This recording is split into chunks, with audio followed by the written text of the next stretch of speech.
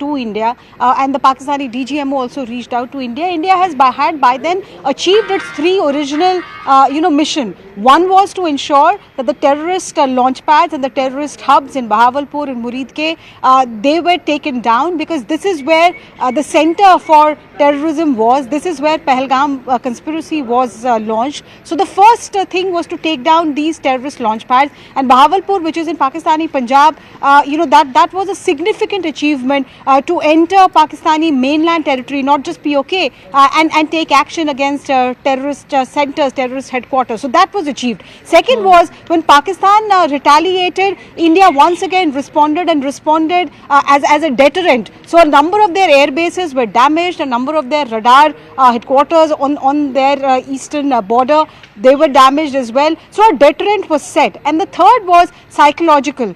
So political, psychological, and also taking action against the terrorist hub, all these three were achieved. We are told by government sources that United States, after initially staying aloof, got very worried because they received intelligence of dangerous escalation. Now experts are interpreting it as the nuclear threat once again from Pakistan. Perhaps that is why United States panicked and reached out. India was very clear that we have achieved our initial mission, the target that we had set. If now Pakistan wants cessation of hostilities, they would have to initiate. That's when Pakistani DGMO reached out to his Indian counterpart, and after getting the right clearances, India agreed that we will stop retaliating if Pakistan stops the hostilities. And at 5 o'clock then on the 10th, we saw a decision being communicated that we will not aggravate the situation further. Yesterday was the first peaceful night. Post that, today the DGMOs are meeting again. The operation Sindoor is still on, and the situation is quite volatile, it's quite flexible. So we're all keeping our fingers crossed that Pakistan would now have learned its lessons. Well, we can only hope for that. We have to, of course, see after the DGMO level what is the kind of demeanor that is going to be put in by Pakistan side. But Arunima, when we talk about this DGMO level talk, has this happened before? What is really the protocol or the process that is followed? Are these only technical talks that happen between the DGMO, or could there be diplomatic talks as well? See, DGMO is the first point of reaching out. I mean, when there is hostility on the two sides, the Director General of Military Operations, as the name itself suggests, the two sides have the topmost officer in charge of military operations, and they reach out to their each other. They reach out to their counterpart if they want to, get a break from hostilities. Yes, it has happened in the past as well. Even in this situation, we are told much before the actual conversation happened, where Pakistan offered a cessation of hostilities. Before that, also one more round of talks had happened, but India was not prepared right then because they were not very sure of Pakistan's intentions. The second round of talks, yes, it was agreed upon that we will cease hostilities if Pakistan agrees to do so. Today will be the third round since the time this conflict began. What will be on the table is, I think India is going to assess the seriousness that Pakistan has as far as ceasing hostilities are concerned. The fact they continue to send drones and they continue to shell the international border in the line of control even after declaring of cessation of hostilities is also going to be factored in. India is watching the situation very closely. The fact that DGISPR is still defending and saying that those people killed in Bahawalpur and Muridke were civilians and not terrorists, that shows Pakistan's intentions about seriously taking on the terror machinery in their country. And all of that will be factored in when the two DGMOs talk. It will not be easy for India to trust Pakistan, but I think we have decided to take that first step in the interest of regional peace, but we are still waiting and watching how the situation is unfolding in our neighborhood. Absolutely. Many thanks, Arunima, for getting us all those details. Now we are getting a breaking input at this point. Markets soar after ceasefire understanding between India and Pakistan. Opening trade sensor gains 1800 points. Nifty gains 540 points.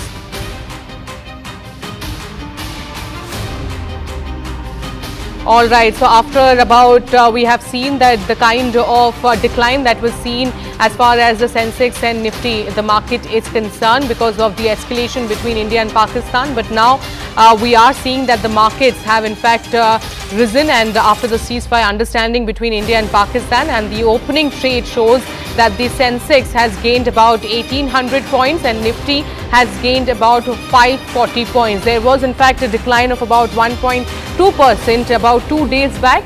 and there was in fact speculation that this could continue if there is not a ceasefire understanding reached between India and Pakistan. But now with the ceasefire understanding that has reached, we are seeing that the markets have once again opened on a positive note, and we are seeing that Sensex is up by 1800, and as far as Nifty is concerned, it is up by 440 points. And remember, the market has taken a hit earlier this month as well because of the tariff talks that were going on between United States as well as India. But after that, there was in fact a bit of a positive scenes that were witnessed in market. We have seen how the market has rose, but after which the escalation, the tension between India and Pakistan has once again made the market go down, and there was in fact a prominent decline in the market as far as Sensex and Nifty is concerned. But after the US intervention, we had seen that there was in fact a bit of the understanding that has in fact been reached between India and Pakistan, after which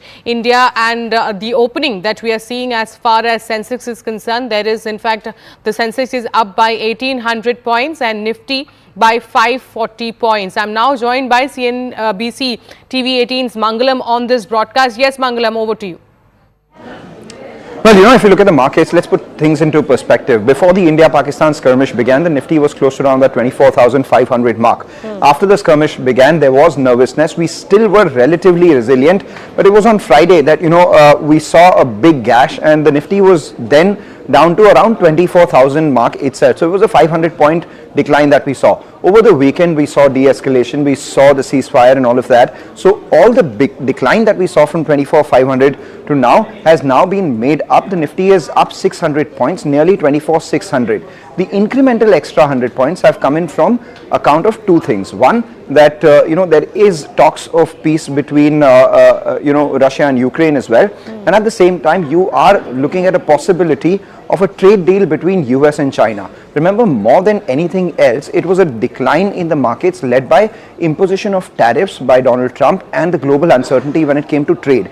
And as a result of which, now the fact that the door has been left ajar for talks between US and China for trade would keep the global market sentiment upwards as well.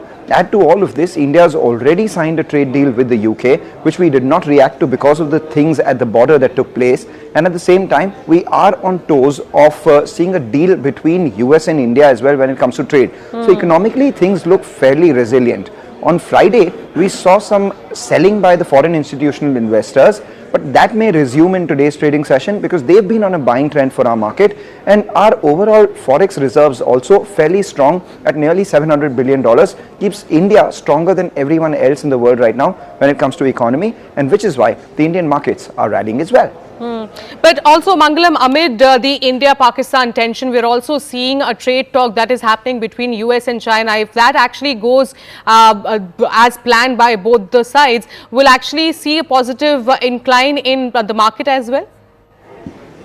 We will see a positive incline in the market because trade uncertainty goes away, and at the same time, even as US and China do continue their talk, remember the US has signed a trade deal with UK as well. So if UK and US have signed a trade deal, there are positives for some of the Indian automakers, most notably guys like Tata Motors, etc. And on India-Pakistan specifically, the stocks which actually saw a big decline over the last two trading sessions were the travel and tourism stocks, and we saw a big decline in some of the mid caps and small caps which were prone to high risk itself. And now the risk is off. We are seeing a big bounce back in travel and tourism stocks. We have Indigo, which is doing well. Indian Hotels, the operator of Taj Hotels, the stock is up around 5-6%. We are also seeing some up move on a lot of these mid caps which are doing a lot better, and we are seeing some profit booking in defense stocks. All of last week we saw defense stocks do extremely well, and apart from all of this, the US impact on India when it comes to trade, the one thing we are watching out for is pharmaceuticals, because Trump again put out on his social media that there are talks of cutting pharmaceutical prices by about 30 to 80% in the US, and they are looking at imposing some tariffs on pharmaceutical stocks as well. So pharmaceutical stocks are not doing too well, but by and large the world is in a bit better mood when it comes to taking on risk, and equities as a risk asset are doing a lot better in India given the strong fundamentals of India and the fact that we have some of the border related tensions behind us now. That's the belief. All right, many thanks Mangalam for putting all those details into context. So the market has of course opened on a positive note with Sensex up by 1800 points and Nifty by 450 points. Moving on to Maharashtra, where Maharashtra Chief Minister Devendra Fadnavis will hold an important meeting on the subject of civil-military coordination at his official residence Varsha Bungalow at about 8:45 a.m. today. Deputy Chief Minister Eknath Shinde, Ajit Pawar and many other ministers and officials will be present in this particular meeting. All right, so there is, of course, a number of states that are in fact preparing as far as the India-Pakistan escalation and tensions are concerned. And similarly, we are seeing that the Maharashtra Chief Minister Devendra Fadnavis will also in fact be holding an important meeting on the subject of civil-military coordination at his official residence at Varsha Bungalow today. And the meeting is all set to take place at about 10:45 a.m. And Deputy Chief Minister Eknath Shinde as well as Ajit Pawar and many other ministers and officials will in fact be present in this meeting. There are in fact multiple meetings that has been done by the state governments. We have seen happening in Karnataka and Delhi as well, where the civil defense officers were also in fact been asked to be prepared. We have seen how the ministries, the Health Ministry, the Finance Ministry also in fact doing a review of their own ministries and how they are in fact prepared as far as the situation is concerned. And now what we are learning is that the Maharashtra Deputy Chief Minister Eknath Shinde and Ajit Pawar is going to be present in this particular meeting, which has been called by the Maharashtra Chief Minister Devendra Fadnavis. I'm now joined by CNN News 18's Mayuresh on this broadcast. Mayuresh, take us through what are the details of this particular meeting. What is really on agenda here? Absolutely, this is the second meeting which is happening of a civil-military coordination, where the Home Guard, who is basically called as a civil military also, they will be called, and along with that, the officials from the armed forces, especially if you remember that the Western Naval Command we have in Mumbai, they have got their headquarters. So along with the Western Naval Command, the Army local unit also will be called for this particular meeting, and it is kind of a coordination meeting that whatever had discussed in last meeting, the measures which Maharashtra Chief Minister Devendra Fadnavis had asked to take up and to basically follow. So in this meeting, this is a kind of a follow-up meeting in which he will take the review and also see that if there is any kind of a coordination issue, then those issues will be also solved.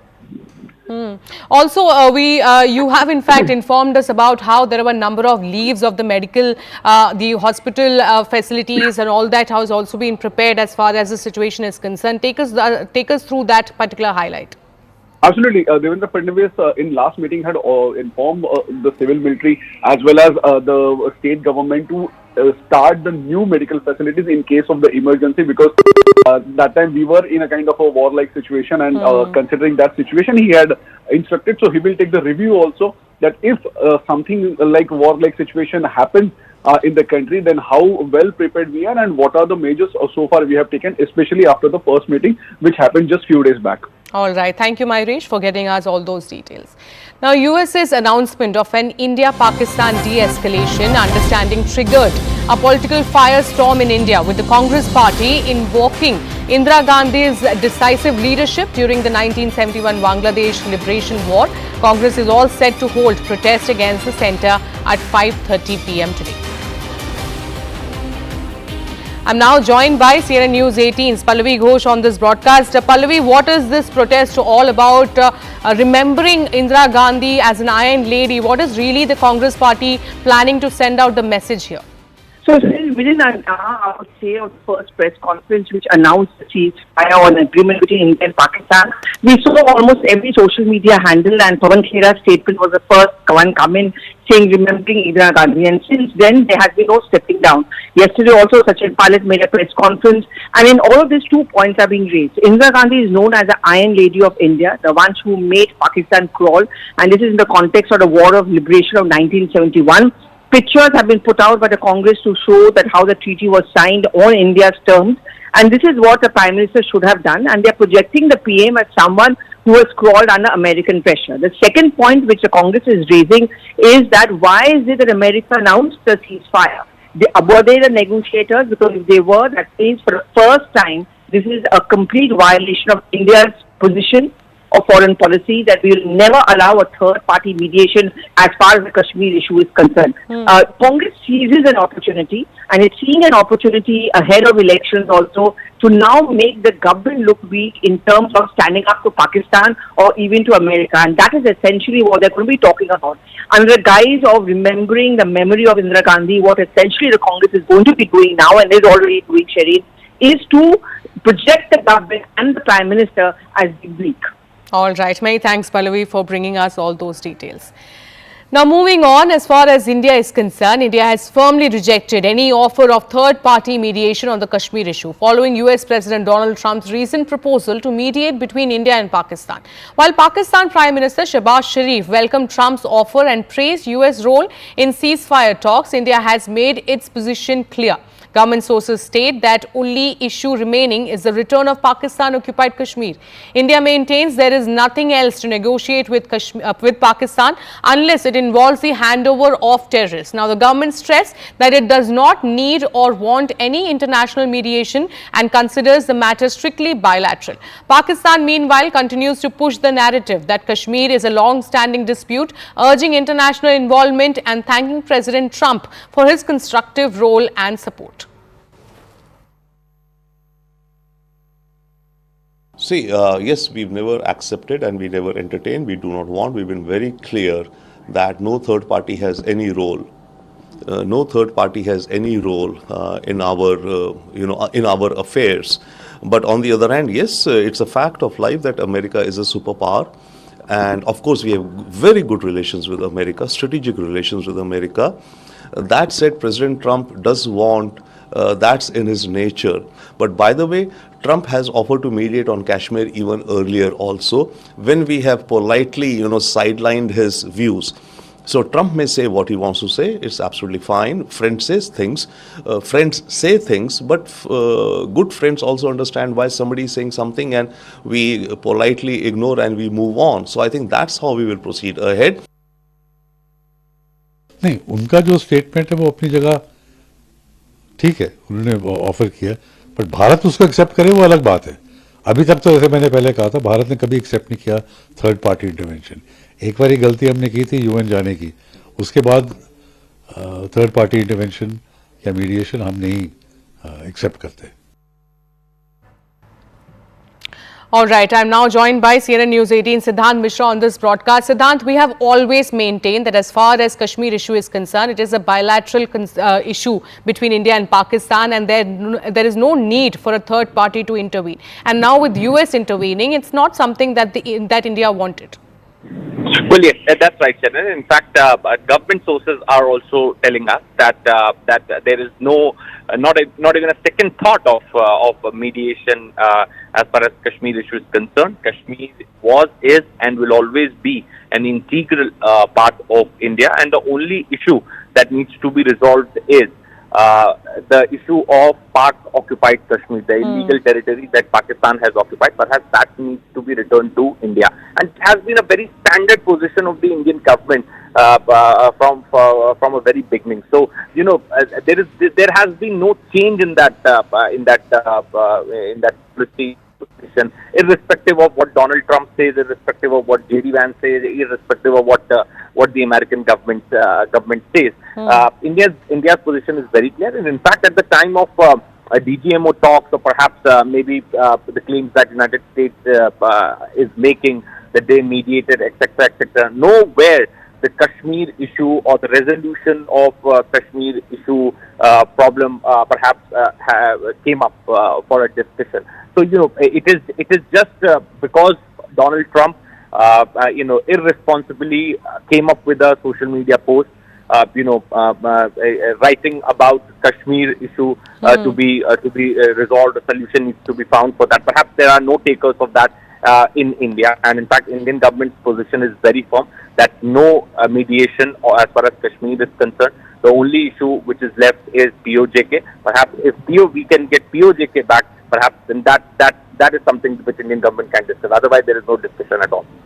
All right, so no discussion as far as the POK issue is concerned. It's a bilateral issue and no intervention of a third party is required is what the stand of Indian government is. Many thanks, Siddhant, for getting us all those details. Now, Dr. Sudhir Kumar Mishra, ex-DG Brahmos DRDO, in an exclusive conversation with CNN News 18 explains how Brahmos is a game changer for India and boosts India's defence capabilities to a great extent. Take a look. Sir, let me ask you, did we or did we not use the Brahmos missile in Operation Sindoor? Yeah. You see, it's difficult to confirm by me, but the TV channels, news media, they all have reported that Brahmos has been successfully used against Pakistani ground assets. And if our Air Force has used it, I am very proud of it. And I feel that I have repaid my duties to India. Just tell us about the Brahmos now, whether or not it's happened or not, we'll wait for an official confirmation. But the Pak Foreign Ministry said that Brahmos missiles was used, cruise missiles was used. But the Pakistanis also used the Fateh 2.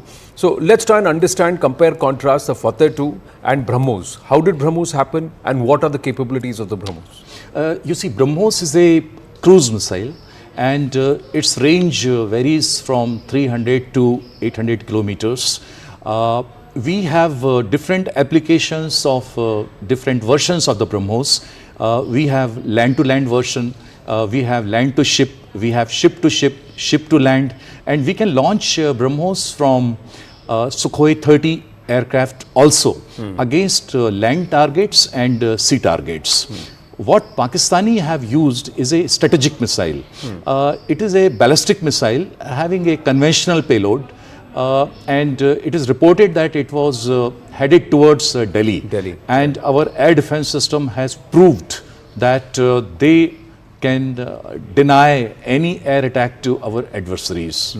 We'll get to the gradients of the air defense system because many have been taken by surprise of that because of that in a bit. But let's talk about Brahmos, the payload that it has as a cruise missile. Are there various gradients and how did the whole process of developing the Brahmos happen, or is this the first time that it's also been pressed into service if it has been used? First, I would like to tell you that we have conducted more than 130 tests of Brahmos in various configurations. It includes development test as well as the flight test for users validation. Apart from this, Brahmos is a cruise missile. Cruise missile means it can take a trajectory like an aircraft. It can go for low-high trajectory, it can go for low trajectory, it can go for low trajectory. And being a cruise missile, it can fly over the surface of water about at the altitude of about 5 to 10 meters. 10 meters. So then it's very difficult to be detected by radar. Yes, it's very difficult for any ship-based radar to detect it. In fact, what happens because of the curvature of the earth, enemy ships can see the Brahmos only about 2 to 3 kilometers away. It gives them about 12 to 15 seconds to react.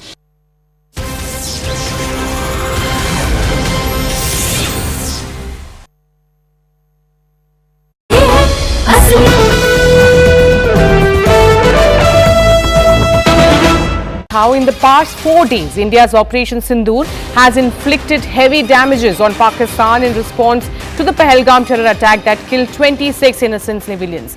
Launched on May 7, the operation began with strike on 9 terror camps in Pakistan and POK, and Pakistan retaliated by targeting civilians violating the ceasefire pause. India responded decisively, striking multiple air bases and military sites, pushing Pakistan's DGMO to seek de-escalation. Now today, India's DGMO confirmed that over 100 terrorists, including IC-814 hijackers and Pulwama attackers, were eliminated, along with 35 to 40 Pakistani soldiers. Now, he also confirmed that several Pakistani jets were downed and India forces were positioned to strike Karachi if needed.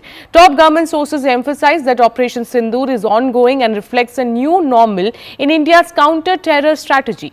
They clarified that future talk with Pakistan will only be through DGMOs, with the sole agenda being the return of the POK and handing over of the terrorist. The Pakistan Army has reported to have lost approximately 35 to 40 personnel in artillery and small arms firing on the line of control between the 7th and the 10th of May. Across those 9 terror hubs left more than 100 terrorists killed, including high-value targets such as Yusuf Azhar, Abdul Malik Rauf, and Mudassir Ahmed that were involved in the hijack of IC-814 and the Pulwama blast. We're prevented from coming inside our border, all right. So we do not have the wreckage with us, but definitely we have downed a few planes. Numbers, we would not like to hazard a guess out here, okay. I have the numbers, okay, and we are getting into the technical details of it to establish it, so I would not like to put a figure at this time, but definitely there are losses from their side which we have inflicted. The Indian Navy's Carrier Battle Group, surface forces, submarines and aviation assets were immediately... Good morning and a warm welcome. You're watching CNN News 18 with me, Griha Atul. Let's begin with our top focus story at 10 a.m. this morning, as India and Pakistan are set to hold the Director General of Military Operations level talk today at 12. So that noon conversation is going to follow the recent ceasefire violations across Jammu and Kashmir and Punjab. This special communication follows an earlier ceasefire maintenance understanding, remember, as the talks come after 4 days of intense cross-border hostilities where both sides targeted each other's military installations using drones, missiles and long-range weapons, raising fears of a wider conflict. Now, on Saturday afternoon, the DGMOs reached an understanding to halt all military actions. The upcoming conversation now aims to assess the situation and outline future steps to prevent further escalation. My communication with the Pak DGMO was conducted at 15:35 hours yesterday and resulted in cessation of cross-border firing and air intrusions by either side with effect from 1700 hours 10th of May, after he proposed that we cease hostilities.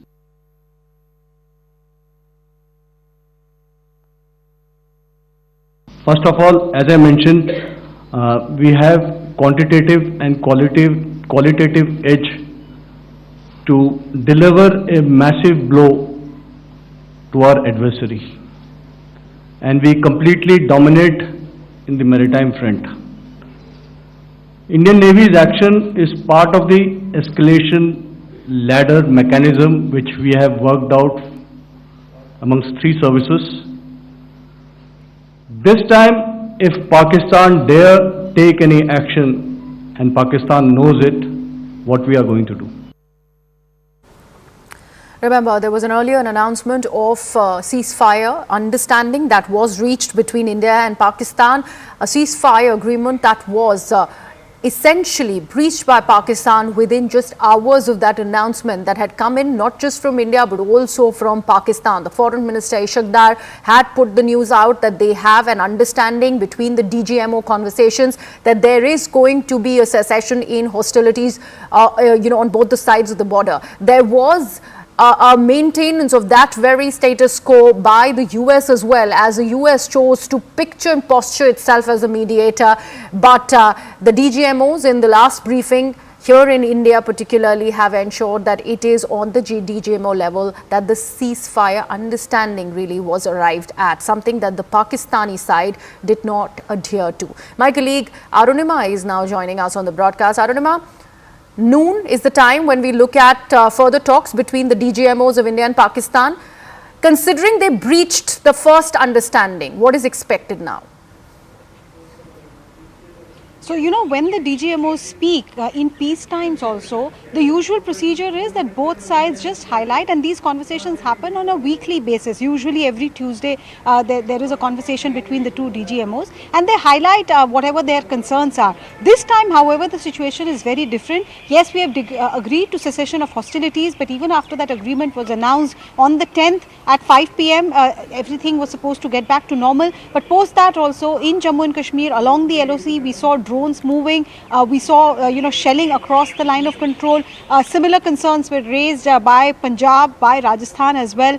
Jaisalmer, Barmer, Amritsar, Jalandhar, they all saw concerns even after cessation of hostilities were declared that drone movement was noticed. So today when the DGMOs speak, first and foremost, it is likely that Indian side is going to highlight Pakistan breaching the agreement that was agreed upon and then carrying it forward. Whatever Pakistan has to offer next, I think the respective DGMOs will take into account and will note down the concern that the other side has and then get back to their leadership, respective leadership. Tomorrow there could be another round of conversation. As I said, weekly conversation happens usually on Tuesday. So we'll have to wait and see. But at this stage, only thing that South Bloc sources are pointing out is that Operation Sindoor is still on. Indian Navy has put out on social media that they're still taking advanced positions in the Arabian Sea. Yes. Still battle preparedness is what the Indian Navy is putting out. So as far as we are concerned, we have agreed to hold back ourselves because of that offer that came in from Pakistan, but it's not as if we have returned to our bases. We are still on heightened alert, watching how the situation unfolds, and in that context, the two DGMOs talking assumes significance because I think the Indian side will gauge exactly what Pakistan has on its mind. This point that you mentioned here, Arunima, considering the Indian Navy is aggressively deployed in the international waters, Karachi is under strict watch. All of this, of course, will add to the psychological pressure on the Pakistani side. How do you see them navigating this particular issue? See, we can see how they've reached out to the international community. They once again raised the nuclear weapons specter, and that perhaps is the reason why, Vice President of United States, J.D. Vance, swung into action, and the US Secretary of State also dialed the phone calls both to New Delhi and Islamabad. So Pakistan's steady approach all these years have been first to aggravate the situation and then to raise the nuclear threat to try and pull back. But this time, India, by carrying out attacks deep inside Pakistan, they have not limited themselves to POK. What we saw in the surgical strike or in the Balakot airstrike is different from what we have seen this time around. We've reached the air bases in Islamabad, in Rawalpindi.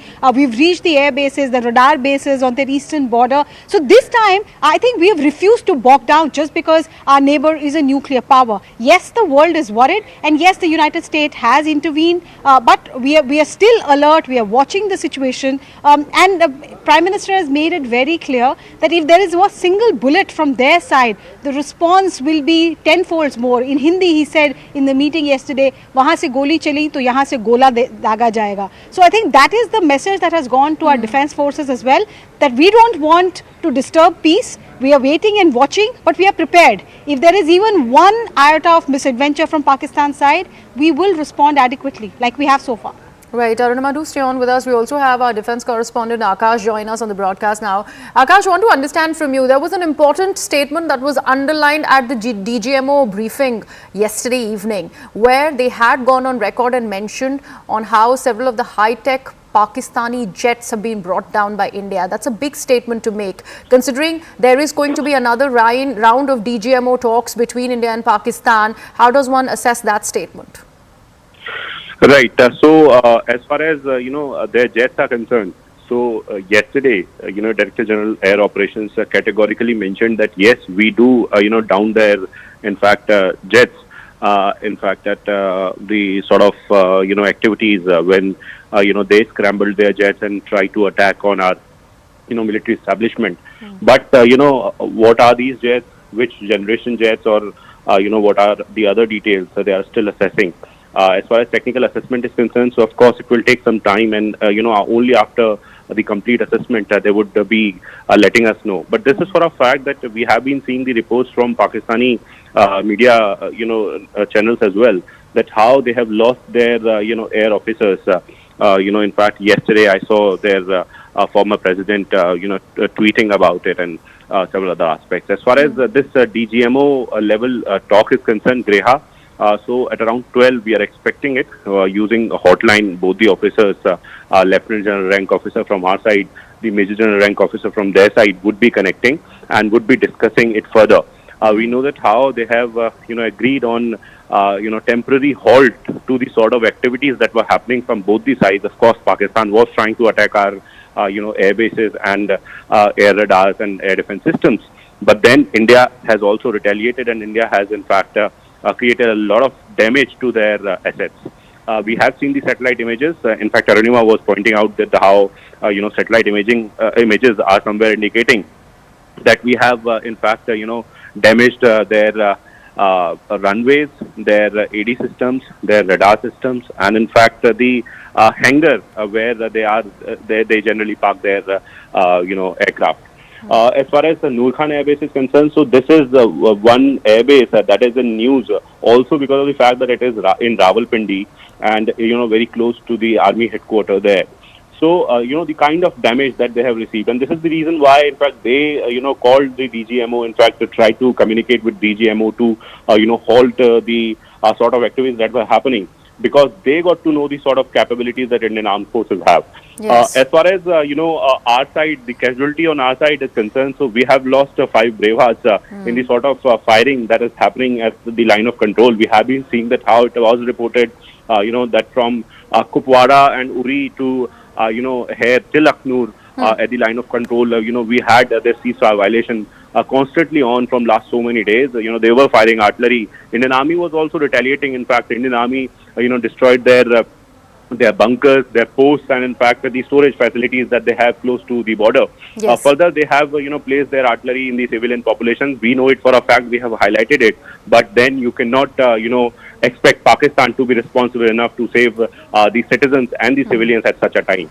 Right. Further, in some time from now, Greha, we are expecting this crucial, communication and in fact the talks that is going to happen, and then we are expecting a statement or a press brief in some time after that. All right. Keep your eyes on that, Akash. Thank you so much for that information. Let me go back to Arunima. Arunima, Akash speaks about significant damage, particularly to air bases that have been of utmost importance to Pakistan. This one that he spoke about, Noor Khan Air Base, very, very close to the army headquarters in Pindi.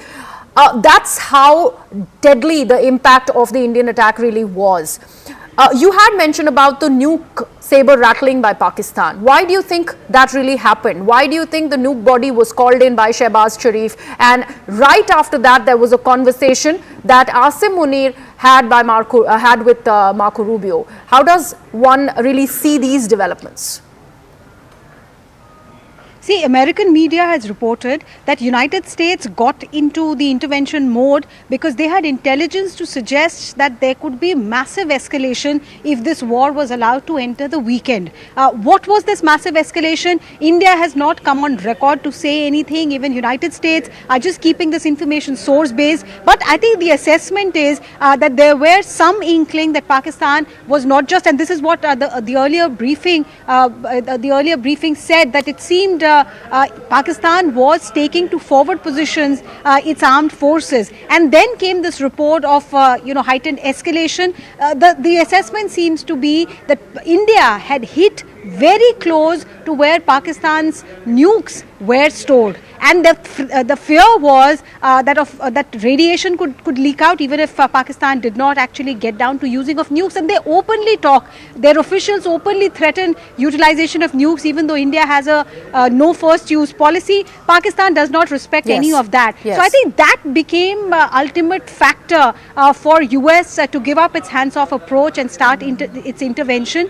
We are told by sources in the government that the call was initiated by the Pakistani DGMO first around the afternoon of 10th, and then subsequently a second call came. It was on the second call that it was decided that both sides will cease hostilities. But before that, the call that would happen between United States Vice President and Prime Minister Narendra Modi, we are also told once again by government sources that the Indian Prime Minister made it very clear that we have achieved our target, but if from here on Pakistan wants to carry forward its misadventure, India will not hold back. So India has decided to respect the international sentiments, because we had also achieved the 3 initial targets that we had set for ourselves: political, psychological and terrorism wise, destroying the Bahawalpur and Murid ke terror establishment. So we were willing to take a step back, but this does not mean that we have pulled back completely. We are still on an alert mode. Operation Sindoor is still on, and it is for Pakistan to decide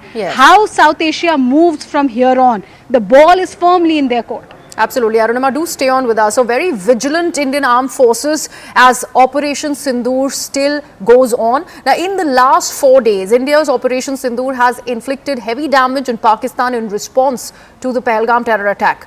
Remember, the terror attack killed 26 innocent civilians. This operation was launched on 7th of May and it began with strikes on 9 terror camps in Pakistan and Pakistan-occupied Kashmir. Pakistan retaliated by targeting civilians, violating the ceasefire pause as well.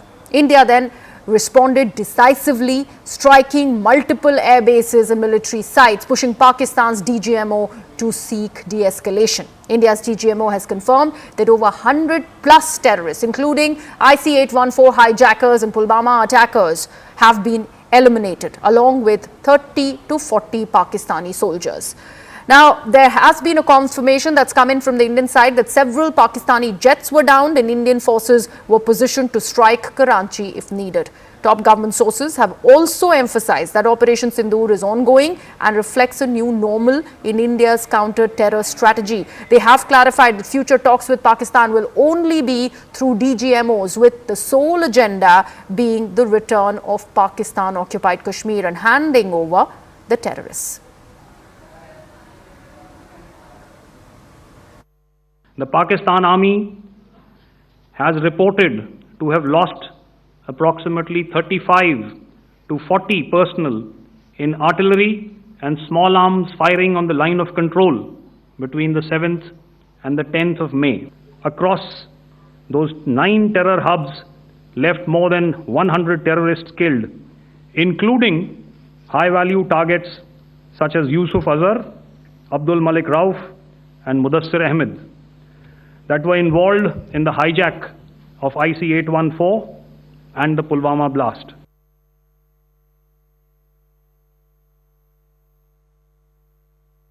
Their planes were prevented from coming inside our border. All right. So we do not have the wreckage with us, but definitely we have downed a few planes. Numbers, we would not like to hazard a guess out here. Okay. I have the numbers. Okay, and we are getting into the technical details of it to establish it. So I would not like to put a figure at this time, but definitely there are losses from their side which we have inflicted. The Indian Navy's carrier battle group, surface forces, submarines and aviation assets were immediately deployed at sea with full combat readiness. The forward deployment of the Indian Navy compelled Pakistani naval and air units to be in a defensive posture to strike select targets at sea and on land, including Karachi at time of our choosing. As you are aware, our response has been measured, proportionate, non-escalatory and responsible from day one. First of all, as I mentioned, we have quantitative and qualitative edge to deliver a massive blow to our adversary, and we completely dominate in the maritime front. This time, if Pakistan dare take any action, and Pakistan knows it, what we are going to do. So the Tri-Services chiefs have given us a lowdown. So far, what all has Operation Sindoor achieved? Let's take a look at the big takeaways from the DGMO briefing. Let's take a look at point number 1, where there have been claims that over 35 Pakistani army personnel have been killed. That's headline number 1 for you. If we take a look at the next thing, 9 terror camps have been destroyed in the strike that happened, that marked the launch of Operation Sindoor. 100 plus terrorists have been killed in India's strike, attacking the terrorist outfits that have been there in on Pakistani soil and also in the territory of Pakistan-occupied Kashmir. This one in particular is the key highlight again, as IC-814 hijackers and Pulwama plotters also have been killed out of those 100 plus terrorists who've been neutralized.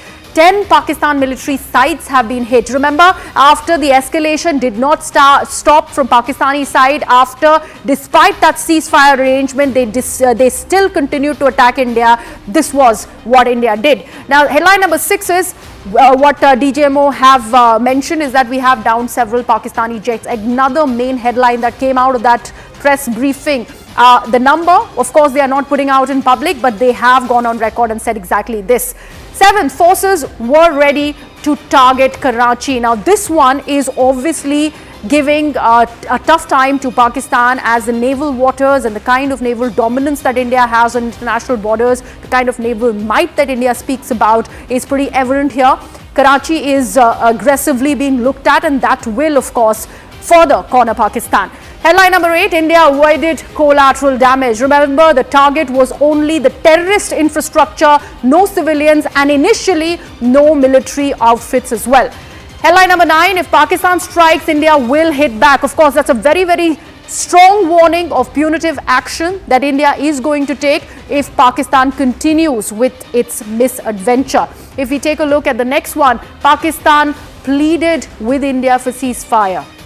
It was an initiation that came in from the Pakistani side. Earlier, they tried to saber-rattle nuclear with the nuke body meeting of Shehbaz Sharif, the Pakistani Prime Minister. Then they got US to dial them, and then they got the US Secretary of State to speak to India. And that's when this entire conversation of the Pakistani DGMO speaking with India's DGMO really happened.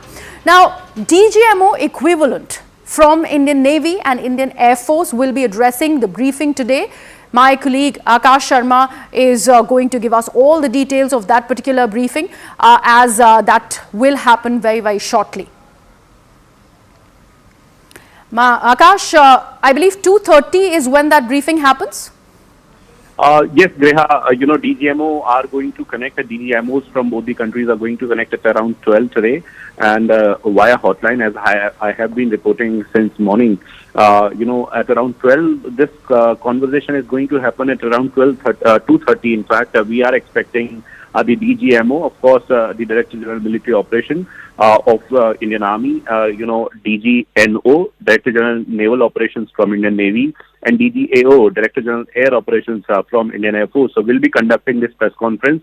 They will be, talking about Operation Sindoor, because all of what is happening is, a very part of Operation Sindoor. And that's why, all this briefing and the sort of information that we are getting will be in that context only. So at around 2:30, we are, expecting this media brief on Operation Sindoor. Also, we are going to get details of what happened last night, if at all there was some violation, what was the nature of violation, though Indian Army has categorically mentioned in the morning today that was largely peaceful across the LC and, at the international border as well. But what was, what are some more details as far as the activities are concerned, and if, in fact, the small arm was used at the LC as far as, the other side is concerned. All of this, we'll be getting at around 2:30 today. Absolutely. Arunima is also with us. Akash, thank you so much for that. Arunima, there isn't 100% trust on the Pakistan for obvious reasons, and hence there is a word of caution, at least on this side of the border, because we have learnt of blackouts that have happened since the morning in various areas, in the wee hours of the morning. And of course, there is that posturing along the international waters. What does one make of this briefing that is going to be happening today, considering there has been a lot of escalation, particularly civilian areas that have been targeted, and we've lost 5 of our brave hearts?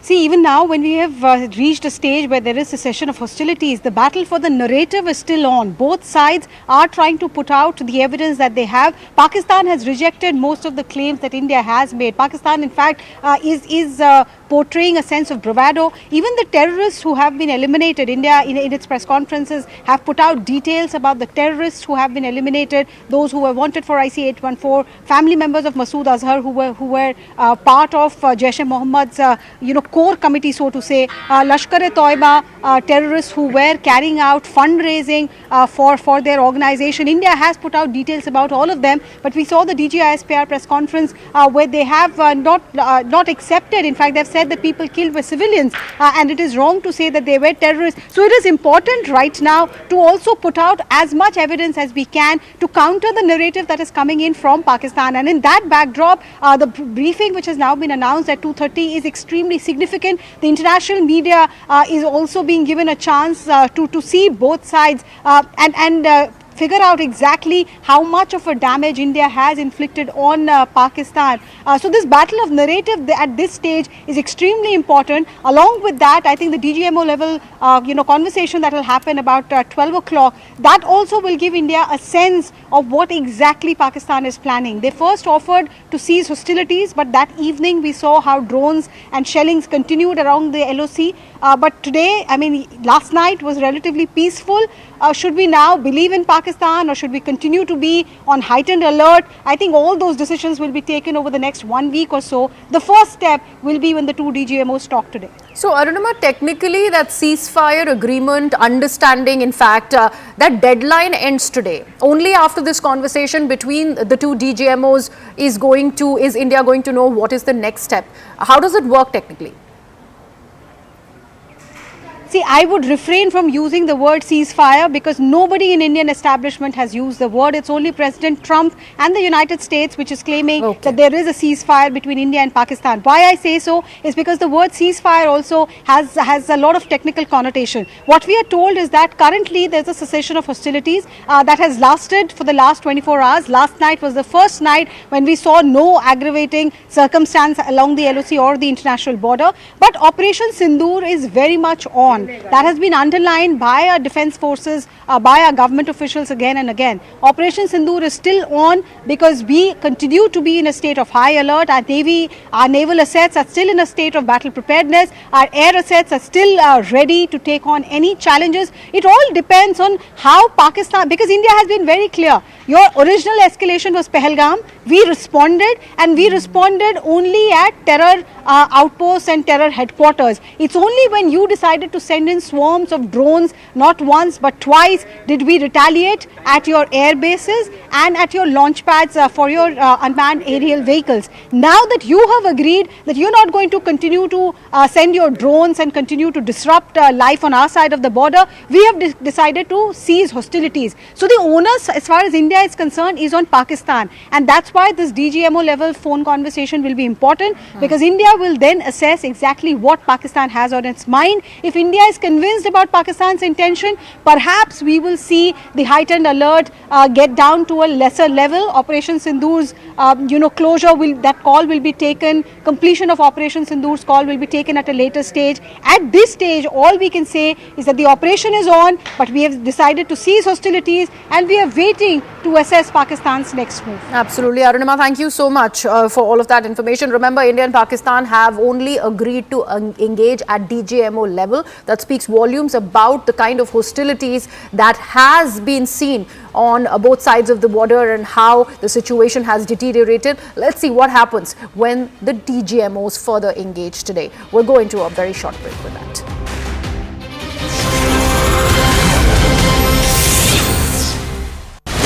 Network 18 is now the clear leader in digital media, with 55% more users on native platforms and social media than Times Internet. Network 18, the undisputed leader of news networks, way ahead of the times.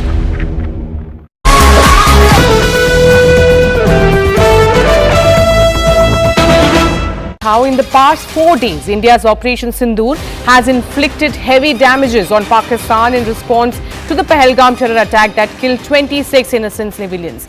Launched on May 7, the operation began with strike on 9 terror camps in Pakistan and POK, and Pakistan retaliated by targeting civilians violating the ceasefire pause. India responded decisively, striking multiple air bases and military sites, pushing Pakistan's DGMO to seek de-escalation. Now today, India's DGMO confirmed that over 100 terrorists, including IC-814 hijackers and Pulwama attackers, were eliminated, along with 35 to 40 Pakistani Pakistani soldiers. Now, he also confirmed that several Pakistani jets were downed and India forces were positioned to strike Karachi if needed. Top government sources emphasized that Operation Sindoor is ongoing and reflects a new normal in India's counter-terror strategy. They clarified that future talk with Pakistan will only be through DGMOs, with the sole agenda being the return of the POK and handing over of the terrorist. The Pakistan Army has reported to have lost approximately 35 to 40 personnel in artillery and small arms firing on the line of control between the 7th and the 10th of May. Across those 9 terror hubs left more than 100 terrorists killed, including high-value targets such as Yusuf Azhar, Abdul Malik Rauf and Mudassir Ahmed that were involved in the hijack of IC-814 and the Pulwama blast. We're prevented from coming inside our border. All right. So we do not have the wreckage with us, but definitely we have downed a few planes. Numbers, we would not like to hazard a guess out here. Okay. I have the numbers. Okay. And we are getting into the technical details of it to establish it. So I would not like to put a figure at this time, but definitely there are losses from their side which we have inflicted. The Indian Navy's Carrier Battle Group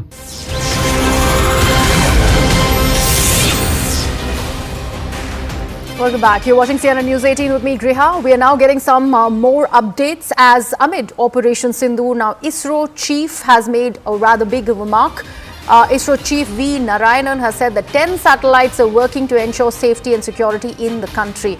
My colleague Akash has all these details. Akash, a very, very significant statement considering without satellite imagery and drone technology, any country, when it is about national security, cannot achieve much in today's time. So this is a rather significant statement.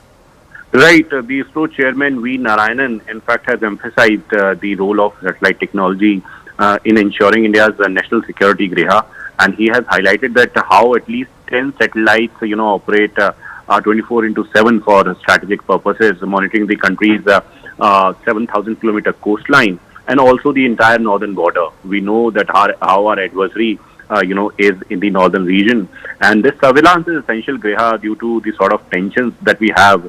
And in fact, the chairman, referenced it with the quote unquote our neighbors to underscore the sense of thing that he was talking about. And he also in fact stressed on the sort of requirement that we have, in fact, at such a time when we need constant vigilance. Satellites alongside the drone technology, somewhere played an important role in the entire Operation Sindoor, and we know it for a fact that how loitering munitions, in fact, when launched, we had our armed forces coming out with those videos of the sort of strikes that were carried out at 9 different places. So, drones on one hand, satellite images on the other, are somewhere proving to be very helpful for the country, at such a time when our adversary was involved in the sort of practices where they try to attack our military establishments and infrastructures. And V. Narayanan is somewhere emphasizing on the role of satellite technology. Right, absolutely. Akash, do stay on with us. Let's play that reaction of the ISRO chairpersons first, and I'll come back to you. Food security, water security, strategic area, we are having our neighbors, you all know, I need not explain. If we have to ensure safety of this country, we have to really serve through the satellite. We have to monitor the entire 7,500 kilometer seashore area, we have to monitor. And entire northern part, we have to monitor continuously. Without satellite technology, without drone technology, we cannot achieve that. Today I am happy to inform that at least 10 satellites are continuously working, 24/7 working for the strategic purpose to ensure safety and security of the citizens of this country. And disaster warning and mitigation, food security, water security, And Akash continues to be with us. Akash, I believe India has global dominance when it is about the satellite technology, because I was reading somewhere that at least 433 satellites for 34 countries have been launched, from India and placed into the orbit. That's a very, very significant achievement. Oh yes, in the past few years we have launched a number of satellites. In fact, Cartosat satellites, VSAT and GSAT as well. VSAT, remember, is for radar imaging, Cartosat is for high resolution imaging, and GSAT is for communication Griha. For instance, if we look at Cartosat, so we have got a satellite that can provide us an imagery of with 0.25 zoom in capability. So the sort of capabilities today we have in terms of the satellites available, and the sort of facility we have is next level, in fact. And we know it for a fact that how with China, Griha, we are sharing, in fact, more than 3,400 kilometers of border.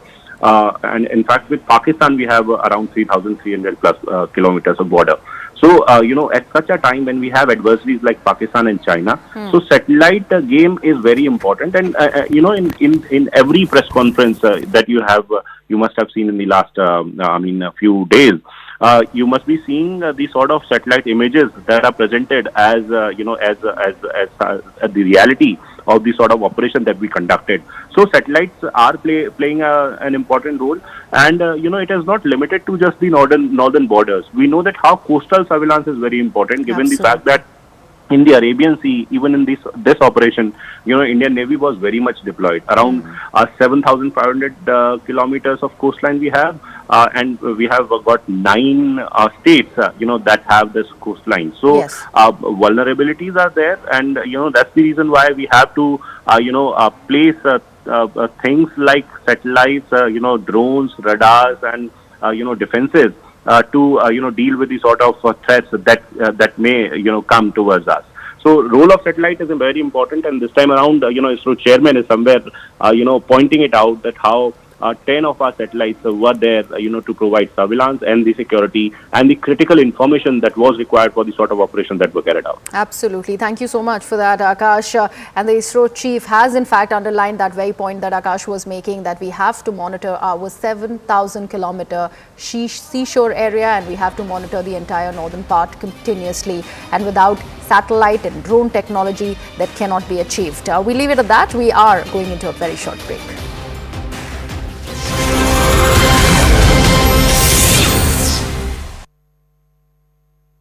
आपके घर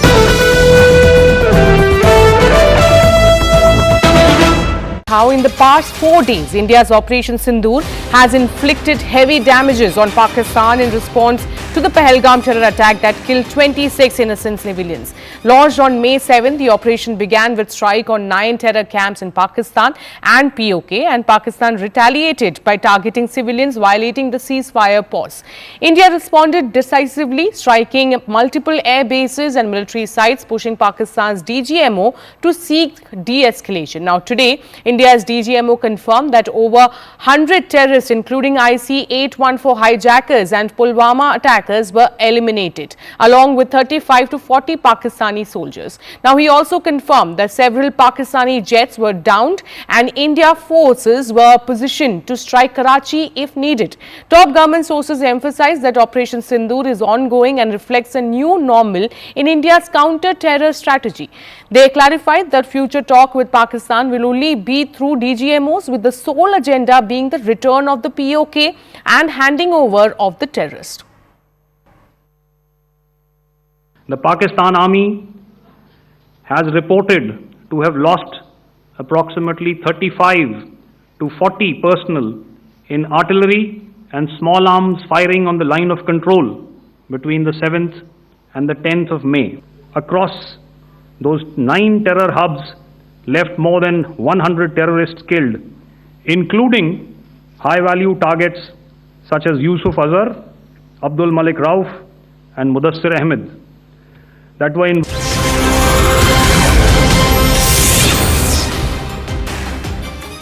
Welcome back. You're watching CNN News 18 with me, Griha. Now, India has firmly rejected any offer of third-party mediation on the Kashmir issue following US President Donald Trump's recent proposal to mediate between India and Pakistan. While Pakistan Prime Minister Shehbaz Sharif welcomed Trump's offer and praised the US's role in ceasefire talks, India has made its position very clear. Government sources have stated that only issue remaining in between India and Pakistan is the return of Pakistan-occupied Kashmir. India maintains that there is nothing else to negotiate with Pakistan unless it involves the handover of the terrorists. The government has stressed that if it does not need in fact, or want any international mediation and considers the matter strictly bilateral. It's an internal matter for the country, doesn't need US intervention. Pakistan, meanwhile, is continuing to push the narrative that Kashmir is a long-standing dispute, urging international involvement and thanking President Donald Trump for his quote-unquote constructive role and support. Now, remember, there was a statement that was put out by US President Donald Trump on how they were instrumental in achieving this ceasefire understanding between India and Pakistan, something that has been absolutely not confirmed by India, and they have in fact ensured that Kashmir is an internal matter, at least when it is about bringing and getting back Pakistan occupied Kashmir. That's the only conversation that India is left to have with Pakistan, unless at all they want to speak about the handing over of the terrorists. Now, CNN News 18 has managed to assess the details of how the ceasefire truce was brokered and how US didn't play the role of the truce mediator. Here's what we have gotten to understand. 9th May, Prime Minister Modi spoke to US Vice President JD Vance. What came out of it? He in fact told India that if Pakistan escalates, India will hit back. In fact, this was a conversation that was happening between the Vice President and Prime Minister Narendra Modi, and Prime Minister has mentioned that after escalation by Pakistan, India will not lay back and not lie low. 10th of May, India strikes Pakistan bases in retaliation. Remember, all the ceasefire agreement and understanding, everything was put to rest because that ceasefire within hours of that announcement was again, not really adhered to by Pakistan. 10th of May, rattle Pakistan goes crying to America. That's what happens. And then Asim Munir had spoken to Marco Rubio. He tells that India will stop firing. At least that was the conversation between Munir and Rubio. Nothing that has happened on the Indian side.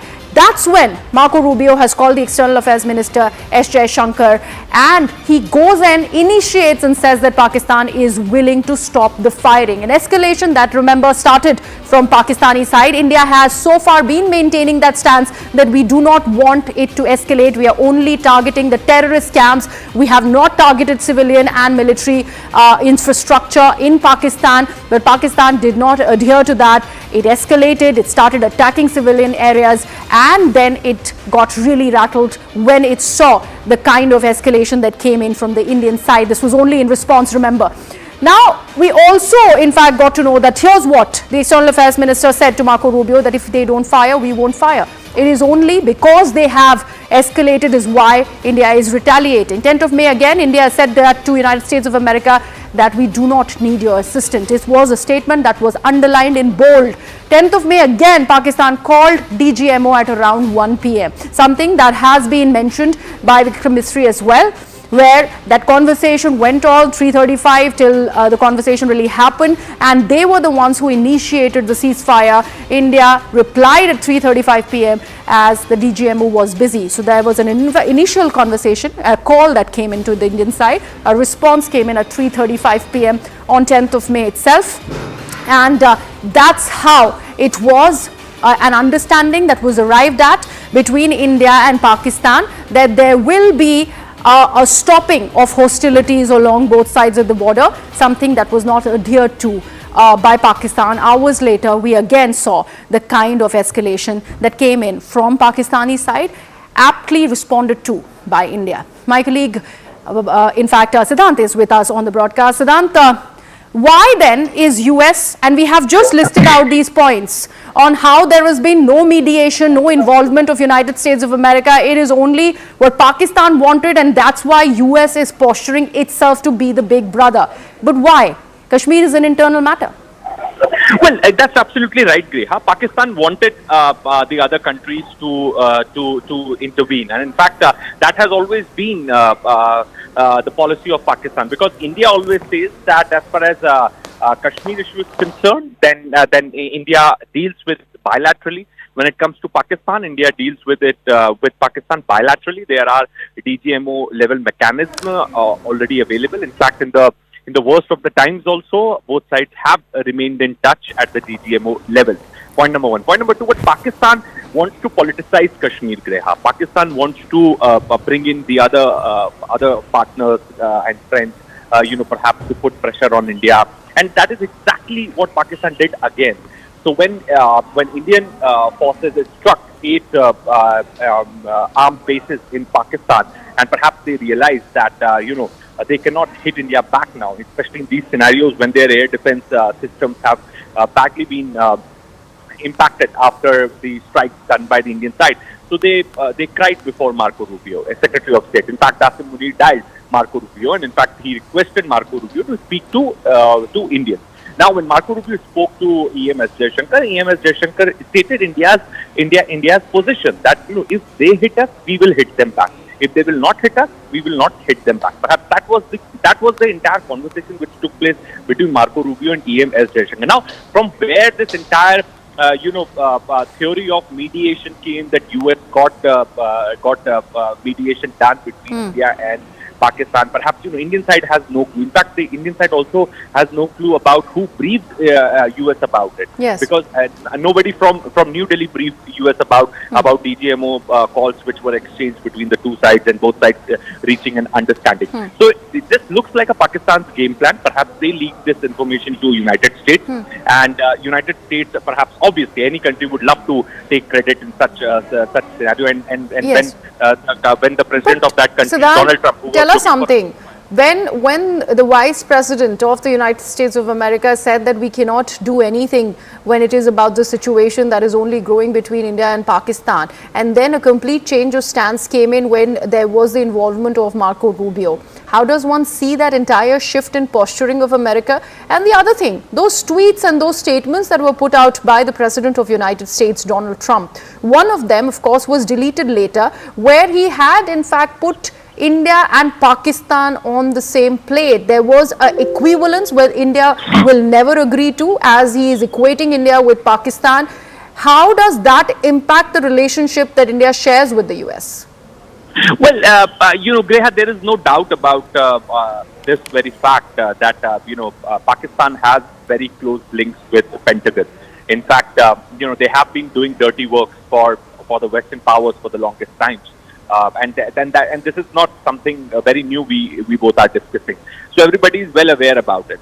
And Pakistan was under pressure from day one, because they knew that this time around India will hit them harder, and they won't be able to sustain the strikes by India. And perhaps that exactly happened. So from day one, what they were doing is that they were engaging Saudis, they were engaging Emiratis, they were speaking to Americans. So that these three countries need to be in loop. So in case if India escalates and perhaps some major strikes have to be conducted on Pakistan, so those strikes can get averted. But the fact is that Indian side have not entertained any of these three parties, perhaps going beyond telling their standard position. Point number one. All Indian side told these countries about the standard position of India, perhaps what is going to be India's response, what is India's policy. No talks of mediation at all. In fact, Deputy Saudi Foreign Minister was in India. He met EMS Jaishankar. In fact, he also, his convoy was spotted at 7LK, but that was just a courtesy meet. And Indian side only told the Saudis about India's position, India's response. There was no talk of mediation at all.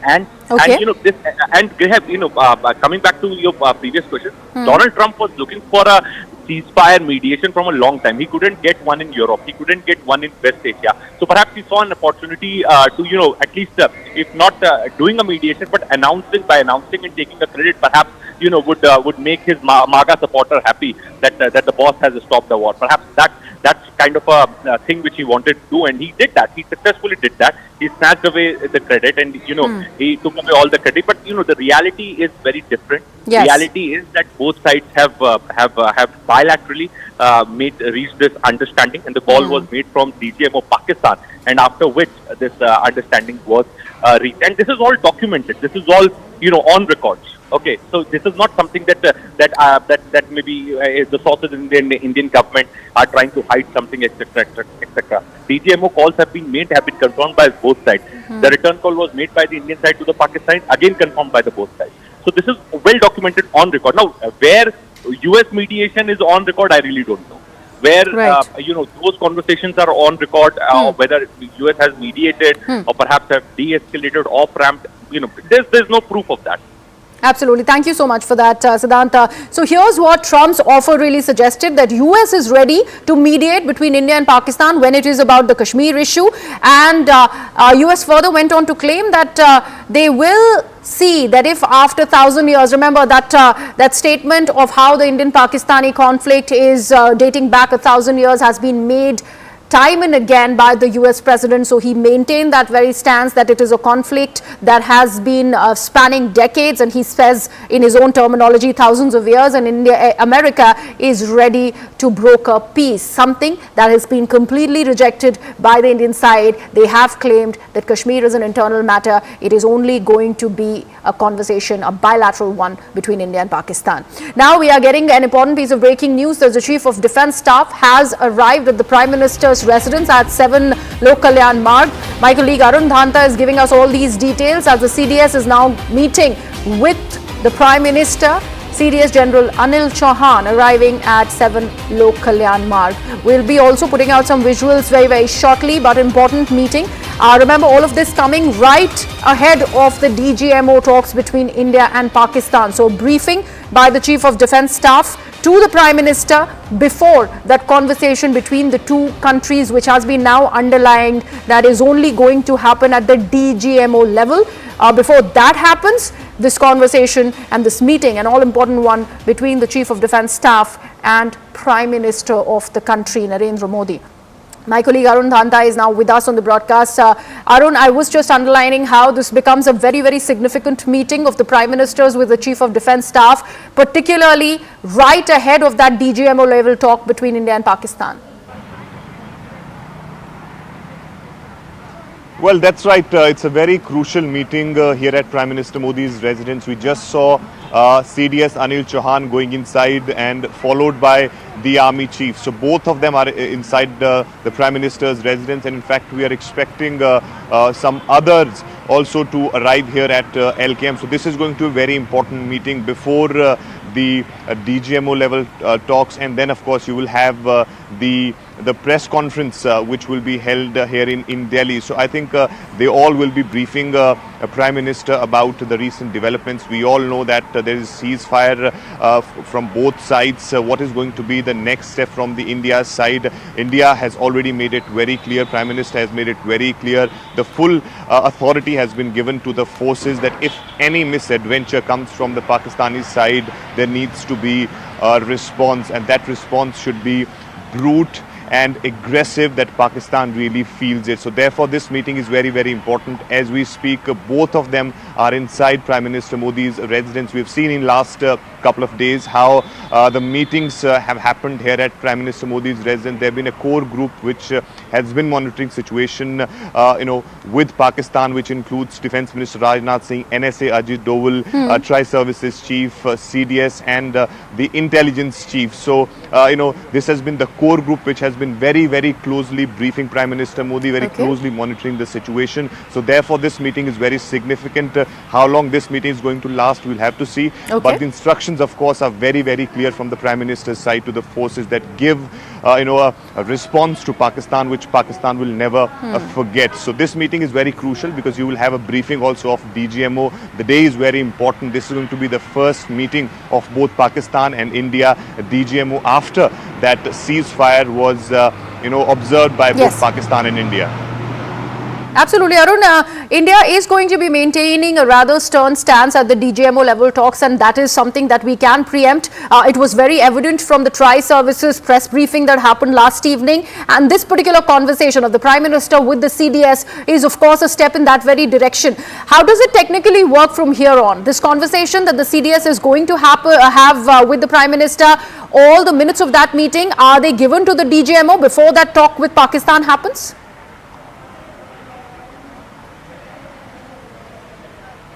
Well, see, a CDS, of course, he's somebody who,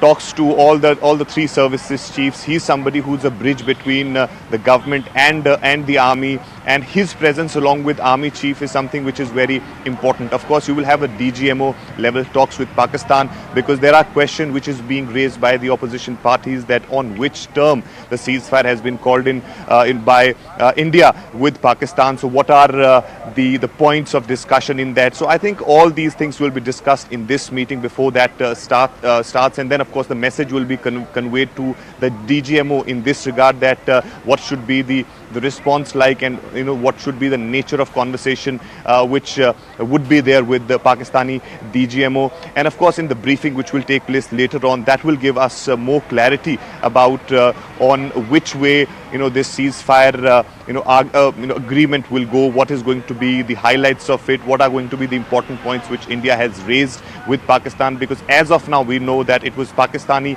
DGMO who established contact with India's DGMO for this ceasefire, and then only it happened. India has made it very clear even in the past that if Pakistan will do any misadventure, the response will be more than what they did. In Hindi, as Prime Minister Modi said, अगर वो गोली मारते हैं तो हमको गोले के साथ response देना है. Right, Arun, thank you so much. We will wait for you to get us an update on what the conversation really was all about. But right now, all eyes are on the DGMO talks between India and Pakistan. Now, back home, there has been some amount of politicking that has started again. The Congress has slammed the Modi government after US President Donald Trump announced a quote-unquote full and immediate India-Pakistan ceasefire following what they termed as US mediated talks. Congress accused the centre of bowing to American pressure and invoked Indira Gandhi's 1971 war stance, saying that she would never have allowed such foreign intervention. They also hailed her for resisting US pressure and decisively protecting India's interests. The BJP to this has now hit back, with Assam Chief Minister Himanta Biswa Sarma alleging that the Congress-led political leadership of 1971 failed to capitalize on the military victory and secure long-term strategic gains, calling it a historic opportunity lost. The US brokered de-escalation has triggered a political firestorm now. The Congress is set to hold a protest against the centre. This will happen at 5:30 p.m. today evening. But in a sharp contrast to the party line, some of the Congress leaders like P. Chidambaram and Shashi Tharoor have backed this announcement of an understanding which is to do with ceasefire, calling it wise, necessary, and a move that avoided needless escalation. You're talking about the 1971, and everyone from the Congress is talking about Indira Gandhi days, but your own two leaders, Mr. Shashi Tharoor and Mr. Chidambaram, seem to be having a line where they say we actually praise the government, and 1971 is very different from 2025. Let me say just this much. Every war that happens is not something India ever wanted. We are not an aggressor. We have never went out and sought trouble from anybody. But when our supreme national interest is at stake, we must act decisively. This time, killing of innocent tourists in Pahalgam was an act of war, I feel, on the Indian state. And we had to respond appropriately. The Congress and the opposition, the entire country became united and supported the government. And we still do. Our armed forces are second to none. We have done a tremendous job. We are proud of their valor and their strength that they have displayed. Moving forward, the ceasefire being announced from Washington was something that's unprecedented. It has never happened before. And I think it's a departure to have Kashmir being discussed at a neutral site, as the US Secretary of State has mentioned. These things need to be clarified. That's why we have sought a special session of Parliament, so all these things can be discussed. an all-party meeting where the Prime Minister himself sits and takes into confidence all those people who've supported him from April 22nd. But Mr. Virat, the BJP reaction has already come in. You're going to have a special session where you're going to attack the government and therefore you're going to embolden Pakistan. Let me be very clear. This is not a question of attacking the government. The government of India has got unwavering and unprecedented support from all quarters, and I speak as a congressman, as a citizen. When it comes to our national security, our integrity, our borders, there's no compromise. No matter who's in government, India stands one. And make no mistake, for the entire world, India remains one, and we will be one. But the way that the ceasefire announcement was done by the US President, the way that they're talking about discussions on Kashmir, and an attempt to hyphenate India and Pakistan, that's something that needs to be clarified. Let me take this across to my colleague Pallavi Ghosh, who is now with us on the broadcast. Pallavi, why hard sell 1971 by the Congress party? Why is this happening? Considering India has maintained how the ceasefire wasn't brokered by United States of America. Well, such is the nature of politics, Griha, but no one wants to listen to the facts also which are coming in from the government and even from the DGMO. There's a reason why the memory of Indira Gandhi is being revived. Remember on 2014, when the Prime Minister Modi became the Prime Minister for the first time, one of the main planks on which he came to power was that his predecessor was a weak Prime Minister who couldn't stand up to foreign powers. There were acts of terror. Today, the Congress party is seizing the present scenario to make the larger point that who was weak. It was someone who belonged to a Congress party, Indira Gandhi, who was the Iron Lady, who actually was a strong Prime Minister, and she was actually the only one capable of taking on the Pakistan and made them come on the table to sign that treaty. Unlike the present Prime Minister, where the mediation has been done by America, which is in complete violation of what has been a foreign policy doctrine is concerned. So that is the reason why the memory of Indira Gandhi is being revived. There are going to be multiple protests being done by the Congress in the name of reviving the legacy of Indira Gandhi. But the real reason behind it is to show the government down, to show the Prime Minister as being extremely weak, as someone who couldn't even broker this deal, where he was told by America, and that's the question which we heard Sachin Pilot also trying to answer, that we want to know. Why is it that America announced it first? What is it that we've given to America? Why was India not involved? This despite the fact that the DGMO press conference yesterday categorically mentioned that this was something which was initiated by Pakistan. So, Pallavi, why then senior party leaders like Shashi Tharoor and P. Chidambaram as well this time, not towing party line? What is the Congress saying about that? Well, nothing. I mean, I tried asking that question to Mr. Sachin Pilot. Of course, he did not respond to it. The Congress party doesn't want to engage on that topic because it does not suit the narrative, Griha. But people like a Chidambaram, who's been one of the most strongest critics of the government, he speaks from the place of being a former Home Minister. He knows the entire terror issue and the nitty-gritty of it. Mr. Tharoor is again someone who has been a former diplomat, was in the UN. He also understands the nuances of the diplomatic game. And if both of them are saying something, and not only them, I mean, even Manish Tiwari, I was hearing him as well. Right. All of them were saying... Right, Pallavi, we are getting an important update that the strike services chiefs also are at the PM's residence. We will get you all those updates with my colleague Kritsweet, who now takes over the broadcast. Thank you for that, Grehan. Yes, very good afternoon, viewers. Thanks for tuning in to CNN News 18. I'm Kritsweet Walia. We first up start with the big stories we've lined up for you over the next 1 hour. Pakistan admits to blackmailing US to halt war with India after Indian strikes. Pakistan threatens nuclear escalation in a calculated move, forcing American intervention.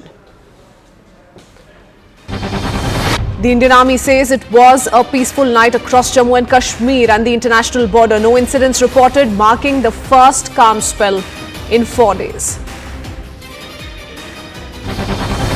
After facing vicious trolling for announcing the India-Pakistan ceasefire, Foreign Secretary Vikram Misri received strong support. The IS and IPS associations condemned the unwarranted personal attacks against him, rallying behind the officer. Chief of Defence Staff General Anil Chauhan arrives at Prime Minister Narendra Modi's residence. Also in attendance are the tri-services chiefs. The meeting comes ahead of the expected call between the DGMOs of the two countries, in which the decision was taken to halt all military action.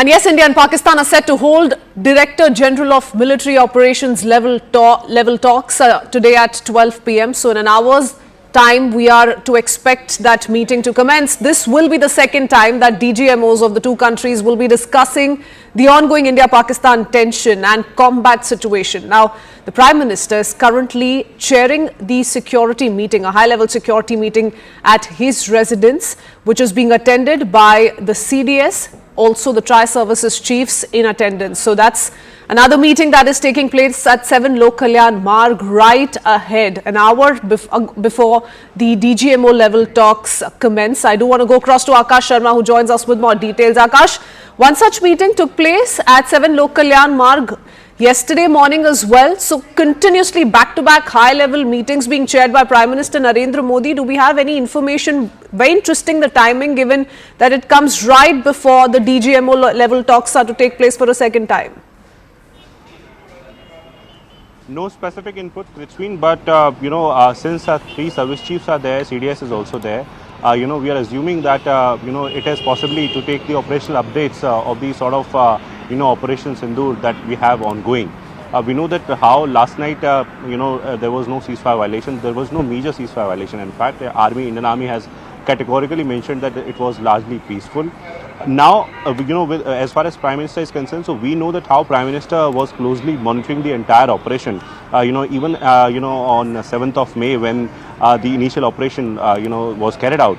So now these briefings are important to keep him updated on the sort of things that are happening, because as far as last evening is concerned, so we have in fact seen some sort of drone activity in some areas, but then it was largely peaceful, possibly in the anticipation of the sort of meeting that we are going to in the sort of communication that we are going to have between the two DGMOs. This is crucial because maybe this is to discuss as to what is going to be the next course of action, especially after the DGMO level talks. We have been told that at around 12 the DGMOs would connect the Lieutenant General rank officer from our side, Major General rank from their side, and they would somewhere be dealing with the sort of modalities that will be there as far as LC and the sort of conflict that we are seeing right now. Okay, Akash, I'll come back to you in just a bit. I do want to take in a word from Arunima, who joins us live from South Block, but before that, a quick comment from 7 LoC Kalyan Marg, where Arun Dhanta is stationed.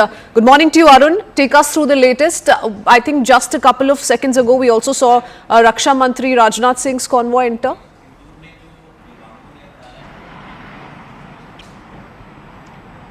That's right. The entire core group, which is actually looking into the Operation Sindoor and post that, Rajnath Singh, of course, Prime Minister Modi is the one who's chairing that meeting. Three service chiefs and CDS Anil Chauhan, and also importantly NSA Ajit Doval. So all of them have arrived here at Prime Minister Modi's residence, and we can say that the meeting has begun, and this is a very, very important meeting. We know that DGMO level talks are going to take place, and then subsequently we will see that press conference about what transpired in that meeting. But what is going to be the India's message through that DGMO meeting is going to be something which is very important, and that's something which they will be discussing here, as government sources are telling us that the Operation Sindoor is still on. So India, of course, is on toes. They are not really getting relaxed at this point, because we know that how Pakistan can actually resort to misadventure. They have proven it in the past also.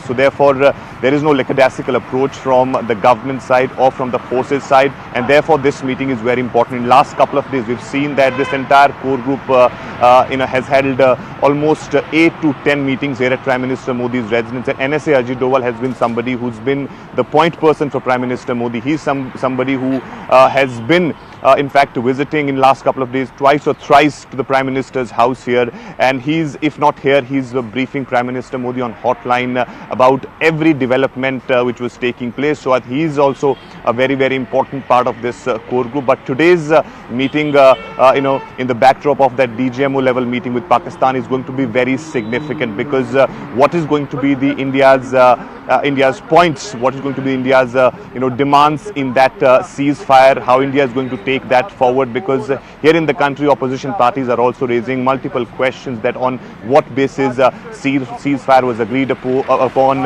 what are the India's position there. So I think all these things will be discussed in this meeting, and then subsequently it will be conveyed to the DGMO that this is how you have to put your points forward, and these are the things which India wants, and if those things are agreed upon, then only we can have a ceasefire with Pakistan. So the messaging of course is going to be very, very clear from the Prime Minister once again, as he is already maintaining this fact that agar Pakistan ki taraf se goli aati hai to uska jawab golo se diya jayega. So that has been India's response, and also importantly what India is highlighting here is that there has not been any action against the civilians of the Pakistan. They've only had a calculative, measured response towards the Pakistani side, even when they resorted to the misadventure. Okay, all right. Arun, stay on with us. I do want to go across to Arunama as well. Arunama, important to underline that these are two important parallel developments that perhaps are going to be witnessed. One, of course, is the ongoing meeting at 7 Lok Kalyan Marg, all security heads in attendance. The second is to be expected in an hour's time from now. The DGMO level talks are set to begin, and we do have a clearer picture now after the press conference by the Armed Forces personnel last evening on what really transpired. How is it that Pakistan dialed India through the military channel in the first place? So quickly piece this together for us, because it becomes important in the context of what's lined up in the next 1 hour. See, 2-3 important things. The meeting or the conversation that is expected between the DGMOs of the two sides, I think India will utilize that opportunity to assess exactly what Pakistan has on its mind, because they did reach out to India and call for cessation of hostilities, but on the same evening as night fell, we saw how Pakistan once again started shelling along the line of control, and drones were sent all across Jammu and Kashmir and some parts of Punjab and Rajasthan as well. But yes, last night was peaceful, all good on the LoC, nothing reported from the international border either. So we'll have to wait and see if Pakistan is serious, or is it just buying its time to regroup. That's one. I think that's also the reason why our Indian Navy has put out on social media that we are in heightened state of battle preparedness. We are still at sea and keeping a very close eye on Karachi. Third, Operation Sindoor is still on. It has been made very clear that even though hostilities have ceased for the last 36 to 42 hours or so, we are still in the operation mode. We are still with complete battle preparedness, and that is the backdrop in which I see this meeting between Prime Minister Narendra Modi, Raksha Mantri Rajnath Singh, the three service chiefs, and also the CDS. Because if indeed we are still in the operation mode, we are still recalibrating, we are still depending on intelligence, and that intelligence point has to be underlined, because the intelligence that we are getting is the basis of the precision strikes that we have managed to undertake in Bahawalpur, in Muridke, in Islamabad, Rawalpindi, taking down their radar unit, taking down their air assets as well, damaging their airstrips. All of that is because we had precise intelligence. So that is also an important point to discuss currently. What is it that our agencies are picking up vis-a-vis Pakistan's next move? And on that, I think we will decide how this coming 2-3 days should be, how this next week should pan out. Okay. मेरा विनम्र निवेदन है आदरणीय संबित जी से आपको संबोधित करें।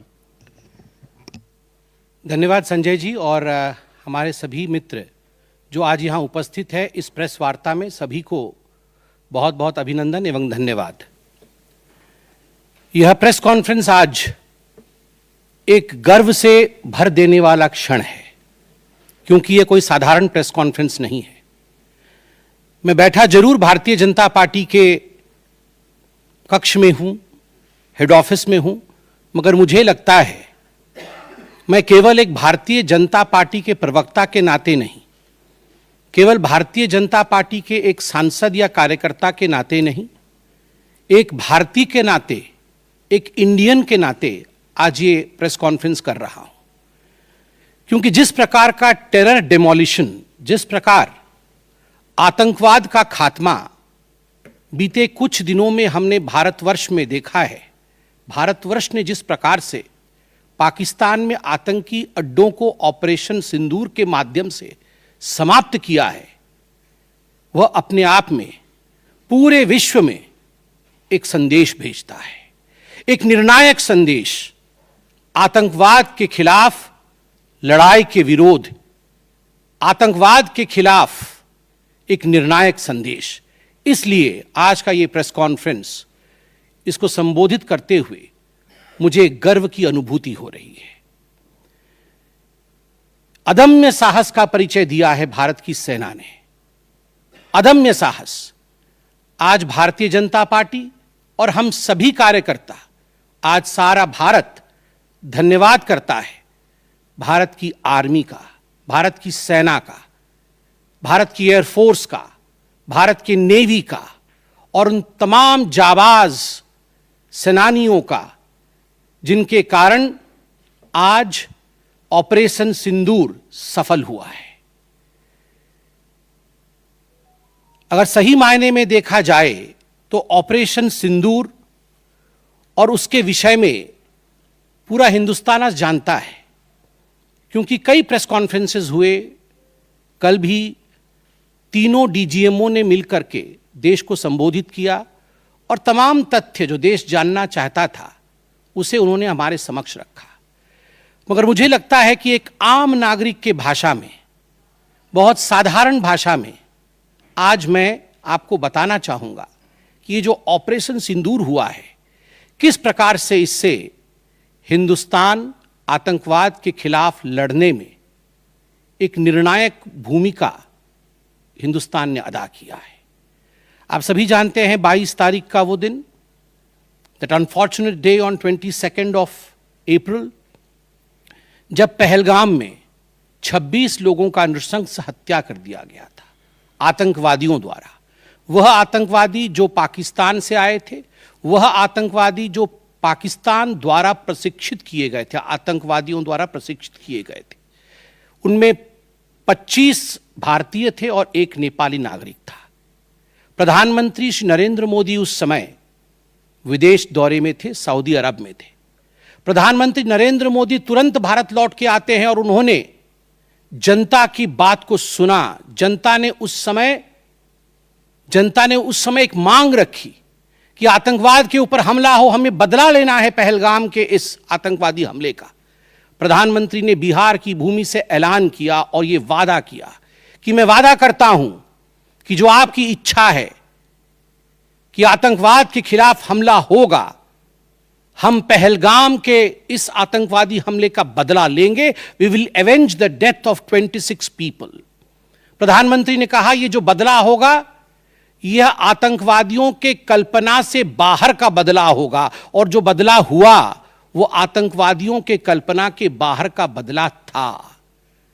प्रधानमंत्री जी ने कहा कि हम घुस के मारेंगे और मिट्टी में मिलाएंगे आतंकवादी के ठिकानों को, और आतंकवादियों के ठिकानों को प्रधानमंत्री नरेंद्र मोदी जी के निर्णय ने और हमारे सेना के अदम्य साहस ने मिट्टी में मिलाने का काम किया।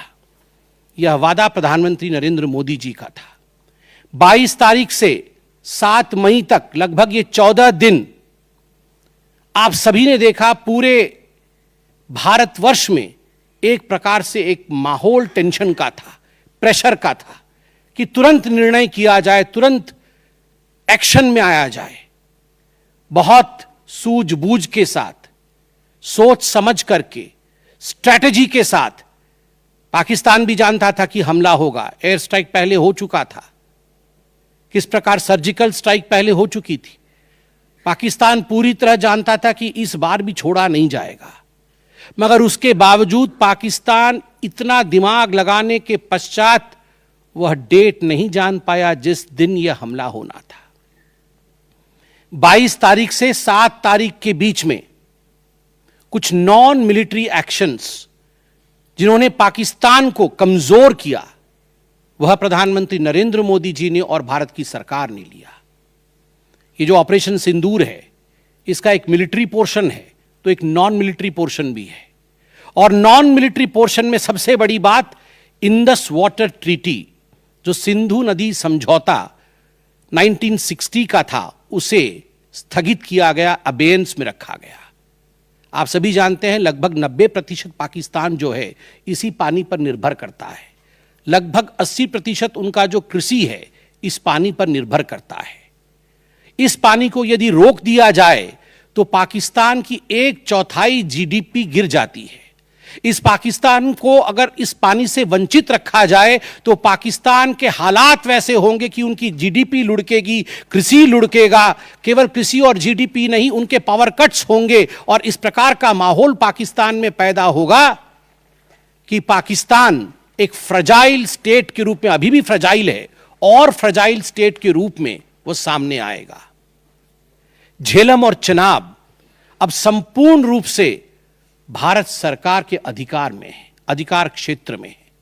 और जिस प्रकार से यहां हम बांध बनाने की और रिवर को आगे बढ़ाने की बात कर रहे हैं, नए रिजर्वायर, इरिगेशन और हाइड्रो पावर से जम्मू कश्मीर, लद्दाख, पंजाब एवं हरियाणा, इन राज्यों को बहुत फायदा मिलने वाला है।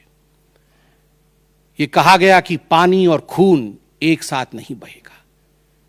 मित्रों, जरा सोच के देखिए, 50 वर्षों तक जो संभव नहीं हुआ था, किसी भी युद्ध में यह संभव नहीं हुआ था कि इंडस वाटर ट्रीटी को रोक दिया जाए। जो संभव नहीं हुआ था वह असंभव काम संभव हुआ इस बार।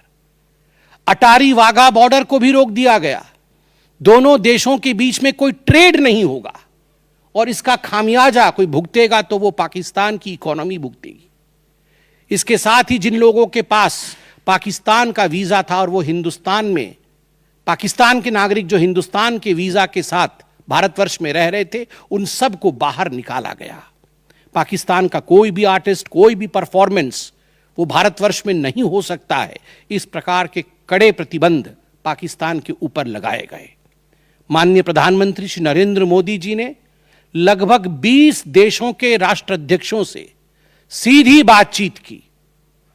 How to isolate Pakistan, how to fight against terrorism. और सबसे बड़ी बात है, तमाम देशों ने भारत का समर्थन किया। सऊदी अरब, यूएई, यूएस, आप सोचिए इस्लामिक वर्ल्ड के बड़े देश हैं सऊदी अरब और यूएई, इन्होंने भारतवर्ष का पूर्णतः समर्थन किया। जिस समय पहलगाम का हमला हुआ था, माननीय प्रधानमंत्री सऊदी अरब में थे।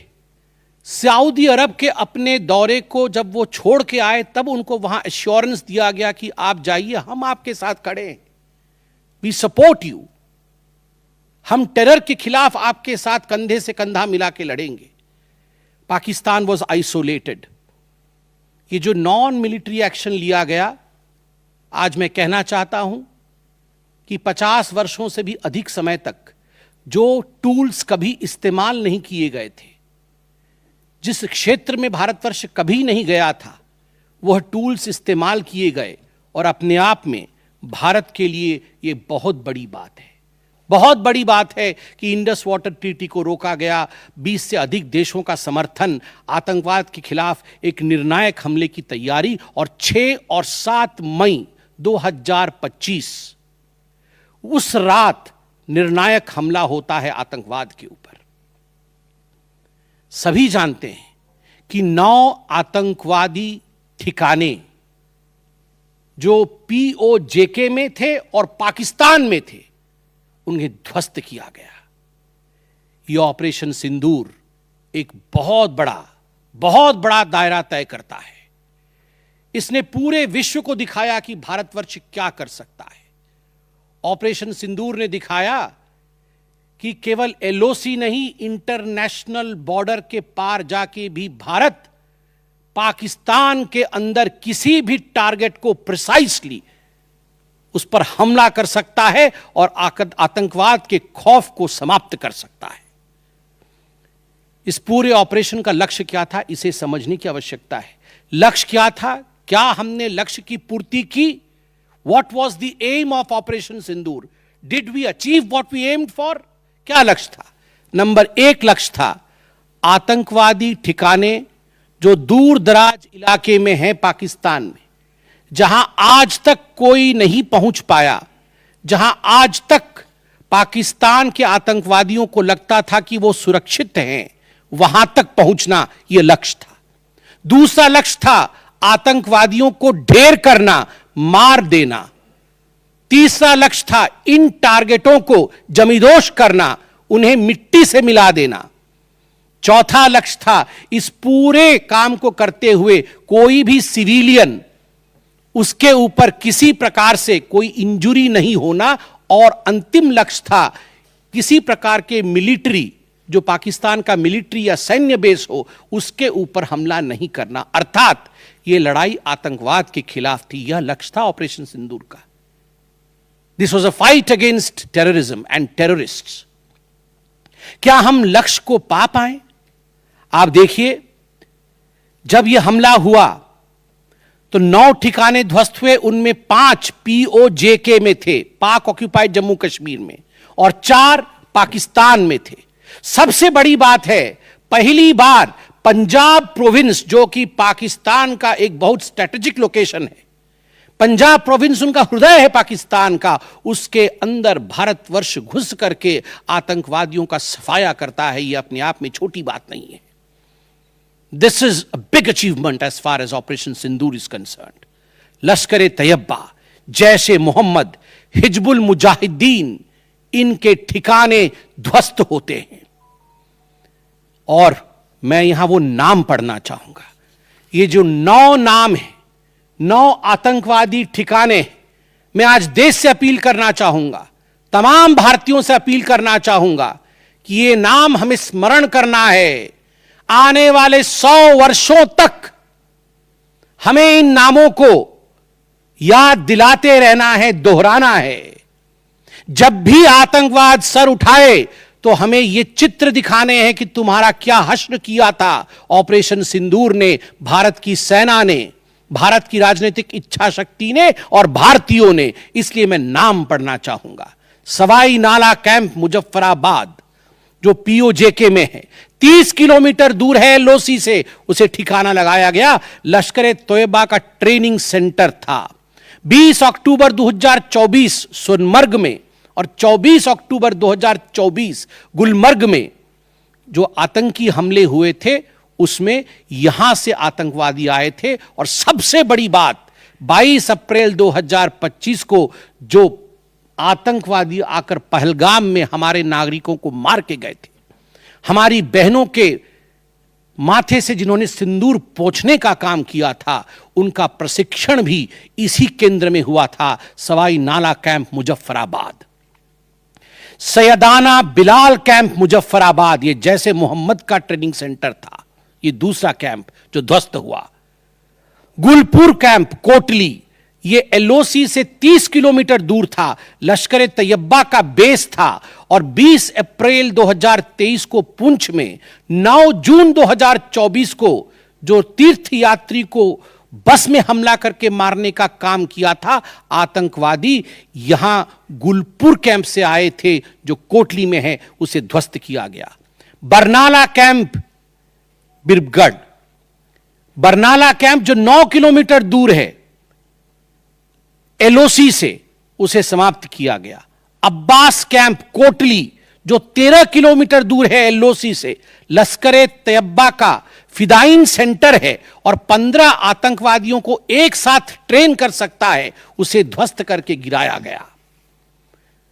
सरजाल कैंप सियालकोट अंतर्राष्ट्रीय सीमा से 6 किलोमीटर दूरी पर है, इंटरनेशनल बॉर्डर से, सांबा कठुआ के सामने है। और मार्च 2025 में जम्मू और कश्मीर पुलिस के 4 जवान शहीद हुए थे, उनको मारने का काम इन्हीं आतंकवादियों ने किया था जो सरजाल कैंप से आए थे सियालकोट के। उस कैंप को ध्वस्त कर दिया गया। महमूना जाया कैंप सियालकोट जो कि 12 से 18 किलोमीटर इंटरनेशनल बॉर्डर से दूर है, मैं LoC की बात नहीं कर रहा हूं, इंटरनेशनल बॉर्डर से, और हिजबुल मुजाहिदीन का अड्डा है, बहुत बड़ा कैंप है। कठुआ और जम्मू क्षेत्र में जो भी आतंकवादी गतिविधि होती है, सियालकोट के इस मजनूमा जाया कैंप से आतंकवादी भेजे जाते हैं। भारतवर्ष ने उसे ध्वस्त किया। मरकज तैयबा मुरीद के, जो कि अंतर्राष्ट्रीय सीमा से 18 से 25 किलोमीटर दूर है। 2008 के मुंबई का जो हमला हुआ था, 26/11 के नाम से जिसे हम जानते हैं, उसमें जो आतंकवादी आए थे, अजमल कसाब और डेविड हेडली, उनकी ट्रेनिंग मरकज तैयबा मुरीद के में हुआ था। और आज मैं फक्र के साथ कह सकता हूं, गर्व के साथ कह सकता हूं कि भारत की सेना ने, भारत की राजनीतिक इच्छा शक्ति ने और भारतीयों ने मरकज तैयबा मुरीद के को ध्वस्त किया है, समाप्त किया है। मरकज सुभान अल्लाह बहावलपुर इंटरनेशनल बॉर्डर से 100 किलोमीटर की दूरी पे है। विश्व में किसी ने ऐसा नहीं सोचा होगा, पाकिस्तान ने तो सपने में भी नहीं सोचा होगा कि भारत की सेना के पास, भारत की एयरफोर्स के पास और भारत के राजनेताओं के पास ऐसी इच्छा शक्ति होगी कि इंटरनेशनल बॉर्डर से 100 किलोमीटर दूर घुस के वो हमारे आतंकी अड्डे को ध्वस्त कर सकते हैं। मरकज सुभान अल्लाह जो कि जैशे मोहम्मद का मुख्यालय था, उस मुख्यालय को भारत की वायुसेना ने ध्वस्त किया। यह कोई छोटा विषय नहीं है। यह बहावलपुर एक ऐसा स्थान है जहां यूनाइटेड स्टेट्स, यूएस भी अपने ड्रोन नहीं भेज पाया था। उस जगह पे भारत घुस के मारता है। आज का भारत, आज का नया भारत यही है। ये नाम, जो 9 नाम मैंने पढ़े, हमें याद रखने चाहिए, मगर उन नामों के साथ मैं कुछ और भी बताना चाहता हूं। जो आतंकवादी मारे गए, एक लक्ष्य था आतंक के ठिकानों को, आतंक के अड्डों को सफाई करना, ध्वस्त कर देना। दूसरा लक्ष्य था ऑपरेशन सिंदूर का, आतंकवादियों को चुन चुन कर मारना, उन्हें मिट्टी में मिलाना। 100 से अधिक आतंकवादी मारे गए, 100 से अधिक। मैं कुछ आतंकवादियों के नाम पढ़ता हूं जिनको कि हम डिस्कस करते थे डिबेट्स में, टीवी पे, यूएन में, जिनको कि यूएस ने भी कंडेम कर रखा था। मैं नाम पढ़ रहा हूं। मुदस्सर कादियान खास उर्फ मुदस्सर उर्फ अबू जुंदाल। अबू जुंदाल नाम से हम जानते थे इस आतंकवादी को, और जो लश्कर तैयबा का आतंकवादी था वो मरकज तैयबा का जो मुरीद के में है उसका इंचार्ज था। जब वो मरा तो उसके गार्ड ऑफ ऑनर, उसका जो जनाजा निकला, उसमें पाकिस्तान के आर्मी के अधिकारी थे, पाकिस्तान आर्मी के चीफ थे, पंजाब सीएम मरियम नवाज भी उसमें रही। आप सोचिए, ये एक सरकारी जमीन पर हुई और तमाम बड़े लोग, सरकारी लोग पाकिस्तान के उसमें शामिल हुए, जिससे कि यह सिद्ध होता है कि terror and the sponsors of terror are hand in glove together. आतंकवादी और जो आतंकवादियों को बढ़ावा देने वाले वो एक साथ काम करते हैं। दूसरा हाफिज मोहम्मद जमील, ये जैशे मोहम्मद का आतंकवादी है। ये ब्रदर इन लॉ, साला था मौलाना मसूर अजहर का, और इंचार्ज था मरकज सुभान अल्लाह बहावलपुर का, वह भी मारा गया। तीसरा आतंकवादी मोहम्मद यूसुफ अजहर उर्फ उस्ताद जी उर्फ मोहम्मद सलीम उर्फ घोशी साहब, जैसे मोहम्मद का नामी आतंकवादी, और यह भी मौलाना मसूद अजहर से जुड़ा हुआ था, और यह वेपन ट्रेनिंग देता था जैशे मोहम्मद का। और सबसे बड़ी बात, IC 184 के हाईजैकिंग में इसका हाथ था। IC 814 के हाईजैकिंग में इसका हाथ था, वह भी मारा जाता है। चौथा आतंकवादी खालिद उर्फ अबू अक्स का।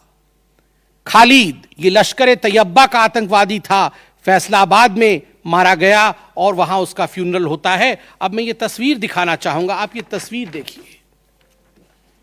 ये तस्वीर कोई साधारण तस्वीर नहीं है, यह तस्वीर है उन आतंकवादियों का जिनका जनाजा निकला। और इस तस्वीर में मैं दिखाना चाहूंगा कि ये जो खड़ा है सामने व्यक्ति, इस व्यक्ति का नाम है, ये LET का कमांडर है, लश्कर तैयबा का कमांडर है अब्दुल रऊफ, जो खुद एक स्पेशली डेजिग्नेटेड ग्लोबल टेररिस्ट, जिसको यूएस के ट्रेजरी बेंच ने डेजिग्नेट कर रखा है, अमेरिका के ट्रेजरी बेंच ने इसे आतंकवादी घोषित कर रखा है। वह सामने खड़ा है जनाजे में, और उसके पीछे जो खड़े हैं, मैं एक एक करके नाम पढ़ता हूं। लेफ्टिनेंट जनरल फैयाज हुसैन शाह, जो कि लेफ्टिनेंट जनरल है पाकिस्तान आर्मी के, मेजर जनरल राव इमरान सरताज, जो कि मेजर जनरल है पाकिस्तान आर्मी के, ब्रिगेडियर मोहम्मद फुरकान शब्बीर पाकिस्तान आर्मी के, डॉक्टर उस्मान अनवर आईजीपी पंजाब और मलिक सोहेब अहमद बर्थ member of provincial assembly of Punjab, ये बड़े बड़े लोग तथाकथित सरकार के बड़े बड़े लोग पाकिस्तान के आतंकवादियों के जनाजा में शामिल होने आए हैं और जनाजे को लीड कर रहा है एक आतंकवादी, डेजिग्नेटेड आतंकवादी। और आप देखिए ये बिफोर और आफ्टर, ये जितने भी मैंने आपको अभी आतंकवादी ठिकानों का नाम बताया, किस प्रकार उनकी परिस्थिति थी और क्या उनकी परिस्थिति हुई, यह इस तस्वीर से हम देख सकते हैं। तो उद्देश्य मैं बता रहा था, ऑपरेशन सिंदूर का उद्देश्य बहुत स्पष्ट था। उसका उद्देश्य था आतंकवाद के ठिकाने को ध्वस्त करना, आतंकवादियों को मारना और आतंकवाद के खिलाफ एक संदेश भेजना, और उसमें हम सफल हुए। पहली बार एक बात पूरे विश्व ने देखा कि पाकिस्तान का हर इंच भारत के पहुंच के अंदर है। कोई कोना पाकिस्तान का ऐसा नहीं है जो भारत के पहुंच से बाहर हो। और आप सोच के देखिए, पाकिस्तान का एयर डिफेंस सिस्टम फेल हो जाता है। पाकिस्तान का एयर डिफेंस सिस्टम फेल हो जाता है जिस समय 6 और 7 के रात के बीच ये पूरी कार्यवाही हो रही थी। रफाल विमान द्वारा स्काल्प और हैमर मिसाइल्स के माध्यम से 23 मिनट के अंदर, 23 मिनट्स के अंदर एक विंडो था, जिस विंडो के अंदर ये 9 के 9 आतंकवादी ठिकाने उन्हें ध्वस्त कर दिए गए। 23 मिनट में पूरा विश्व ने देखा कि भारत क्या कर सकता है। मुझे लगता है पूरे विश्व में इस प्रकार से 23 मिनट के अंदर इतने प्रेसिशन के साथ आतंकवादी ठिकानों पर हमला किसी देश ने पहले किया होगा। और जब यह पूरा एक्सरसाइज समाप्त हुआ, उसके बाद जब हमारे एमईए ने, हमारी आर्मी ने प्रेस कॉन्फ्रेंस किया, तो उसमें कुछ 4 शब्द बहुत महत्वपूर्ण थे। वो 4 शब्द हैं controlled, precise, measured, non escalatory. हमने ये जो 9 अड्डे ध्वस्त किए वो कंट्रोल्ड तरीके से ध्वस्त किए। प्रिसाइज, कोई सिविलियन अड्डा या कोई मिलिट्री टारगेट नहीं था, प्रिसाइज टारगेट था, आतंकवादी ठिकाने, उनको ध्वस्त कर दिए। मेजर्ड, जितना ध्वस्त करना था उतना ध्वस्त किया, उसके अगल बगल के किसी स्ट्रक्चर को ध्वस्त नहीं किया। जहां आतंकवादी थे उनके ठिकाने में घुस के उनको मार के निकले। और नॉन एस्केलेटरी मतलब युद्ध को बढ़ाने वाला नहीं, नॉन एस्केलेटरी, क्योंकि the primary escalation was Pahalgam. जो मूल एस्केलेशन था वो 22 अप्रैल को पहलगाम में पाकिस्तान ने किया था। हमने रिएक्ट किया नॉन एस्केलेटरी। ये 4 शब्द अपने आप को परिभाषित करते हैं कि ऑपरेशन सिंदूर का लक्ष्य क्या था। ऑपरेशन सिंदूर का जो लक्ष्य था, ऑपरेशन सिंदूर ने उसे 100% पूर्ण किया, 100% पूर्ण किया। इसलिए आज हिंदुस्तान, भारतवर्ष गर्व के साथ कह सकता है कि ऑपरेशन सिंदूर एक ऐसा ऑपरेशन था जो 100% सक्सेसफुल था। और जितने हमारे जाबाज पायलट्स गए थे राफेल के साथ, उतने लौट के आए और आतंकवादी ठिकानों को ध्वस्त करके आए, और किसी सिविलियन को नहीं मारा, किसी मिलिट्री बेस को नहीं मारा। मगर दुखद है, जैसा कि पाकिस्तान से एक्सपेक्टेड है, पाकिस्तान उसके पश्चात रिटेलिएशन करता है, पाकिस्तान अपने ड्रोन्स इत्यादि भेजता है, मगर भारत की सिस्टम ने पाकिस्तान के इन ड्रोन्स को, इन मिसाइल्स को हवा में ही समाप्त कर दिया। और सबसे बड़ी बात है, एयर डिफेंस सिस्टम लाहौर का 7 और 9 तारीख के बीच लाहौर के एयर डिफेंस सिस्टम को समाप्त करने का काम हिंदुस्तान ने किया। और 9 और 10 तारीख के बीच, 9 मई और 10 मई के बीच 11 एयर बेसेस को, पाकिस्तान के 11 एयर बेसेस को ध्वस्त करने का काम भारतवर्ष ने रिटेलिएशन में किया।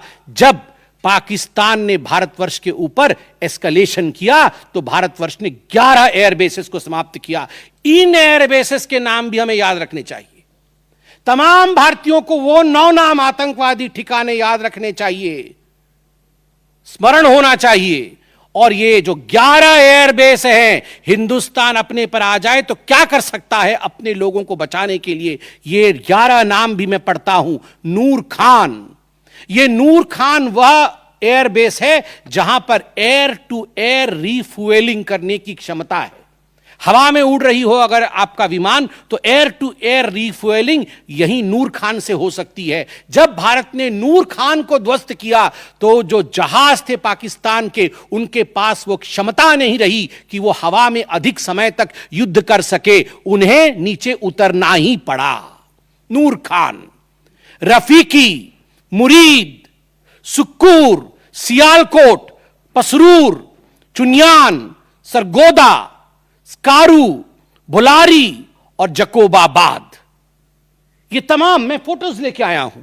जकोबाबाद का ये फोटो देखिए, क्या था पहले और क्या हुआ बाद में, क्या था पहले और क्या हुआ बाद में, आप देख सकते हैं परखच्चे उड़ गए। यह है प्रिसीशन ऑफ इंडियाज अटैक। तमाम फोटो हैं यहां पे, किस प्रकार से हमने एक एक करके उनके एयर बेसेस को समाप्त किया। आप देख सकते हैं सारे एयर बेसेस के हम फोटो लेके आए हैं, जकोबाबाद से लेके बाकी तमाम। क्योंकि आपने ये सब देखा हुआ है, मैं अधिक समय नहीं लूंगा। आर्मी ने आपको दिखाया है, DGMOs ने आपको दिखाया है, इसलिए मैं इसको आपको दिखा के दोबारा I would not like to take much time, but मैं रिमाइंड करना चाहूंगा कि 11 एयर बेसेस को हमने ध्वस्त किया। और इसमें एक बड़ा विषय है, पहली बार विश्व में किसी देश ने एक न्यूक्लियर कंट्री के अंदर घुस करके उनके एयर बेसेस को समाप्त करने का काम किया। पाकिस्तान एक न्यूक्लियर कंट्री है, उसके अंदर घुस करके उनके एयर बेसेस को 20% पाकिस्तान के एयरफोर्स के इंफ्रास्ट्रक्चर को भारतवर्ष ने नाकाम कर दिया। 20% of PAF's infra was destroyed by India. Just imagine, एक न्यूक्लियर कंट्री है, उसमें घुसकर मारना, यह अपने आप में पूरे विश्व में पहला इंस्टेंस है। और भुलारी एयरबेस में 50 PAF पाकिस्तान एयरफोर्स के जवान मारे गए, जिसमें स्क्वाड्रन लीडर उस्मान यूसुफ भी मारे गए। कुल मिलाकर के 9 आतंकी ठिकाने, 11 एयरबेस, 100 से अधिक आतंकी, 50 जवान और अपनी इज्जत, यह पाकिस्तान ने खोया है। I repeat, what Pakistan has lost via operation Sindoor. 9 आतंकी ठिकाने, बड़े बड़े आतंकी ठिकाने, 11 एयरबेस, 100 से अधिक आतंकवादी, 50 से अधिक जवान और अपनी इज्जत, यह पाकिस्तान ने खोया है। यह झटका पाकिस्तान सह नहीं पाया और उनके DGMO का 10 तारीख को ही फोन आया। और उसके पश्चात मैं कहूंगा यह सीज फायर नहीं, यह एक अंडरस्टैंडिंग है। यह एक अंडरस्टैंडिंग है कि यदि भविष्य में किसी प्रकार का कोई भी आतंकी हमला होता है तो यह अंडरस्टैंडिंग तोड़ दी जाएगी। हमने करके दिखाया है, जो पहले कभी नहीं हुआ था वो हुआ है इस बार। अंदर घुस के मारा है हमने, यह एक अंडरस्टैंडिंग है। और सबसे बड़ी बात है, पाकिस्तान में उनके मौलाना, उनके मौलवियों ने पाकिस्तान का साथ नहीं दिया, मगर हिंदुस्तान की एकता देखिए, हिंदुस्तान का भाईचारा देखिए। पूरा देश एक होकर खड़ा हुआ, पूरा देश सेना के पीछे, सेना के अदम्य साहस के पीछे, हमारी राजनीतिक इच्छा शक्ति के पीछे पूरा भारत एक होकर खड़ा हुआ। और आज मैं कहना चाहता हूं कि आज पाकिस्तान पूरे विश्व में अलग थलग पड़ा है। पहले भी ऐसे वक्त थे, अनेकों प्रयास भारतवर्ष करता था। पहले हम सबूत देते थे, प्रयास करते थे डोजियर के माध्यम से पाकिस्तान को प्रूफ दे आतंकवाद का। वो डोजियर लेती थी मगर उस पे काम नहीं करती थी। मगर आज नए भारतवर्ष ने पाकिस्तान को बख्शा नहीं है। आतंकवाद के खिलाफ एक निर्णायक लड़ाई हुई है और प्रधानमंत्री जी ने स्पष्ट कहा है, वहां से यदि गोली आती है तो यहां से गोला जाएगा। इसी के साथ मैं अपने वक्तव्य को समाप्त करता हूं। कोई प्रश्न हो तो अवश्य पूछें। कमलेश जी।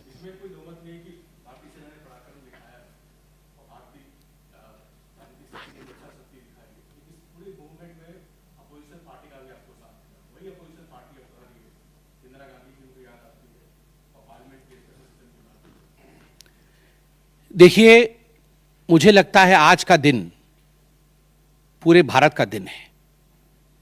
मैं ऐसा नहीं कहूंगा कि आज मैं भारतीय जनता पार्टी के प्रवक्ता के नाते कह रहा हूं। मैंने शुरू में ही कहा था, आज मैं भारतवर्ष के एक साधारण नागरिक के रूप में जो अदम्य साहस हमारे सेना ने दिखाया है उसका विवरण किया। पाकिस्तान ने क्या खोया है और हिंदुस्तान ने क्या पाया है वो मैंने आपको दिखाया है। इसमें तमाम पॉलिटिकल पार्टी ने एकजुटता दिखाई। यह भी अपने आप में एक बहुत बड़ी अचीवमेंट है, बहुत बड़ी बात है। और आज मैं नहीं चाहता हूं मैं किसी की आलोचना करूं। और मैंने कहा कि विगत दिनों में वह भी एक प्रयास था जहां हम प्रूफ देने की कोशिश करते थे, हम डोजियर इत्यादि देते थे। हम 26/11 भी हुआ था, उस समय भी हमने प्रयास किया था कि हम पाकिस्तान को समझाएं कि देखो तुम्हारे आतंकी आके क्या कर रहे हैं हमारे देश में। मगर पाकिस्तान मानता नहीं था। पाकिस्तान को लगता था कि they can take India for granted. मगर अब परिस्थिति बदले हुए हैं। अब कोई हिम्मत नहीं कर सकता है इंडिया के ऊपर आंख उठा के देखने का। आमोद राय।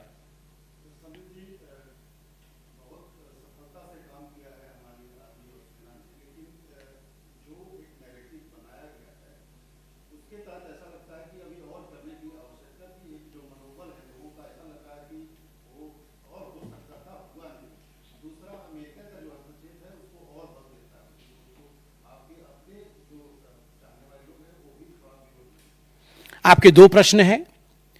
पहला प्रश्न है कि बहुत सारी सफलताएं रहीं मगर लोगों के मन में और की इच्छा थी। दूसरा प्रश्न हस्तक्षेप को लेकर है। मैं दोनों का सटीक उत्तर दूंगा। नंबर 1, मैंने आपको इस प्रेस कॉन्फ्रेंस के माध्यम से आरंभ में ही बता दिया कि ऑपरेशन सिंदूर का लक्ष्य क्या था। ऑपरेशन सिंदूर के जो लक्ष्य थे, जो लक्ष्य परिलक्षित थे, वो प्रधानमंत्री जी ने डे 1 को ही बता दिया था। आतंकवाद के ऊपर हमला, कल्पना से परे सजा आतंकवादियों को, चुन चुनकर मारना और उनके अड्डों को ध्वस्त करना। और सेना के अदम्य साहस ने यह करके दिखाया। आतंकवादी अड्डे ध्वस्त हुए, आतंकवादी मारे गए। यह हमारा परिलक्षित लक्ष्य था। हमने अपने लक्ष्य को प्राप्त किया। और जिस समय एस्केलेशन भी नहीं हुआ था उससे पहले ही हमने वो जो 4 शब्द प्रयोग किए, जिसका मैंने यहां विवरण रखा कि कंट्रोल्ड था, मेजर्ड था, प्रिसाइज था, नॉन एस्केलेटरी था, तो भारतवर्ष ने अपने लक्ष्य को पहले से ही निर्धारित किया हुआ था। इसलिए आपका यह कहना कि कुछ और होना था, मुझे लगता है कि हमने जो करना था वो हमने पहले भी कहा, करके भी कहा और उसे 100% हासिल किया। Operation Sindoor was 100% successful operation. 100% सफलतापूर्वक किया गया एक मुहिम था, एक ऑपरेशन था ऑपरेशन सिंदूर। जनेंद्र।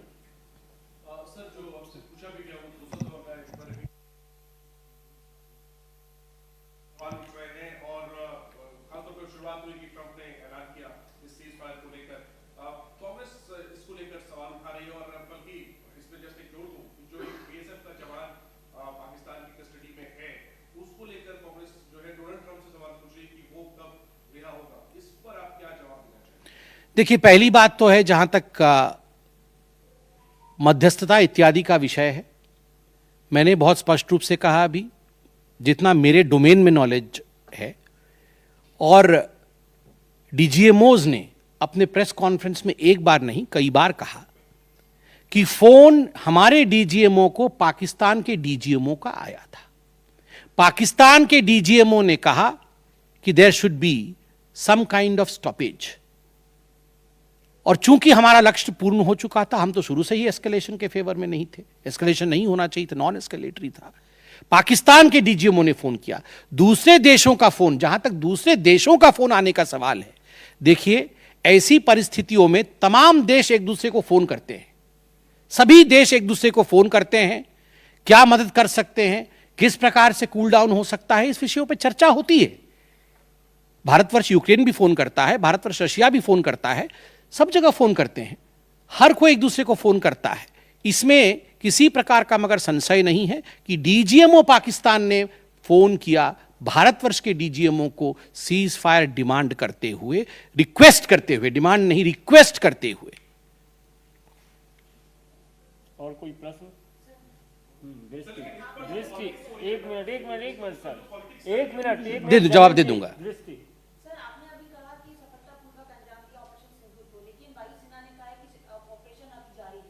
बिल्कुल, ऑपरेशन अभी जारी है, और मैंने कहा, माननीय प्रधानमंत्री जी ने स्वयं कहा है, गोली आएगी तो गोला जाएगा।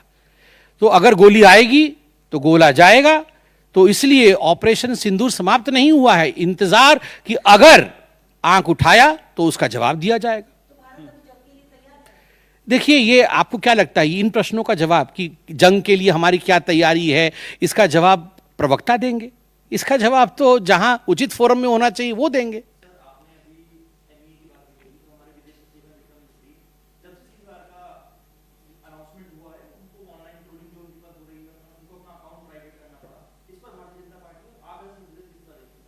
देखिए, मैं बहुत स्पष्ट रूप से बता दूं, ये आज की जो प्रेस कॉन्फ्रेंस हो रही है, ऑपरेशन सिंदूर को लेकर हो रही है, उसके सफलता को लेकर हो रही है, और तमाम लोग जो ऑपरेशन सिंदूर से जुड़े हुए थे, चाहे वो सेना हो, चाहे वो हमारी राजनीतिक घटक हो, चाहे वो हमारे ब्यूरोक्रेट्स हो, उन सभी का सलाम है, उन सबको हम रेस्पेक्ट के साथ देखते हैं। और सही बात है, सोशल मीडिया एक टूल जरूर है, मगर सोशल मीडिया के आधार पर यह कह देना कि किस प्रकार से देश आगे बढ़ेगा, यह निर्णय नहीं हो सकता है। बहुत बहुत धन्यवाद।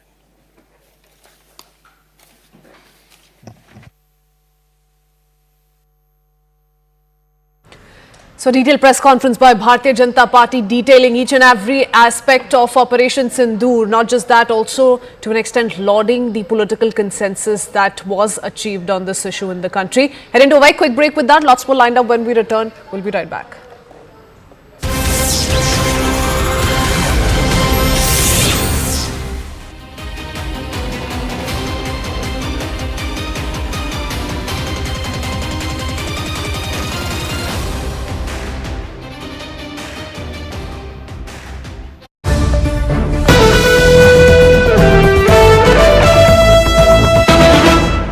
Akash Sharma is going to give us all the details of that particular briefing as that will happen very, very shortly. Akash, I believe 2:30 is when that briefing happens? Yes, DGMO are going to connect. The DGMOs from both the countries are going to connect at around 12 today, and via hotline, as I have been reporting since morning. At around 12, this conversation is going to happen at around 2:30. In fact, we are expecting the DGMO, of course, the Director General Military Operation of Indian Army, DGNO, Director General Naval Operations from Indian Navy, and DGAO, Director General Air Operations from Indian Air Force. So we'll be conducting this press conference. They will be, talking about Operation Sindoor, because all of what is happening is, a very part of Operation Sindoor. And that's why, all this briefing and the sort of information that we are getting will be in that context only. So at around 2:30, we are, expecting this media brief on Operation Sindoor. Also, we are going to get details of what happened last night, if at all there was some violation, what was the nature of violation, though Indian Army has categorically mentioned in the morning today that was largely peaceful across the LC and, at the international border as well. But what was, what are some more details as far as the activities are concerned, and if, in fact, the small arm was used at the LC as far as, the other side is concerned. all of this, we'll be getting at around 2:30 today. Absolutely. Arunima is also with us. Akash, thank you so much for that. Arunima, there isn't 100% trust on the Pakistan for obvious reasons, and hence there is a word of caution, at least on this side of the border, because we have learnt of blackouts that have happened since the morning in various areas, in the wee hours of the morning. And of course, there is that posturing along the international waters. What does one make of this briefing that is going to be happening today, considering there has been a lot of escalation, particularly civilian areas that have been targeted, and we've lost 5 of our brave hearts?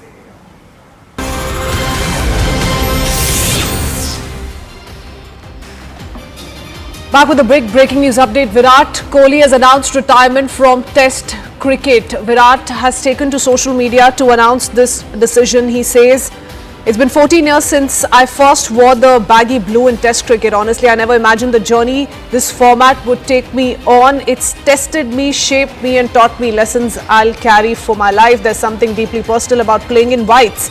The quiet grind, the long days, the small moments that no one sees, but that stay with you forever. As I step away from this format, it's not easy, but it feels right." A detailed statement by Virat Kohli as he announces the decision to retire from Test cricket. Anand Narsimhan joins us with more. Anand, there was a lot of speculation of Virat coming out with this announcement. It stands confirmed. Yes, it is. It's been 14 years since I wore the baggy blue in Test cricket. Honestly, I never imagined the journey this format would take me on. It's tested me, shaped me and taught me lessons I'll carry for life. There is something deeply personal about playing in the whites, the quiet grind, the long days and the small moments that no one sees but stay with you forever. As I step away from this format, it's not easy, but it feels right. I've given it everything I had. It's given me back so much more than I could have hoped for. I'm walking away with a heart full of gratitude for the game, for the people I shared the field with, and for every single person who made me feel seen along the way. I'll always look back at my Test career with a smile. Number 2669 signing off. That is number 18, Virat Kohli. So 2 number 9s with totaling up to number 9s on their jersey. 2 great stalwarts within about 2 weeks have now called time on their Test career. One is Rohit Sharma last week, and now Virat Kohli this week. Both of them have now signed out. It's a big blow for Indian cricket in a sense, but also it indicates the transition. Both these players were really struggling. They had a few reversals. Virat Kohli was really struggling with runs and form, which he found in Australia. But clearly, he would have seen the sign of things to come. Now he continues to be actively involved with the IPL, which stands suspended for now. But we'll also have to see now whether or not how long he will continue his ODI career, and whether or not he continues to remain in the mix for ODI in the sense per se, because he had already called time or backed off from playing T20 cricket, and now it is Test cricket. So will Virat Kohli be available for the next ODI World Cup? We'll have to wait and watch. But at this point, what a glowing Test career! What a person! What a leader! What a player who's dominated world cricket, and someone who has perhaps ratcheted up the runs the way he was, the way he has, and also many believe, and if you were to calculate the number of runs that he scored, he's run more than about 550 kilometers just between the 22 yards.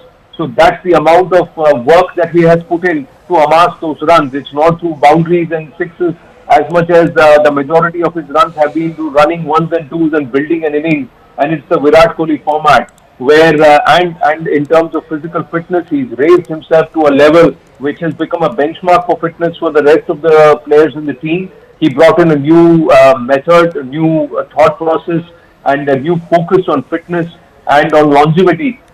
When he was the captain, passed on the mantle to Rohit Sharma, continued to remain an effective, aggressive person who was passionate about the team's victory and backed his players to the hilt, and always ready to offer his suggestions. He and Rohit, despite what many thought had differences, have been phenomenal colleagues, and even as the leadership transition between one and the other, they were always there to back each other and to help each other. There is a certain maturity that was also seen in Virat Kohli in the recent years, where his aggression, although still there, seemed to be a little more tapered, little more, subdued. And he was always ready to speak with youngsters, mentor them, give them advice, irrespective of which team they were. Anyone who walked up to Virat Kohli for advice always got it. Now, we are also given to understand that when Virat Kohli, perhaps this time around, indicated to the BCCI that he may want to hang his boots in Test cricket, there wasn't too much of a resistance. So somewhere this is a team in transition.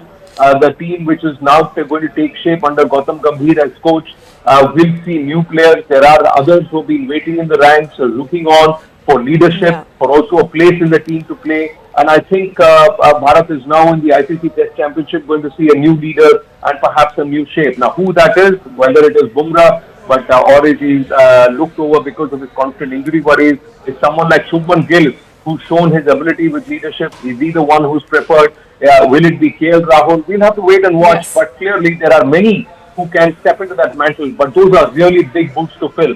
The ones of Rohit Sharma and of especially of Virat Kohli. Oh yes, it indeed marks the end of an illustrious test career. Anand, many thanks for that quick update. I do want to bring in Shivani Gupta into the conversation as well. 14 years, he's made a total of 9,230 runs in 123 tests, an average of 46.85, Shivani.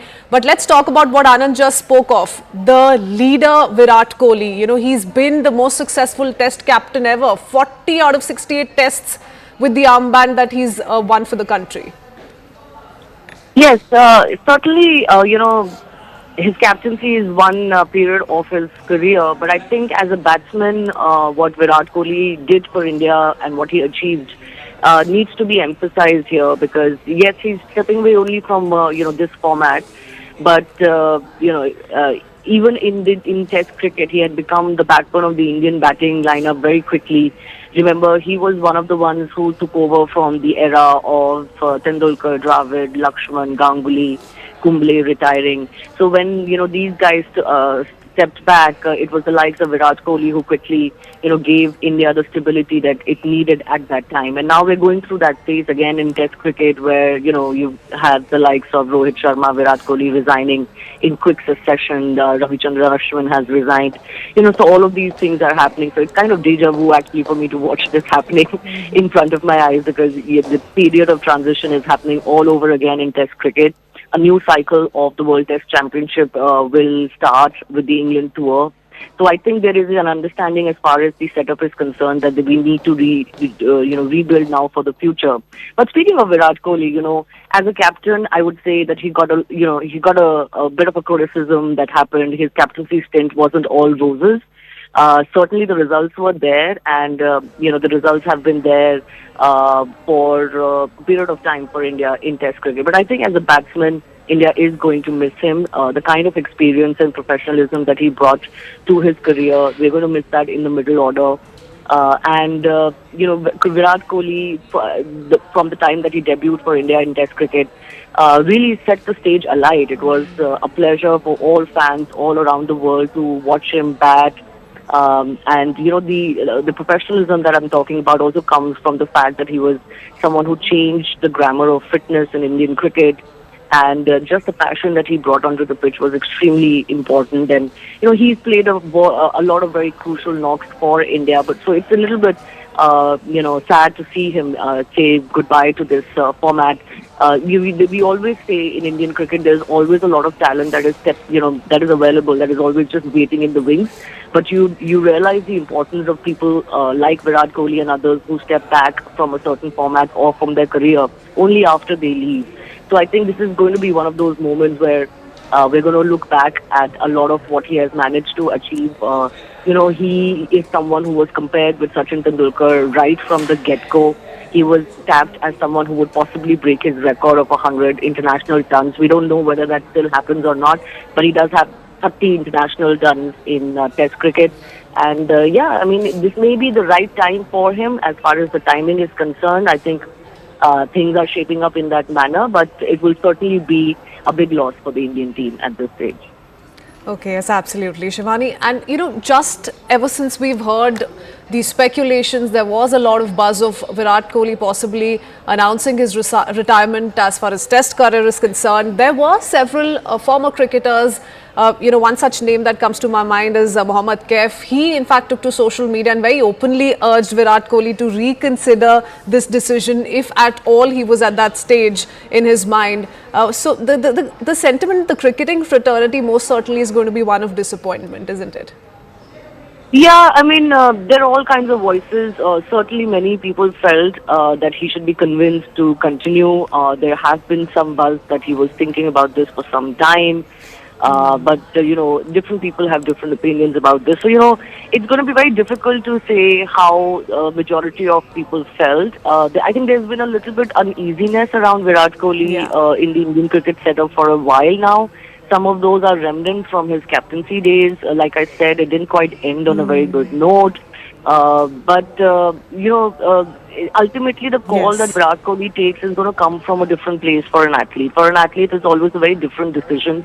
It's about how much... And the last line of his statement pretty much sums up his sentiment, that he's going to look back at his test career with a smile. Many thanks, Shivani, for getting us all those details. Heading into a very quick break. We'll be right back with the day's big stories in just a bit.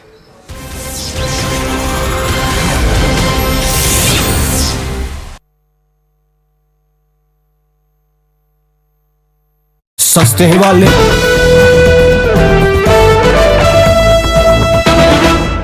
Akash Sharma is going to give us all the details of that particular briefing as that will happen very, very shortly. Akash, I believe 2:30 is when that briefing happens? Yes, Greha, DGMO are going to connect. The DGMOs from both the countries are going to connect at around 12 today, and via hotline, as I have been reporting since morning. At around 12, this conversation is going to happen at around 2:30. In fact, we are expecting the DGMO, of course, the Director General Military Operation of Indian Army, DGNO, Director General Naval Operations from Indian Navy, and DGAO, Director General Air Operations from Indian Air Force. So we'll be conducting this press conference. They will be, talking about Operation Sindoor, because all of what is happening is, a very part of Operation Sindoor. And that's why, all this briefing and the sort of information that we are getting will be in that context only. So at around 2:30, we are, expecting this media brief on Operation Sindoor. Also, we are going to get details of what happened last night, if at all there was some violation, what was the nature of violation, though Indian Army has categorically mentioned in the morning today that was largely peaceful across the LC and, at the international border as well. But what was, what are some more details as far as the activities are concerned, and if, in fact, the small arm was used at the LC as far as, the other side is concerned. All of this, we'll be getting at around 2:30 today. Absolutely. Arunima is also with us. Akash, thank you so much for that. Arunima, there is...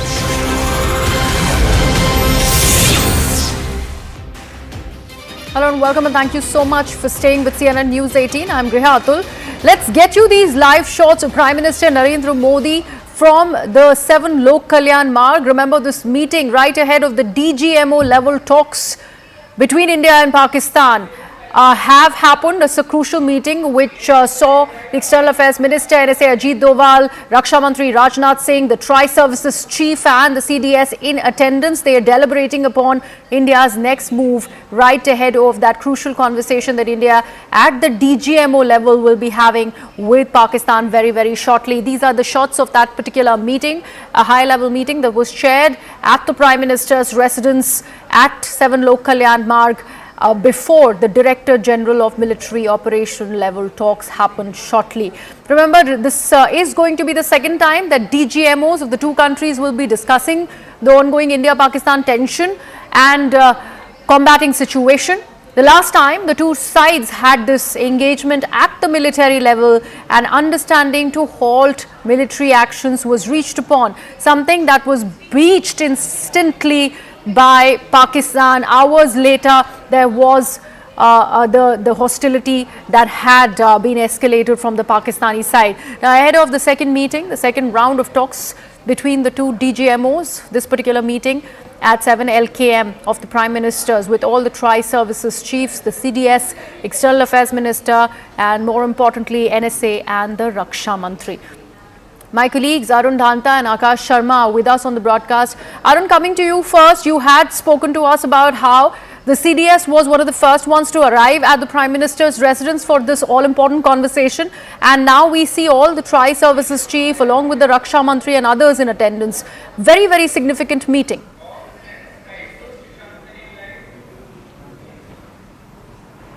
Well, that's right, and this meeting will have discussion on every angle and every front. Of course, you have an all-important DGMO level meeting. That's something which is very important, and the nitty-gritties of that will of course be discussed in this meeting. Of course, it has already been conveyed to the DGMO on which lines India would want the discussion to happen with Pakistan, since it was Pakistan who dialed India first, that India DGMO first for that ceasefire.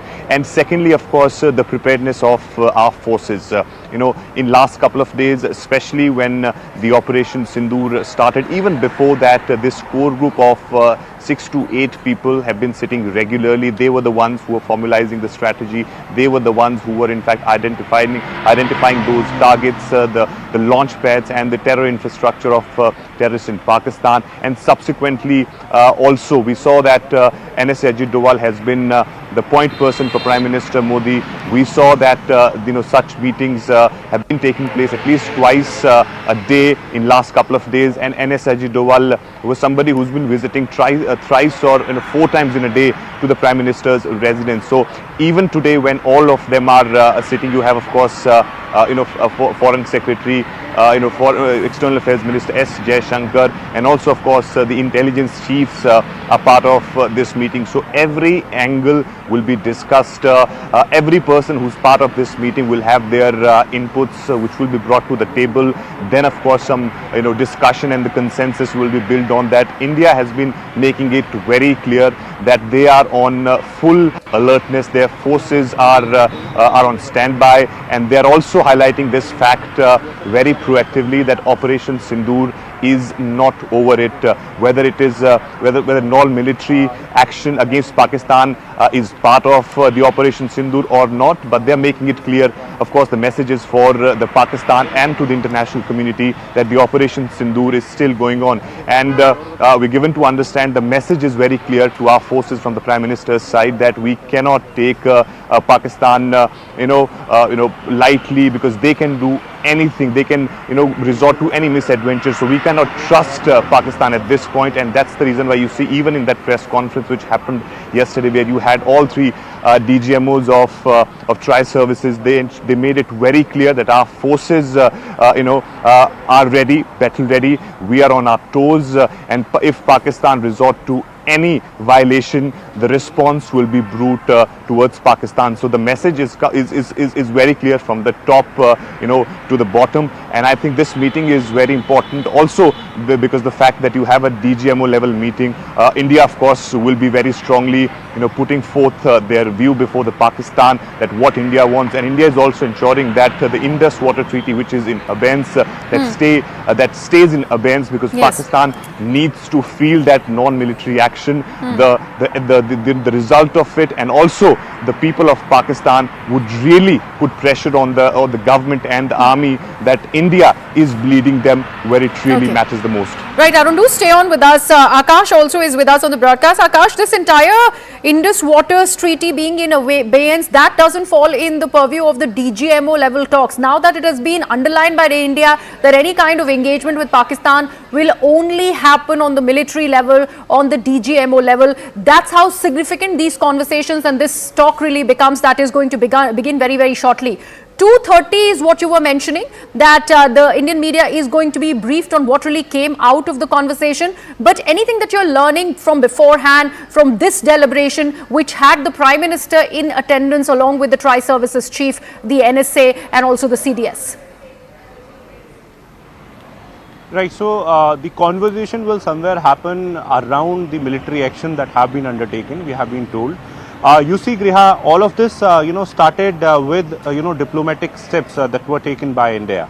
IWT is very part of those steps, and now it has escalated to military action where, they tried, in fact, several sort of attacks on different infrastructure here in northern and western India. Now, as far as this,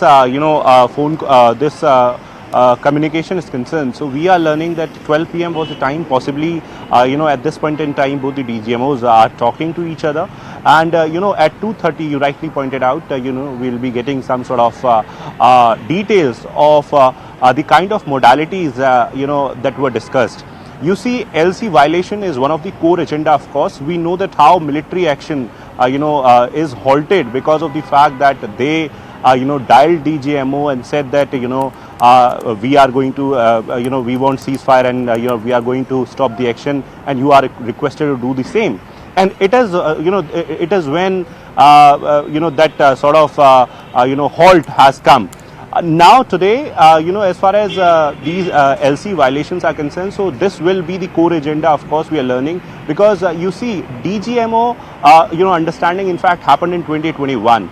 In fact, that understanding somewhere resulted in the sort of ceasefire, that we had till, 2020, 22 April, 22nd April, in fact, and till then we did not have any sort of violation. In fact, violations were happening, 1 or 2 violations per year, but no civilian casualties were there and no artillery fire was there. However, after Pahalgam, we saw the small arm fire first, and then after 7th of May, we have seen that how they are firing artillery.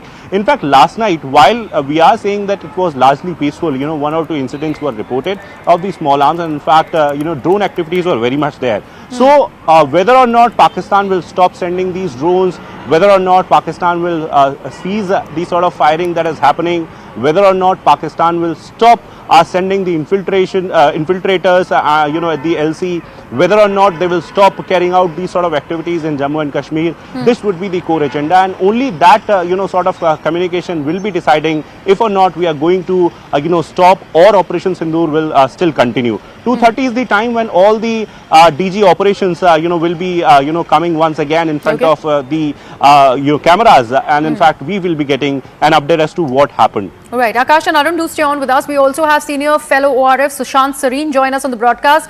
Sushant, what do you make of this particular conversation that happened at the Prime Minister's residence? And remember, all of this right before the DGMO level talks, very, very crucial one for Pakistan particularly, because we have seen a rather aggressive posturing coming in from the Indian side, where they are not just talking about how India is ready for punitive action, because there's already been a breach of understanding in hostilities to cease those hostilities. That particular posturing particularly coming in from the Chief of Naval Command, where he's saying that we are dominating international waters, Karachi port is in our sight. How does one see all of that? Look, I think this particular meeting is, the signals of this meeting are very clear that India is not standing down as of now. The operational alert remains very much in place, and as your correspondents are very correctly saying, that the Operation Sindoor continues right now. The kinetics might have paused for now, but a lot will depend on what the Pakistani actions are going to be. And please remember that I think one red line has already been conveyed to Pakistan, that in case there is another terror attack, we'll consider it an act of war, and we will hit you, and we will hit you really hard again and again and again. And I suppose that there are serious apprehensions right now in the Indian security establishment that the Pakistanis will, because this is the Pakistani nature, character, this is how they operate, that they will try to make a point by launching another terror attack inside Jammu and Kashmir to see whether India will actually respond or not respond. So I think these meetings right now are a kind of taking a complete account of what the situation is. Sushant, while you say that, I really want to understand, where do they even have that wherewithal to do that? How are they, even in the name of posturing, will they in fact back it up with the kind of military action or even another terrorist attack? Because right now they have been badly hit. From whatever has come out of the media briefing of the DGMO last evening, we do know how there are 100+ terrorists who have been neutralized. There have been so many military installations in Pakistan that have been hit. But we are also getting some more exclusive information. Sushant, bear with me while I also present it before our viewers, as we are learning right ahead of the India-Pakistan DGMO level talks. Sources have revealed to us that the talks will be on regular hotlines between the two DGMOs. Both the sides will work out further modalities. Sources are also revealing that India will be raising the matter of drones and unprovoked firing at and along the line of control. Indus Waters Treaty, like we were just mentioning, and no diplomatic issues will be discussed because this is out of DGMO's purview, and it has been pretty much put out there that any kind of engagement with Pakistan at the moment in the wake of these rising hostilities is only going to happen at the DGMO level. So Shant, we'll come to you in just a bit. We have Siddhant, our colleague, join us on the broadcast, and Akash as well. Akash, coming to you now. We are getting this fair bit of information on what exactly are we looking at in the name of the second round of DGMO talks between India and Pakistan. So Griha, I was just mentioning that how it has escalated to military level, and these core issues will be the agenda somewhere. The violation that is happening, the drones that are being seen almost on a daily basis in the evening time and in the night time, and also the sort of casualties that are happening because of the sort of violations we are having from across the border. This is one fact that Pakistan has in fact has been using artillery from the other side, and we know that how in 2021 we had this understanding. After 2021 it was peaceful, but then it has once again started. So it will be one of the core agenda, in fact, in the sort of conversation that the DGMOs are going to have. And remember, even after Pahalgam on 22nd of April, DGMOs were in touch on a regular basis. In fact, on every Tuesday, we had reported that how both the sides were discussing the ceasefire issue, in fact, on a regular basis. And today, when, the matter was further escalated when both the countries, had attacked, in fact, from our side, it was in retaliation, of course, but then Pakistan tried to attack, attack our military bases. At such a time, this conversation is going to play an important role, because this will somewhere decide the future course of action as to how things will pan out from now onwards, Griha. Okay. Siddhant, how does one look at the kind of posturing that India is, sticking with? We have seen a very, very dominant stance of India, very aggressive one for obvious reasons. There has been a breach of understanding, particularly. Now, right ahead of those DGMO level talks, we have seen how the Prime Minister has taken a lowdown on exactly what is there to expect. In the face of that, we are seeing a certain amount of posturing that's coming in from the US as well. So how does one break all of these dynamics put together? On the one hand, we have the India-Pakistan situation. On the other, we have US trying to at least posture itself as playing big brother. Well, Griha, US's position has been misunderstood in India. In fact, there is a reason to it, because the way President Trump came up with a social media post ahead of Foreign Secretary Vikram Misri's briefing has perhaps sent out a very wrong message to the world, to Indians, that it is US which has mediated between India and Pakistan. But the fact, Griha, is that India was in touch with partners and friends. So was Pakistan. In fact, Pakistan was begging all these countries perhaps to kind of speak to India to de-escalate. India, each time around, whether it's the first telephonic conversation which took place between Prime Minister Modi and President Trump right after the attack, whether it's on 1st May conversation which took place between EMS Jaishankar and Marco Rubio. Another conversation happened on 9th of May ahead of the big day, that is 10th morning, between Vice President JD Vance and Prime Minister Modi. Yes. Each time around, India only stated its position to United States. Not once India sought United States assistance in mediation. Perhaps not a single word beyond India's position was shared with Americans. In fact, Prime Minister Modi told JD Vance that if they will stop firing, we will stop firing. If they will hit us, we will hit them harder. We are going to destroy and devastate them. Perhaps those were the words of Prime Minister Modi to JD Vance.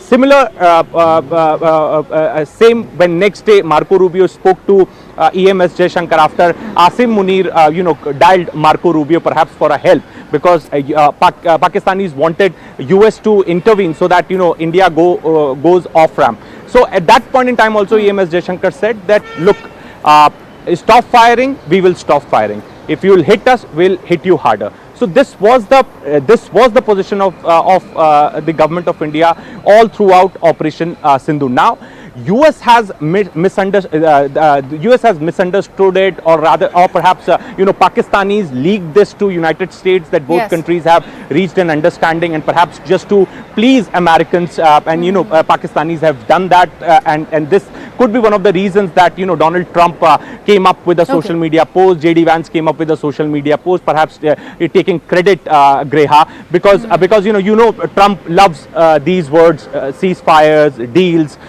He's fond of such words. So he couldn't get it from Putin and Zelensky. He couldn't get it from Netanyahu. So he thought that since one matter is getting settled in South Asia, all arrangements have been reached. Absolutely. So couldn't play peacemaker as far as it between Russia and Ukraine. So why not between India and Pakistan? That is the posturing by America. Sushant, why don't you weigh in on that? And I really want to understand, why did that call of Marco Rubio's go to Asim Munir? Why not the Prime Minister of Pakistan? It's still a civilian government there, right? Are you seriously asking me that question, that it's a civilian government in Pakistan? Come on. Those are puppets out there. They had lost the election. I keep telling everybody Shahbaz Sharif's status is that of a chapadasti. And his ministers are even something much lower down the hierarchy. All the shots are called by the Pakistan army. And the Pakistan army is the liars. They are a bunch of liars. So, which is why their ISPR yesterday in that press conference had the audacity to say that we are a professional army, we follow political instructions or political orders. That's utter nonsense. Even they don't believe it, but they are saying this because that's what they do. They lie. The other thing is that about this whole business of how the Pakistanis want to proceed from here. This whole diplomatic drama that has taken place. Look, the Pakistanis have been very seriously rattled by the Indian response, the kind of targets that have been hit.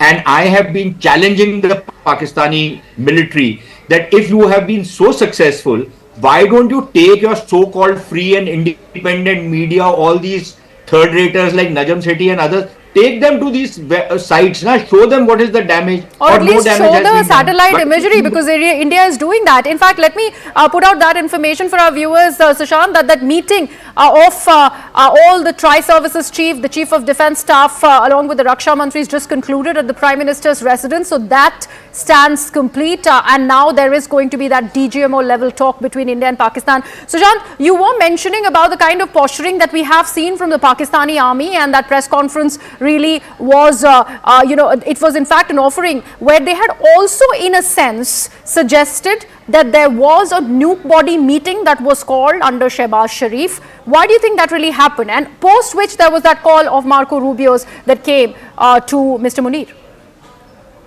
No, I think that was mere posturing from the Pakistani side. Every time, they are in a bad spot, they try and posture that, okay, fine, now we are. But it was also a sign that, they had reached a point where they were virtually defenseless. Even as we speak, they are virtually defenseless. Where is that much wanted Pakistan Air Force, which was coming as like this attacking force on India? Why has it suddenly disappeared? Why haven't they upped the ante even more? Because they know that they are now in a state of complete defenselessness. And India is not interested in escalating unless necessary, which we will if they are going to try anything funny with us, right? So they did this posturing. What has happened is that some of the targets that have been hit have rattled the Americans as well. Okay. And I think the phone lines were being worked out between the Americans and the Indians and the Pakistanis, because the same Americans who at first had this very hands-off kind of an approach that, okay, fine, you've been doing this for 1500 years, you carry on doing it. Suddenly, what happened that they became so active? It was not that we were going to them. It was that the Pakistanis were running to them and begging them to intervene. And the Indian approach was very simple, that if the Pakistanis want an off-ramp, please ask them to talk to us. Yes. Which is why all this bravado that these Punjabis are showing from Pakistan, why did they have to call up the DGMO in India and ask him for a ceasefire? The Indians didn't call them up and say that or propose a ceasefire. They called us up and we said, okay, fine, we don't have a problem. We have been offering you off-ramps right from day one. You have not been taking it because the nature of the beast is to try and hit back at India. And they didn't realize that we were now ready to dominate the escalation ladder, and we were going to continue to escalate until they backed off. And now that they backed off, we've said, okay, fine, we have bigger fish to fry than these third raters, right? So the point is that they called up, and if they want, all these calls are recorded. I'm sure the Indian DGMO will be more than happy to release the call which these fellows had made, asking for talks and asking for a ceasefire. They must be glad that despite them violating that understanding of a ceasefire, despite Pakistan violating that understanding hours after reaching and arriving at that understanding and also putting it out for international media that we have in fact agreed upon a cessation in hostilities, they did go ahead and reach it, and despite all of that, that bridge hasn't really been burnt, and India is kind enough to offer them a conversation. Sushant, we will just hold our thought. Let me get in a quick word from Arun. Arun is outside the 7 LKM. Arun, the conversation that was happening between the Prime Minister and the other members of the armed forces has just concluded. Anything that we are learning that is going to happen, probably a briefing right before the DGMO level talks, is that in the offing too?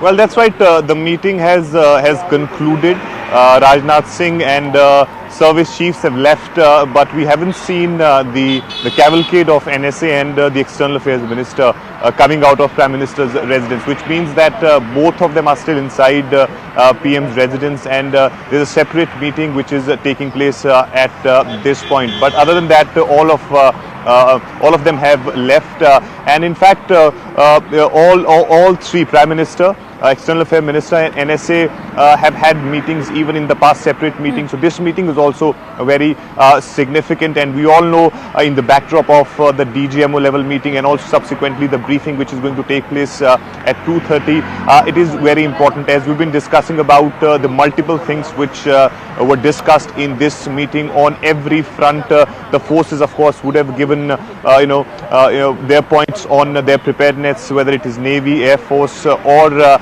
the Army, and then of course you have the intelligence chiefs, part of this External Affairs Minister. So I think every facet of this is being cleared in this meeting, and that's why we can say that this core group has been a very, very important part of this entire Operation Sindoor, and also the strategizing about it, and various other things which they are doing at different fronts. So this core group meeting has been very, very significant, and even as we speak, we can in fact see some of the vehicles are going inside the Prime Minister's residence. We'll have to find out who all are going in to meet Prime Minister, because it's a very important day.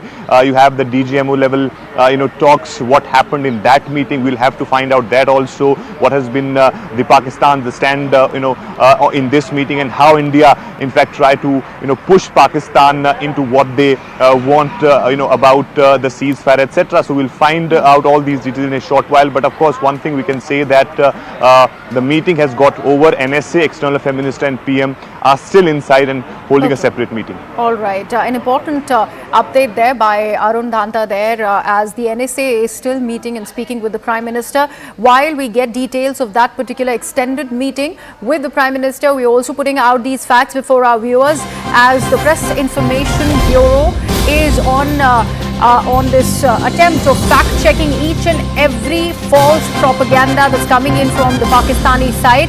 Now this time the PIB has fact-checked doctored video by Pakistani army to spread propaganda. PIB has said that Pakistan edited the video of Indian news channel to spread fake claims.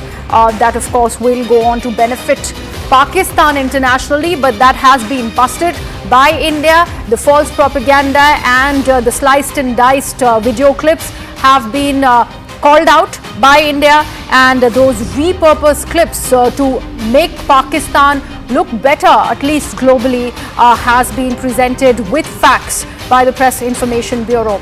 So doctored video that was put out by Pakistani army, all of this to spread false propaganda against India.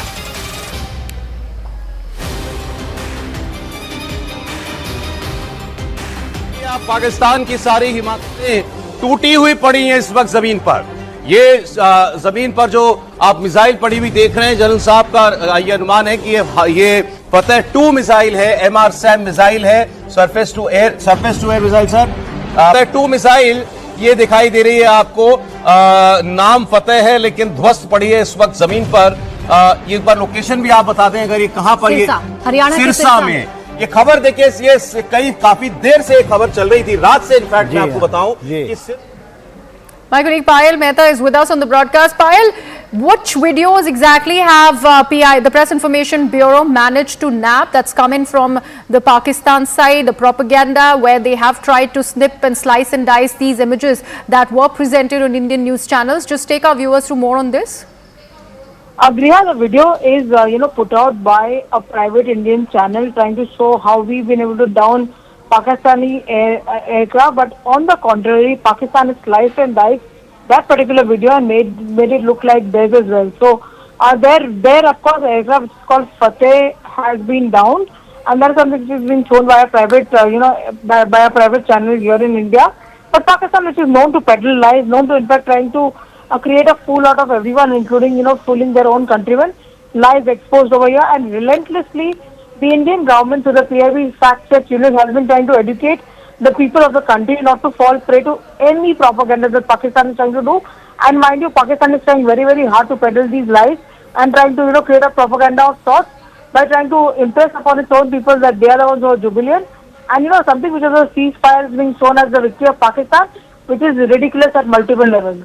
Right, Payal, thank you so much for that information. Remember, the Press Information Bureau here in the country has been on its toes, fact-checking each and every false propaganda that is being put out of the other side of the border, and this one is pretty much in line with the same. We'll keep an eye on this and other stories, but right now we are going into a very short break. Coming right back.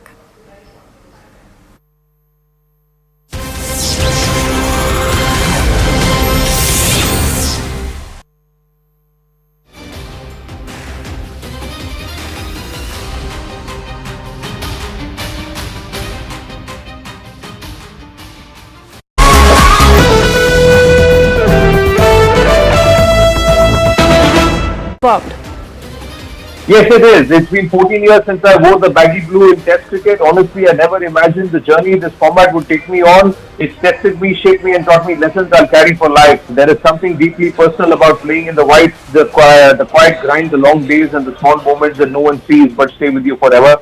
As I step away from this format, it's not easy, but it feels right. I've given it everything I had. It's given me back so much more than I could have hoped for. I'm walking away with a heart full of gratitude for the game, for the people I shared the field with, and for every single person who made me feel seen along the way. I'll always look back at my Test career with a smile. Number 269 signing off. That is number 18, Virat Kohli. So two number 9s with totaling up to number 9s on their jersey. Two great stalwarts within about 2 weeks have now called time on their Test career. One is Rohit Sharma last week, and now Virat Kohli this week. Both of them have now signed out. It's a big blow for Indian cricket in a sense, but also it indicates the transition. Both these players were really struggling. They had a few reversals. Virat Kohli was really struggling with runs and form, which he found in Australia. But clearly, he would have seen the sign of things to come. Now he continues to be actively involved with the IPL, which stands suspended for now. But we'll also have to see now whether or not how long he will continue his ODI career, and whether or not he continues to remain in the mix for ODI in the sense per se, because he had already called time or backed off from playing T20 cricket, and now it is Test cricket. So will Virat Kohli be available for the next ODI World Cup? We'll have to wait and watch. But at this point, what a glowing Test career! What a person! What a leader! What a player who's dominated world cricket, and someone who has perhaps ratcheted up the runs the way he was, the way he has, and also many believe, and if you were to calculate the number of runs that he scored, he's run more than about 550 kilometers just between the 22 yards. So that's the amount of work that he has put in to amass those runs. It's not through boundaries and sixes as much as the majority of his runs have been through running ones and twos and building an innings. And it's the Virat Kohli format where, and in terms of physical fitness, he's raised himself to a level which has become a benchmark for fitness for the rest of the players in the team. He brought in a new method, a new thought process, and a new focus on fitness and on longevity. When he was the captain, passed on the mantle to Rohit Sharma, continued to remain an effective, aggressive person who was passionate about the team's victory and backed his players to the hilt and always ready to offer his suggestions. He and Rohit, despite what many thought had differences, have been phenomenal colleagues. And even as the leadership transitioned between one and the other, they were always there to back each other and to help each other. There was a certain maturity that was also seen in Virat Kohli in the recent years, where his aggression, although still there, seemed to be a little more tapered, little more, subdued.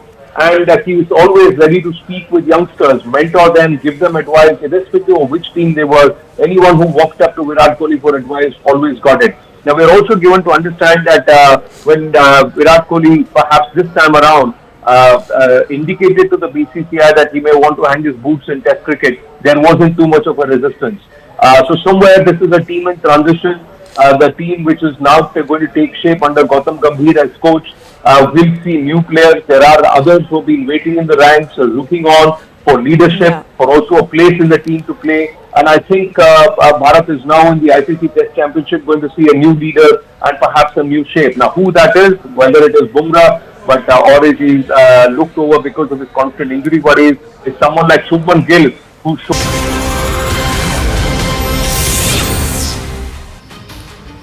Welcome back. You're watching CNN News 18 with me, Griha.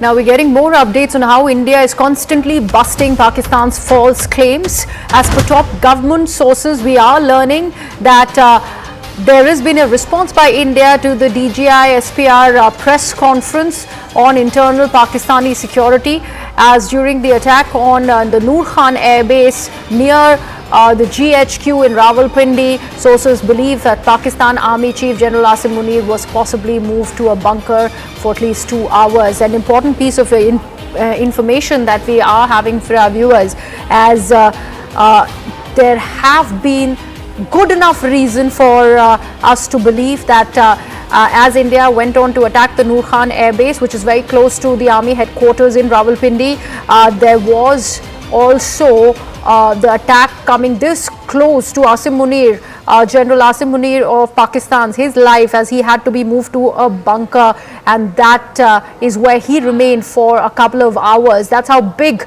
this is. So attacking Pakistani air bases that happened from the Indian side after that escalation from Pakistani side, where they refused to lie low, and India of course responded proportionately, and that's when the attack on this air bases happened. Noor Khan Air Base attack particularly is has offered a huge blow to Pakistan, and that's something that the Indian government and the Indian armed forces also put out as a satellite imagery evidence for the world to know on where exactly does the Noor Khan air base now stand. Earlier that's how it looked like, and after the attack it has been completely gone, and because of that, and because of it being rather close to the army headquarters in Pindi, the Pakistan General Asim Munir had to be moved to a safer location, possibly inside a bunker, and he remained there for 2 hours. An important update there. My colleague Siddhant Mishra is joining us to offer more details in perspective.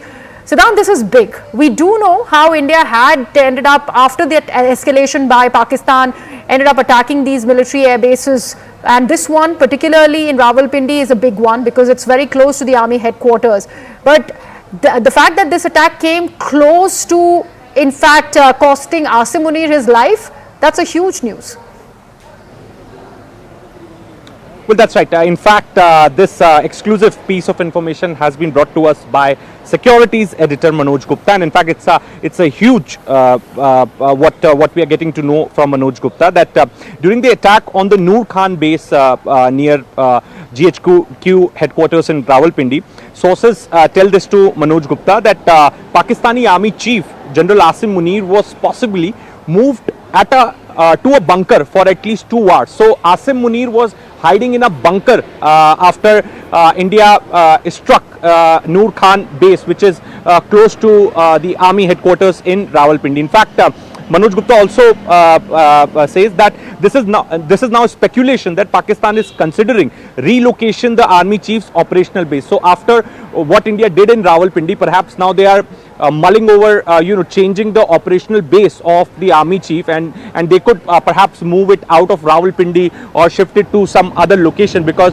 they have understood that Indians can hit Rawalpindi. So as it was perhaps said by the government also, government sources yesterday, that this time around, all limits were crossed by the Indian sides, and Indians have struck deep inside Pakistan, perhaps, hitting at inside the Punjab province, targeting Lahore, targeting Rawalpindi was a big message, and perhaps because of which now, the Pakistani army is thinking of shifting the base of Asim Munir to some other location. In fact, government sources also tell this to Manoj Gupta that in fact, government sources have refuted claims made during the DG ISPR press conference, terming it a propaganda. So there is also a lot of pressure on DG ISPR perhaps to build a good image of Asim Munir, and to make him look like a warrior, and somebody who saved, protected Pakistan. And in the same series, what DG ISPR is doing, they are doing propaganda. They are making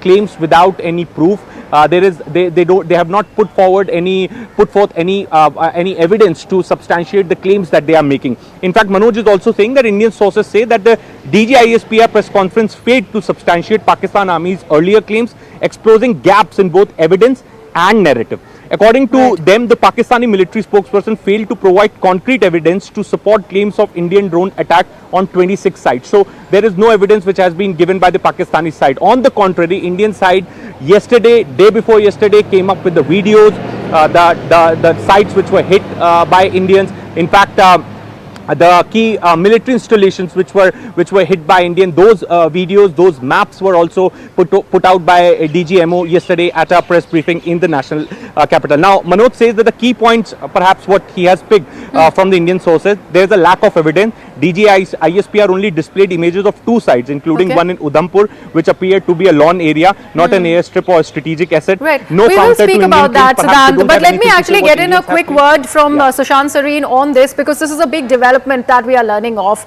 Sushant, the army chief in Pakistan had to shift base. That's how strategically significant the Indian attack really is, and also how psychologically impacting this is going to be for Pakistan. Yeah, I think it's both the nature of the attack and this kind of psychological degradation it causes to the Pakistanis. Look, try and understand. One, Asim Munir, or Mullah Munir as I call him, has been prancing about like he's some kind of a new Saladin or something like that. And his Jazwa-e-Jihad went off when one bomb struck Rawalpindi. For the Pakistan army, which has been pretending and which has been lying to its people that they have made the defense of Pakistan impregnable, they suddenly see that virtually all their strategic air bases have been taken off, their entire air defense systems have been destroyed. India has been attacking various places, and in many cases making the point that, for example, we can take out your ISI headquarters in Appara. We can take out your other vital installations if we want to. We haven't done it, but next time you try something, we are going to take all these things out. This is the message that was delivered. So the report which you are talking about, I think I would imagine that there is quite a lot of truth in it, simply because of the events that have transpired. And this panic would be happening not just in the GHQ and the army chief, but this would be happening in all the core headquarters, because all of them are now for the taking. So, this entire bravado and this thing which the Pakistan had, world #1 army, world #1 agency, etc., that entire propaganda campaign has been busted. Now, what are the Pakistanis doing? They're resorting to fake news, because they have a completely complicit and a pliable press. These third raters like Hamid Mir, high school pass fellows, these fellows are tom-tomming the Pakistani achievements. Okay, I keep asking them, please show me the evidence. None of these guys can show any evidence. And what are they trying to do? They're trying to build up this or restore this image of the Pakistan army. But what are they doing it with? They're doing it with fake news. They are Fake taking news out and fake propaganda. Absolutely, and it is not restricted to, and I don't think they have any basis for that bravado, Sushant, and you're simply putting it. But let me actually put out some more facts that we are learning of, as this is another mega news break that we have here on CNN News 18, as we managed to expose Pakistan's false claims. CNN News 18 has exposed that critical flaw in Pakistan's narrative. All of this happened during the DGISPR press briefing, as India's transparent, evidence-backed briefings really are in comparison to that, and Pakistan's claims are only relying on ambiguity, pretty much similar to what their nuke really posturing is also all about, and also recycled media clips, something that my colleague Payal was also just speaking about, as the DGISPR's invasions reinforce India's stance that Pakistan is a rather rogue state. And DGISPR also showed an undamaged image of Adampur, which is a Brahmos missile base, which was likely an old or unrelated image. No visual structural damage or debris were also seen. Siddhant has more details about this. Yes, Siddhant. Well, yes, that's right. So Manoj Gupta is bringing this piece of information for us. In fact, there's a lot of pressure on DGISPR, Greha. They want to do a damage control, and they also want to do an image makeover of Asim Munir. So there's a lot of pressure on them. So what they're doing is that, in fact, Manoj Gupta has done his own assessment, and he has spoken to his sources, and now he has come to conclusion that there were critical flaws in Pakistan's narrative during the DGISPR's press briefing. India's transparent, evidence-backed briefings, Pakistan claims rely on ambiguity and recycled media clips. The DGISPR's evasions reinforces India's stance that Pakistan is a rogue state. The DGISPR showed an undamaged image of Adampur, a Brahmos missile based, likely old or unrelated. No visible structural damage or debris was presented. On the contrary, if you remember yesterday, Indian DGMO in the press briefing perhaps gave maps of all those places pre and post attacks, perhaps to prove that those places were hit by the Indian side. Now, Adampur airstrip damage shown was limited to the side lawn, not to the runway. So, that was the claim which made by DGISPR. Even Pakistan failed to provide satellite imagery or third-party verification for any of the 26 alleged targets. So they are claiming that they have hit 26 targets in India, but they have failed to provide satellite imagery or a third-party verification. In fact, India shared geotagged images of strikes on terror camps in Bahawalpur, Jaish-e-Mohammed hub, and Muridke, which is Lashkar-e-Taibaz. Now, India's military shows satellite imagery, drone footage, on-ground reports of precise strikes on terror infrastructure in Pakistan. The DGISPR ignored this evidence entirely, avoiding accountability for hosting terror groups. Pakistan relied on repurposed clips from India international media to support its claim rather than providing original, verifiable footage. Perhaps they wanted to look clean. They wanted to, as I said, there have been two tasks which have been given to them by GHQ. One, to do the damage control, and B, to do the image makeover of Asim Munir so that he should emerge as a hero for Pakistani after what happened in last 1 week. So that's the challenge, and this is in the same series only ISPR have been lying, spreading propaganda, making false claims. Perhaps no maps have been showed, no satellites imagery have been presented by the Pakistani side. In fact, I remember there was one presentation which was done by Pakistani Air Force, but perhaps that was their internal presentation. It has nothing to do with the satellite imagery or any evidence that they have come up with. So it's not evidence backed, to say the least. In fact, there is no explanation was given for absolutely. Yes. Absolutely, yes. Siddhant, we'll come back to you. We're also constantly putting out these images, the satellite-based evidence that India has given, and on the next slide you also see how India is saluting its brave warriors, the final farewell that is being given to the lives that have been lost in this growing escalation between India and Pakistan. Sushant, coming to you on the posturing again from Pakistani side and the kind of false propaganda that continues to come from that side. This is from official channels, remember. Where is Pakistan really going with this claim?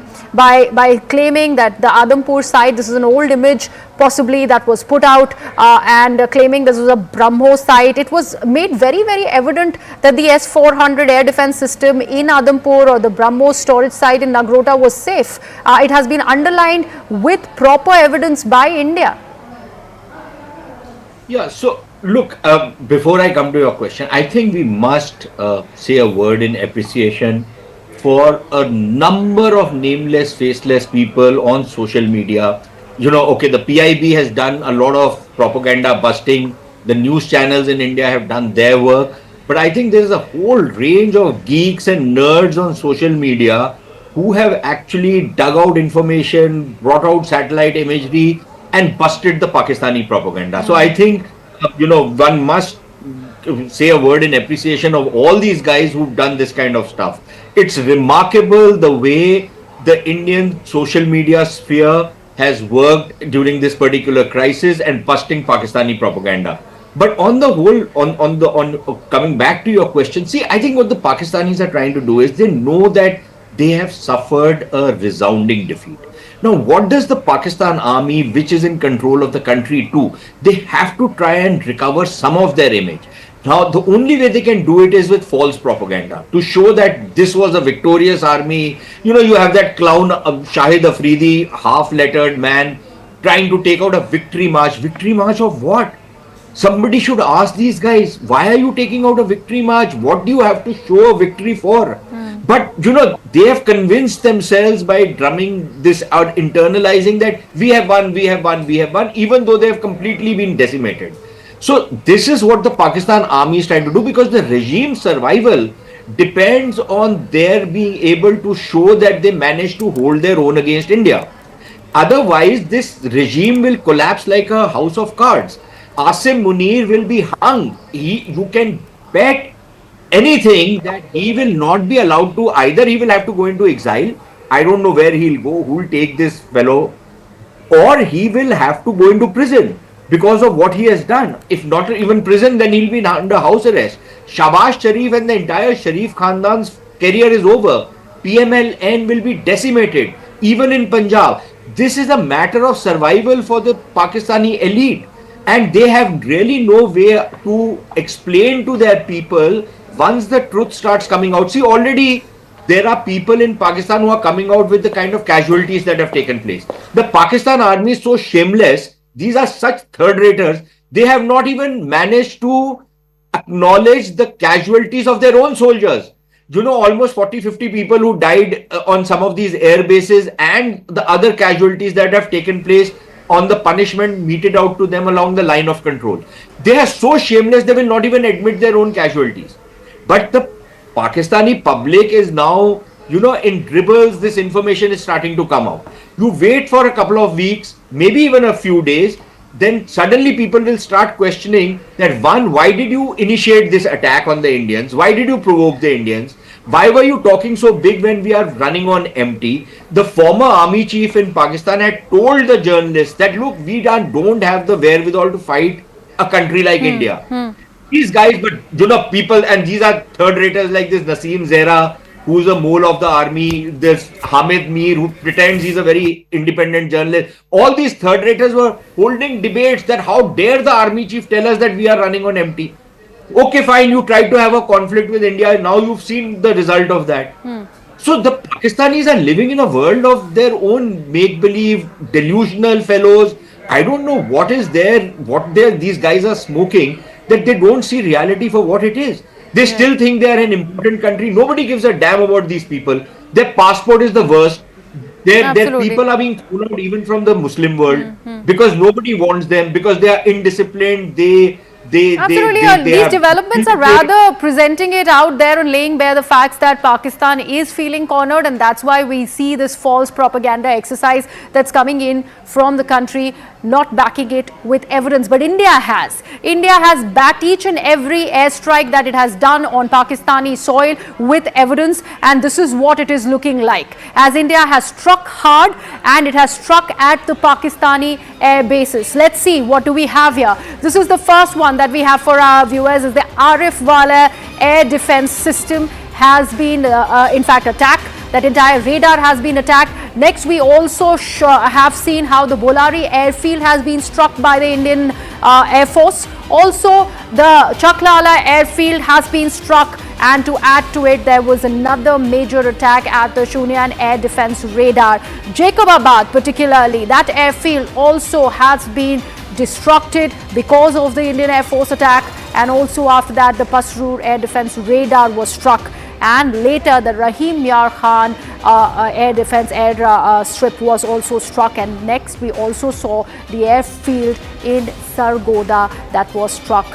And along with that, and this is again basing it with evidence, the Sukat airfield was also attacked by India. All of this with satellite imagery that has been put out by the Indian authorities, by the Tri-Services Chief also, where they are backing these claims with evidence. They have also mentioned how there is a massive attack on the Pakistani military infrastructure, particularly these airfields, because remember, that's where the attack really becomes significant, because if at all there are two countries at war, the air defense system is primary. That's from where the jets are scrambled, and if India has managed to attack that, and this has been obviously based with a lot of evidence, and these are the claims that India has in fact made on how there were proper targets on the airfields in Pakistan, and that has struck the country really hard because they have not been able to scramble the jets. And of course, there was another claim that was made by the Tri-Services chiefs in that briefing to the press yesterday, where they also mentioned how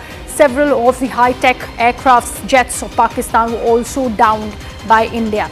Now, next we are also beginning to understand, more updates are coming as we are now given this information that the DGMO talks will in all likelihood will be delayed. They are likely to happen this evening. So it has been pushed for some reason. It was supposed to happen at noon at 12 p.m. today, but now we are learning that it is delayed by a few hours. That conversation between India and Pakistan, now only to happen at the military DGMO level, will now possibly take place in the evening only. My colleague Akash Sharma is with us on the broadcast with this information. Akash, why are you learning this delay has happened? There are several reasons because of which it can happen, Griha. We won't go in those technical details, but as of now, we are learning that these talks are likely delayed. And initially, the conversation was scheduled for 12 p.m. in fact today, and we were learning that around 12 p.m. in fact, we were reporting that how there is a possibility that it could have started. However, we are learning, in fact, top government sources are telling us that there is a possibility that now these talks will happen in the evening today at around 5 p.m. possibly. Also, as far as the briefing that was scheduled to happen at 2:30, though we haven't got any official confirmation if it is delayed as well, but there is a possibility that it will be delayed too. Okay.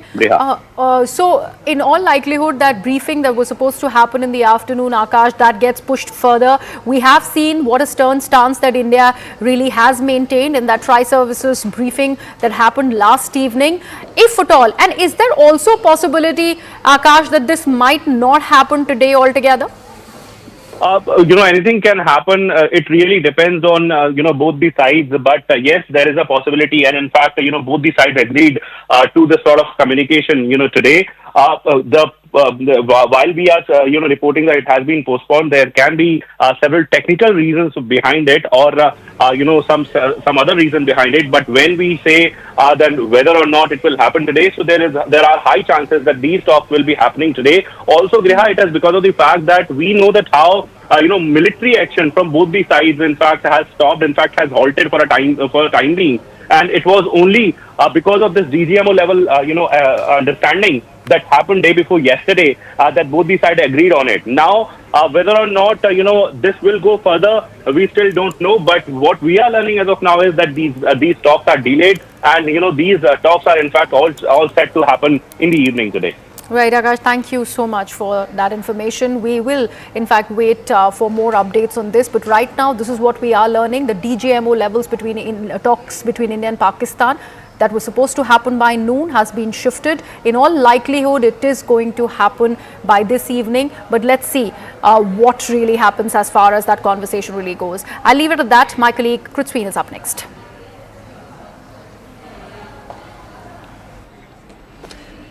Good afternoon. Thanks for staying tuned to CNN News 18. I'm Kritsween Walia. Yes, India and Pakistan are set to hold Director General of Military Operations or the DGMO level talks. And As we speak, we're learning of how there is a little bit of a delay. The meeting has been postponed. In all likelihood, it is going to take place later this evening itself, close to 5 p.m. perhaps. So we're going to wait for a confirmation on the same. But to give you a quick context, viewers, this will be the second time that DGMOs of the two countries will be discussing the ongoing India-Pakistan tension and also the combat situation. The last time the two sides had this kind of a military engagement, an understanding to halt military actions was reached upon. Sources have revealed that the talks will be on the regular hotline between the two DGMOs. Both sides will work out further modalities. Sources further revealed that India will raise the matter of drones and unprovoked firing at the LoC. No Indus treaty and no diplomatic issues will be discussed because this, remember, is out of the DGMO's purview. And India so far has come out to say in as many words that they're not looking or wanting to revisit the decisions that have been announced diplomatically against Pakistan. Earlier as well, Prime Minister Modi, remember, chaired a key security meeting which was attended by tri-services chiefs, the NSA and also Defence Minister Rajnath Singh. Apart from this, the CDS was also in attendance, and slowly we're seeing some of the officers and the ministers leave the official residence of the Prime Minister. I do want to go across to Akash Sharma, who joins us with more details. Akash, we're learning that the DGMO level talks are seeing a slight delay. What more can you tell us? Yes, in fact, we are learning by the means of our sources that these talks are delayed. Initially, it was scheduled for 12 p.m., but now we are learning that there is a possibility that it may happen in the evening at 5 p.m., around 5 p.m. And in fact, this is crucial given the fact that, everyone is waiting for the sort of communication, that will happen, in fact. And we know that how important it is given the fact that both the countries, were involved in the sort of conflict where both the sides were attacking each other. India, of course, in retaliation to the action that were seen from across the border at the LoC and in the hinterland as well, where the drones were in fact sent by the Pakistan on towards different military stations here in India. Now, as far as these talks are concerned, so everyone is hopeful that some sort of, a resolution for the current time, will be there. However, we are learning that these, talks are going to happen in the evening today and in fact are delayed. Now, we don't know the exact reason why, this has happened. There can be some technical reason as well. But at this point in time, we are learning that these talks are going to happen in the evening today. Also, as far as, these developments are concerned, so we know that how in the noon today, one press conference was scheduled. And this press conference, we are learning, will be delayed as well. Given the fact that this press conference will be, in fact, addressed by the Director General of the operations from all three services. And, this press conference may happen after the sort of communication that we are expecting from DGs of both the sides.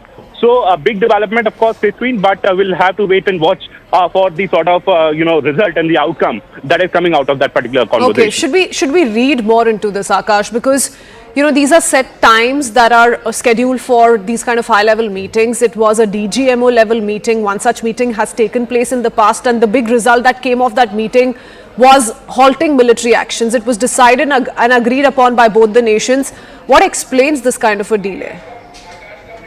There be some technical reasons, Christine. When we talk about these high-level meetings, so a number of things are happening in the backdrop. You see a number of things in discussion as to what will be the design of the discussion, what can be the possible outcome, what has to be, conveyed and everything else. So a number of things are happening in the backdrop, and that's the reason why we could say, we can in fact say that, a number of things are there, a number of technical reasons can also be there. So that's why, we'll have to wait and watch for as to what really pans out, after 2:30 or 3 p.m. today.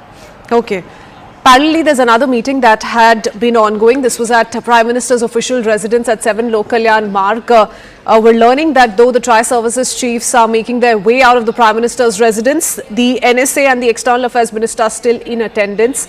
So we're going to try and pick up the latest on the same too. But Akash, to also put this in perspective, now we've seen a significant change in the situation on ground since last night. There's been no drone spotting. There's been absolute, peace and calm in all of Jammu and Kashmir, something we'd not seen the last 4 days.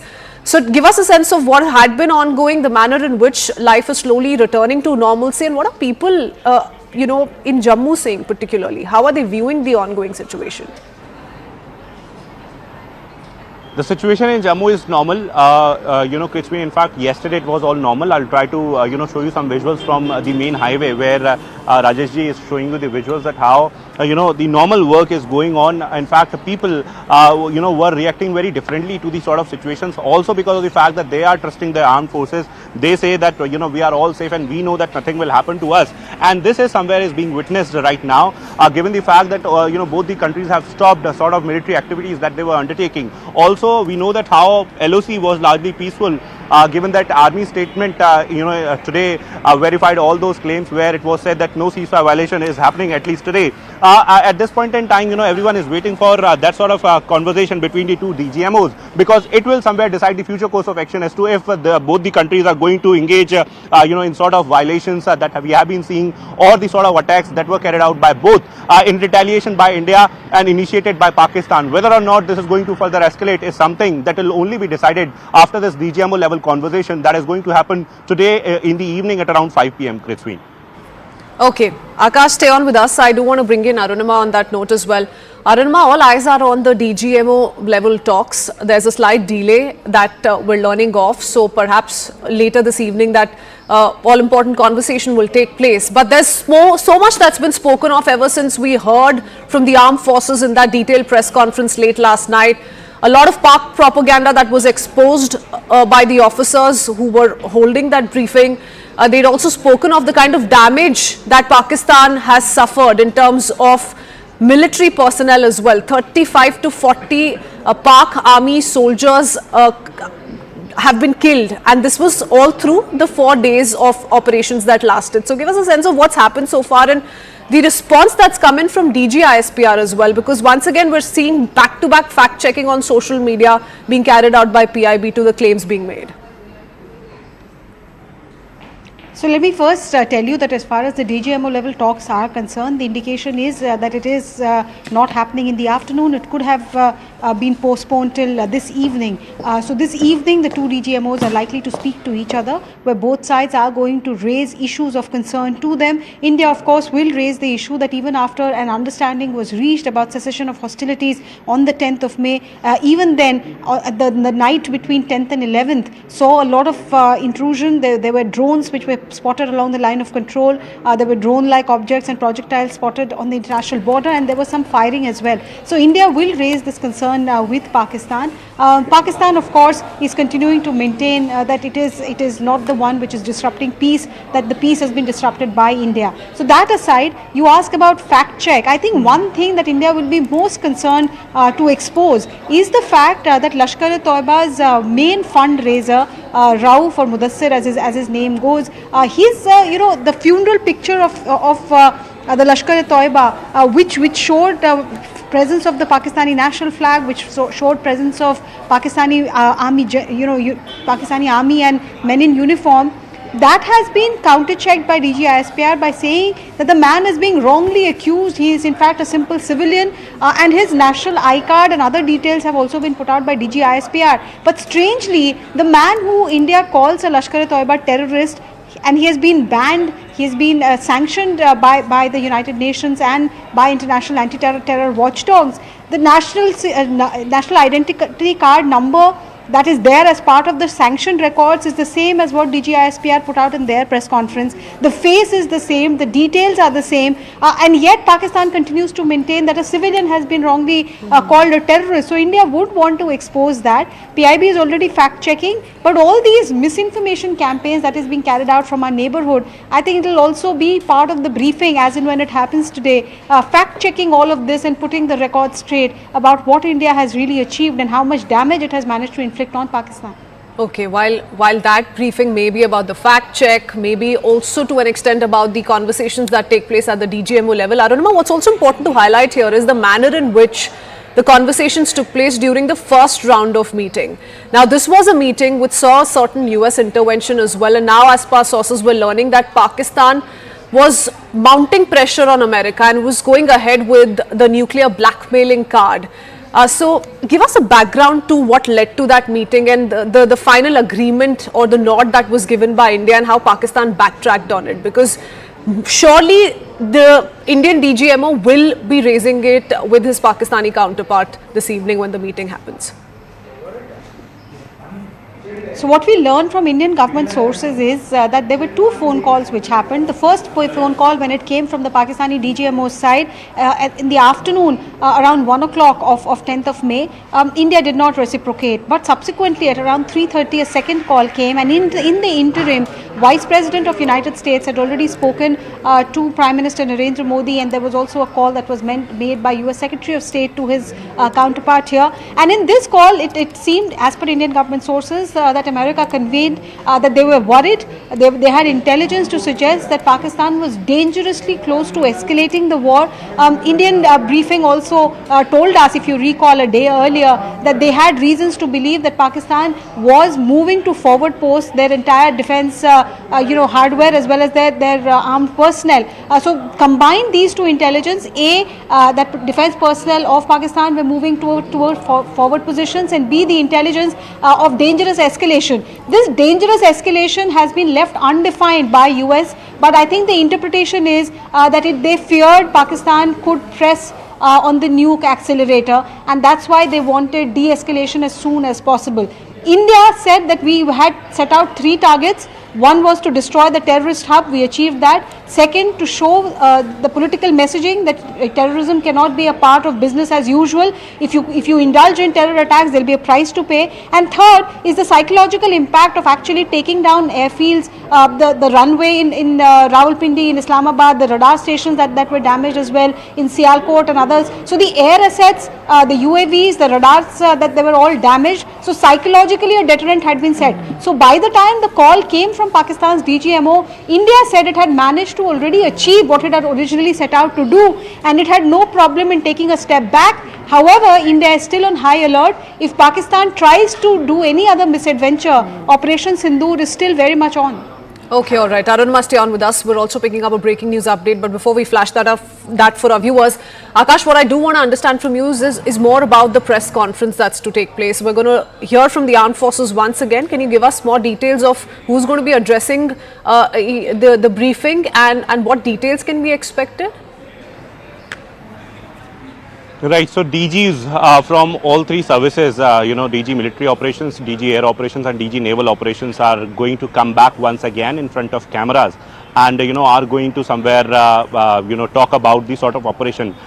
Remember, there are a number of things that are happening simultaneously. While military activities are not happening, we know that how narrative war is going on. We know that how DG ISPR yesterday, addressed a press conference and, attempted several sort of fake claims and in fact, allegations towards the Indian military. So possibly, the officers are going to come once again to lay down, several facts related to the sort of incidents that have happened in the past. Further, the conversation that is going to happen between DGMOs, initially it was scheduled for 12 p.m. today, and it was a very part of the sort of a press conference that we were expecting. But now, since the conversation is not happening between, we are expecting that this press conference will further be delayed. We are waiting for an official word from the Ministry of Defence. But definitely, this press conference is going to be very, very important, like it was yesterday, because this press conference will somewhere serve, to lay down the facts related to several sort of narratives and fake news going on social media. Oh yes, there's narratives and fake news that's going on, and we're seeing constant fact checking here in India as well on part of the PIB and the government as well, attributing to highly placed sources to facts that they're presenting through these press conferences on how that entire propaganda stands exposed. Stay on with us, Akash. We have another bit of CNN News 18 mega exclusive.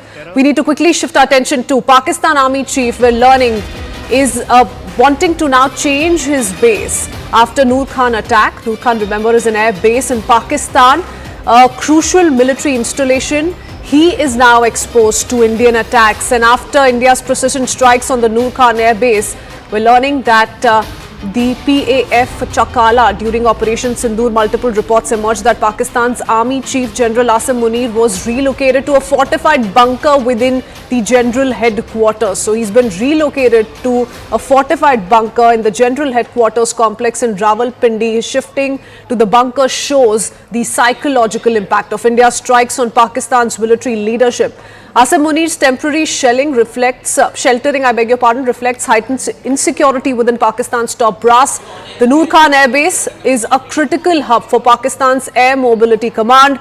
It suffered a lot of damage during India's coordinated strikes, and the armed forces have also been putting out proof to show the same, to send a message to Pakistan that the damage that your air bases have suffered is not a myth, it indeed is a reality which you're in denial of. I do want to go across to Siddhant Mishra, who joins us with more details. Siddhant, give us a sense of what you're learning. This is a CNN News 18 mega exclusive information being shared by Security Affairs Editor Manoj Gupta, which tells us that General Asim Munir has relocated to a fortified bunker in Rawalpindi.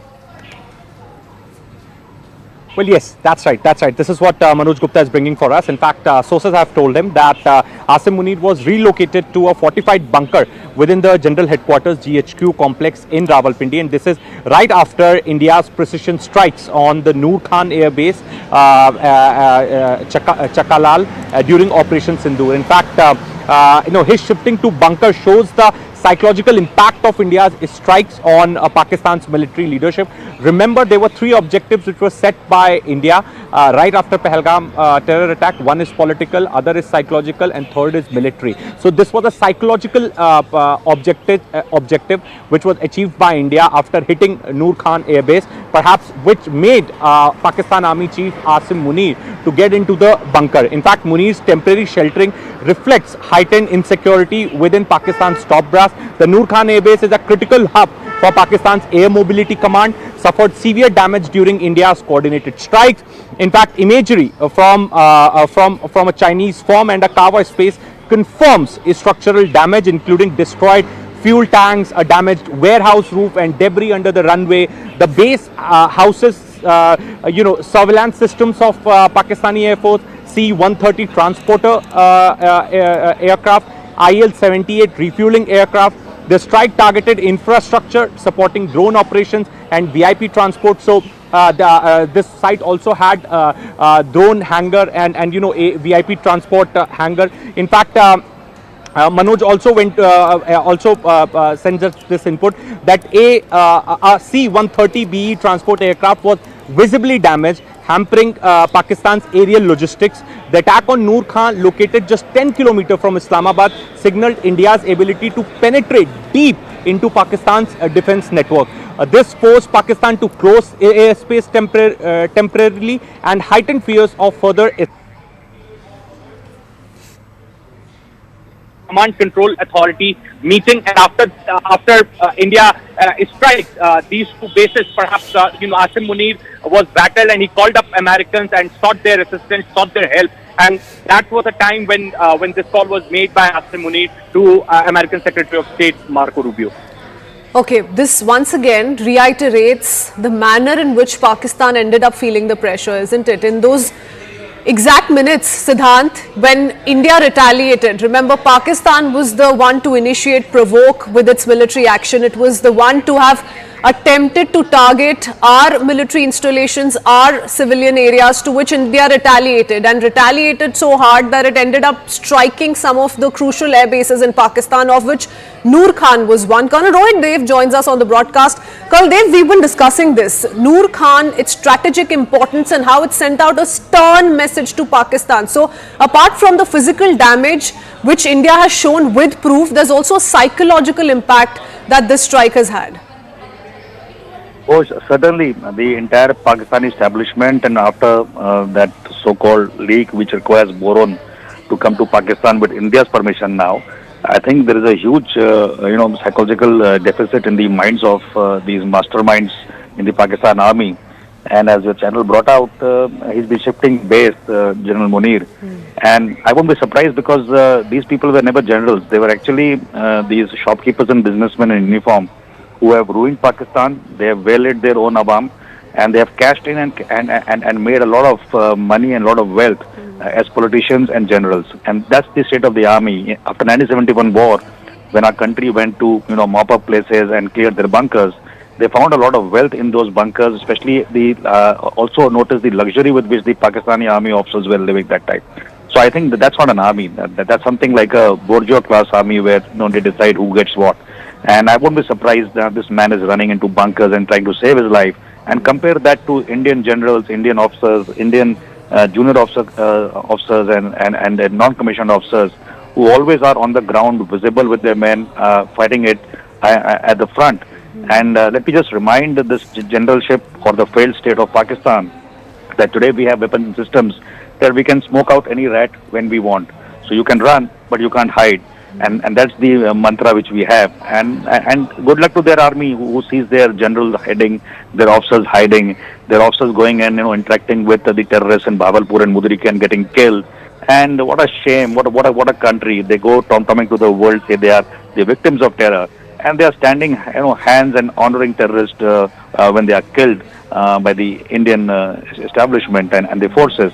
It's such a sad state of the morale of this army, the upbringing of this army of Pakistan, and one is while appalled because not many years ago in wars, when we used to fight with Pakistan, and I remember we used to honor each other's brave, and whether it was Arun Khetrapal who was given the highest award of Nishan-e-Haider there from Pakistan side or vice versa, I think those days are over. This has become more of a making a living out of being in the army for the generals there in the Pakistan army, and that's a very, very sad commentary for a nation which is economically under turmoil, spiraling down with a lot of debt, and it's become a vassal state and stooge of a couple of more countries across the world.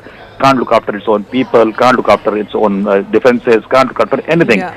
And I think the message is very clear. And this is what explains, Colonel Dev, the manner in which Pakistan Prime Minister called a meeting of a body that oversees nuclear arsenal. So they pressed that, nuke blackmail button, spoke to America. That's when they sought America's intervention. The story is self-explanatory. But Colonel Dev, given that we're talking about a neighbor which is not reliable, not trustworthy, what explains this kind of a mobilization or a relocation, if I may put it like that, relocation to a fortified bunker in Rawalpindi, because we're talking about Pakistan cannot be trusted. It's gone back, walked back on a ceasefire promise already.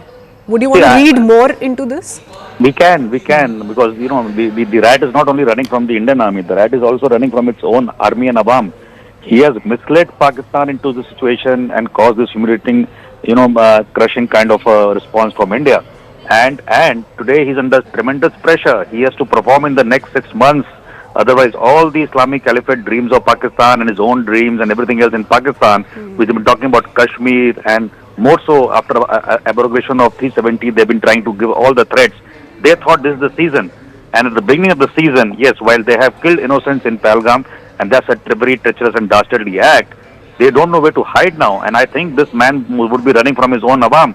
And if the Awam of Pakistan, which obviously listens to channels like ours and other media, agencies, they should be very, very vigilant and look out for this man who has, taken them down and internationally humiliated, and the kind of rap they've got from, even US, they will not be able to survive that. The kind of pressure is now going to come on that country for economic sanctions, FATF, everything, together, and with so much in the open domain.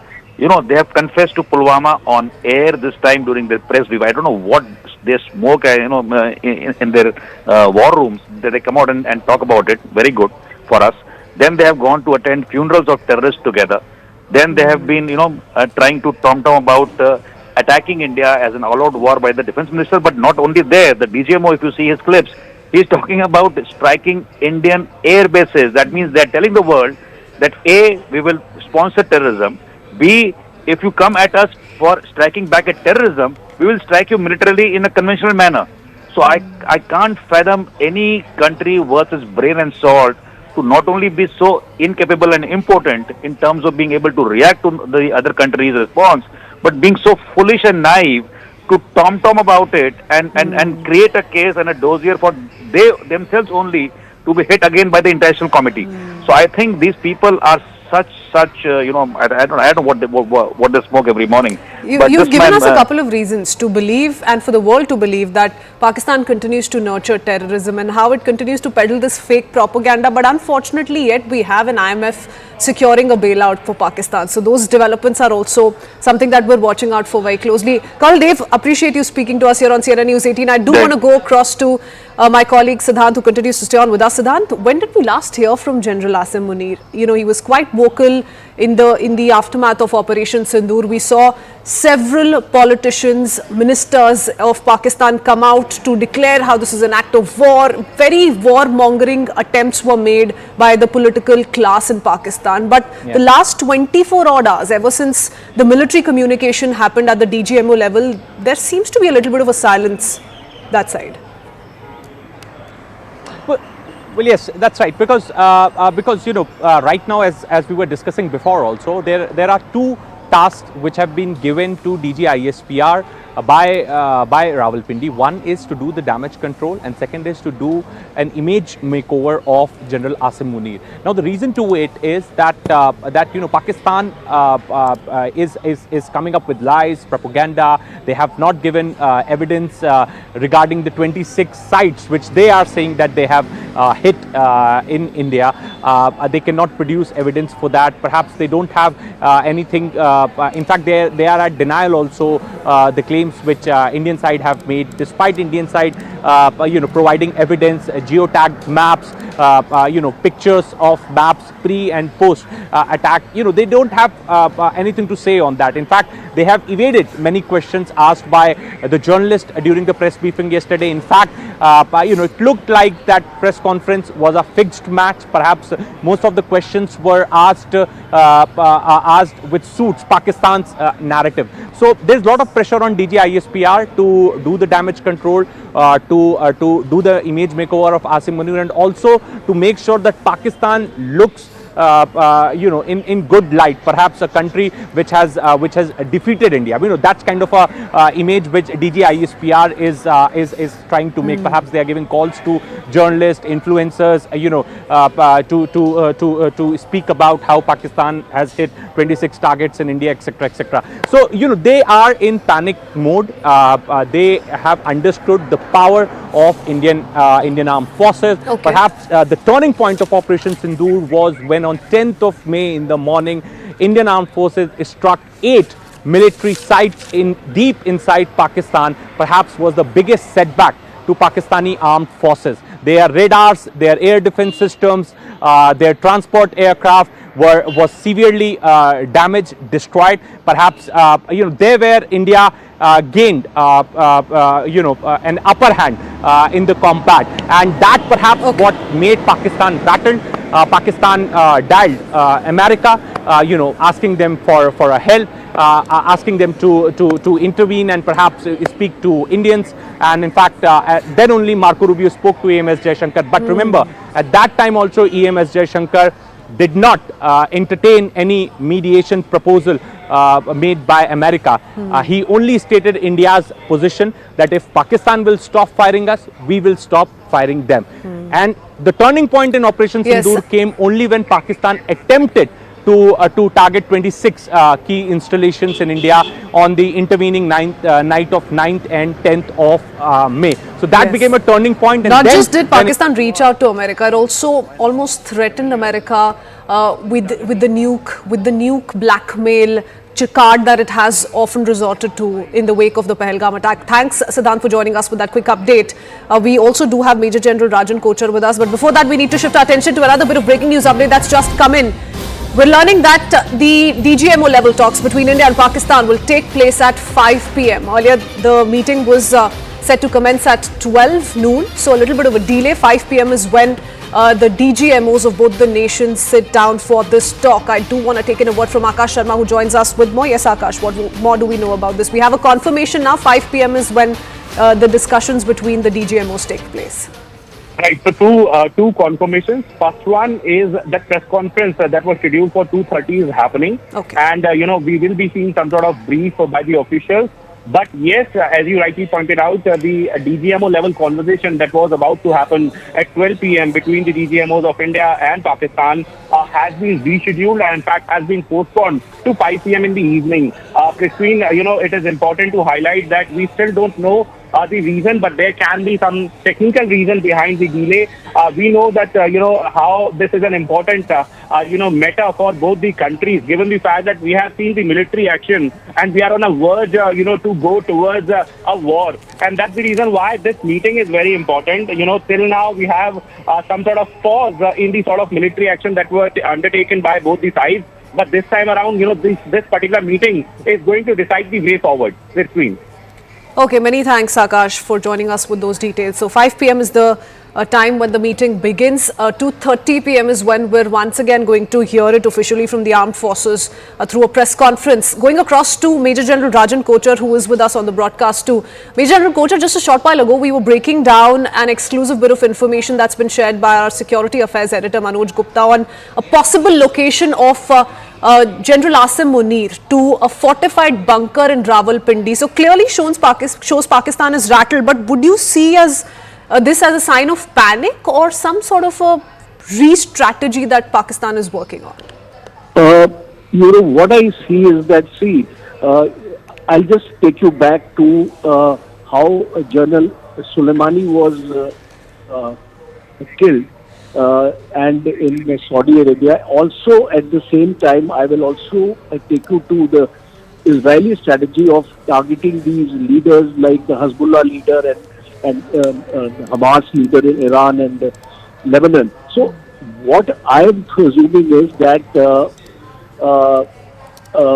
General Munir is he must have got certain intelligence reports that he is going to be targeted, and seeing the capability of the Indian armed forces, and it has been demonstrated capability this time, when we have been able to pierce through entire air defenses of Pakistan and target their 11 air bases with precision. And I'm highlighting this word, precision. So I think Pakistani intelligence must have felt that General Munir can also be targeted, because it's a possible scenario.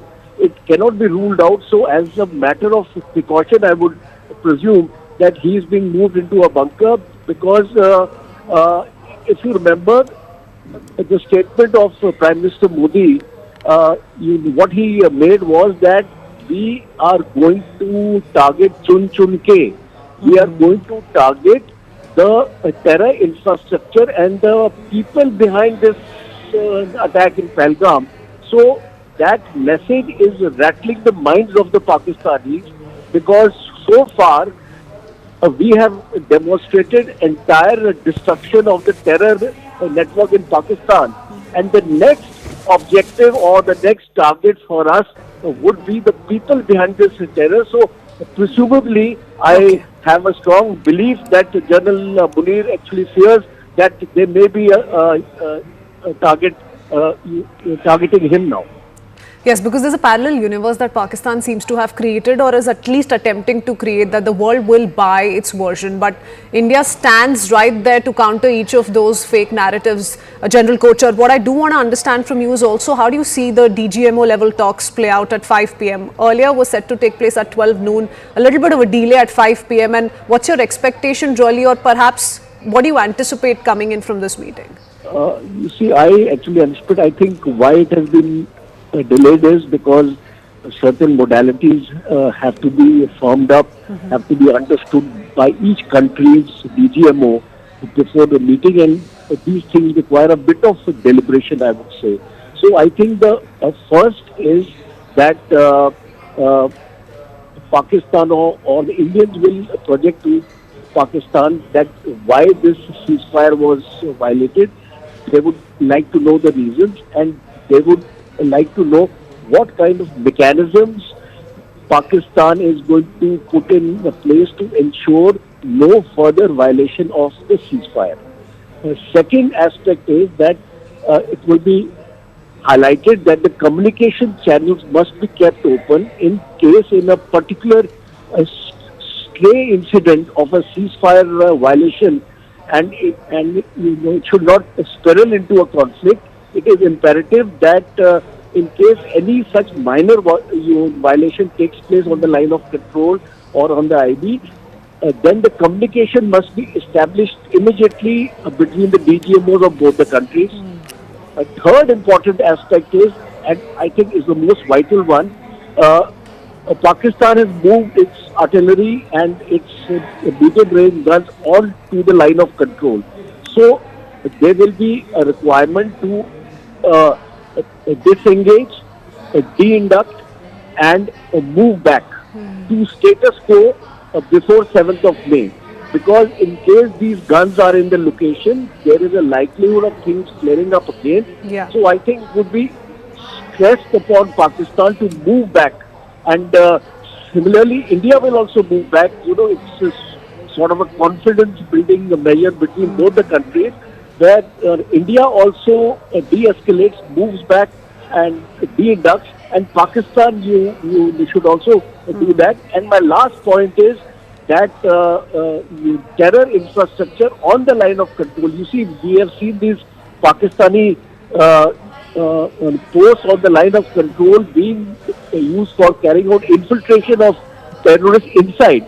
So this would need to be stressed that we will not tolerate. We have a zero tolerance policy towards terrorism, and we will not tolerate any kind of infiltration which is coming into from Pakistan, and it has been made very, very clear that any further terrorist attack or any other kind of an attack, even from a third country, would be deemed as an act of war, and an appropriate response will be given. So I think these are the General Kochar, but you know, to also state it very clearly, I do think that India is, as we speak, in a position to exercise dominance. India is in a dominant position because it was the Pakistan DGMO who reached out to his Indian counterpart. He in fact requested for a ceasefire. India has just given in temporarily, and India says this is an understanding. If you break our trust, we're going to hit you back. Now that's happened already once again. So what can be the terms and conditions of this kind of a communication at a military level going forward? You see, at the military level, everything is quantified and everything is specified with exact words. It is not a diplomatic agreement you are signing with each other. It is an agreement in which a great deal of trust and confidence in each other is involved. So, any ceasefire agreement we have seen. Hello? Yes, sir. Go ahead. Any ceasefire agreement we have seen, if you remember, gets violated. It's not a hard and fast rule when you have a ceasefire, because in a border like this, in a volatile atmosphere or this thing, whenever Pakistan wants to carry out some infiltration, it resorts to a small arms fire. This has been happening in all ceasefire agreements with Pakistan, and we should be prepared that in the future also these kind of violations will take place. So this has to be put in the agreement, because from past experience we have seen that in spite of agreements, the violations are taking place. So this time, since we are on the dominating, on a dominant sort of platform, we must ensure and tell the Pakistani counterpart that even a small arms fire will be treated as a violation, because normally we get activated only if there is an artillery fire or medium caliber weapon fire.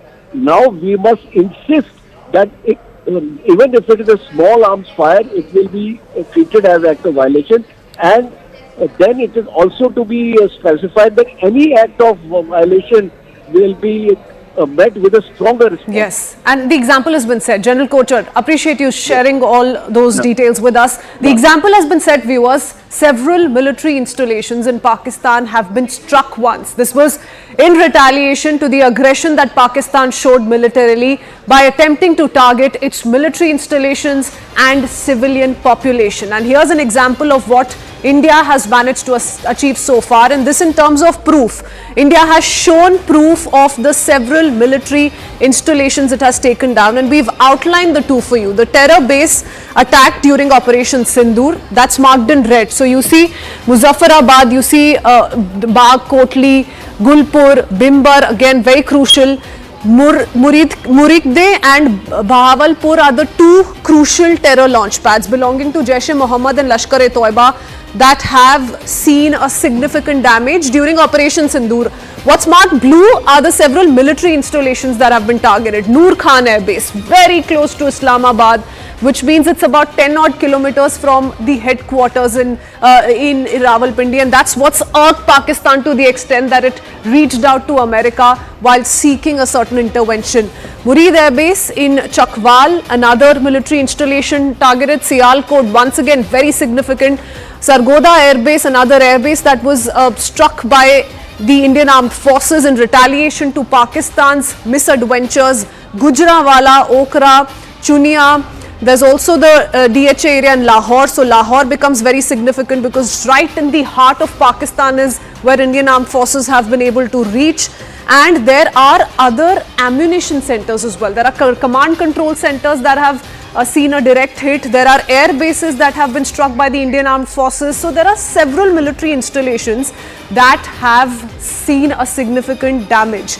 What this has also done is it has essentially helped India achieve 3 objectives. We've broken down the details that have seen a direct impact, but the 3 main objectives which have been achieved by India, one is the military objective. This of course came in through Operation Sindoor. That's where you saw Bahawalpur, Murid K, Muzaffarabad camps, terror camps, all of them terror hubs completely destroyed. We've put out some of those visual evidences as well as shared by the Indian Armed Forces. The political objective also stands completely fulfilled because Indus Water Treaty is still in abeyance. That is something that the government is going to continue to do until there is an end to cross-border terror. So a pause in military action does not mean that India is going to go back on the diplomatic actions it's taken against Pakistan. So there's a political objective, a messaging that's gone through, and India sticking by the decisions it had earlier taken. Psychological objective as well has been achieved because the Prime Minister has made it very clear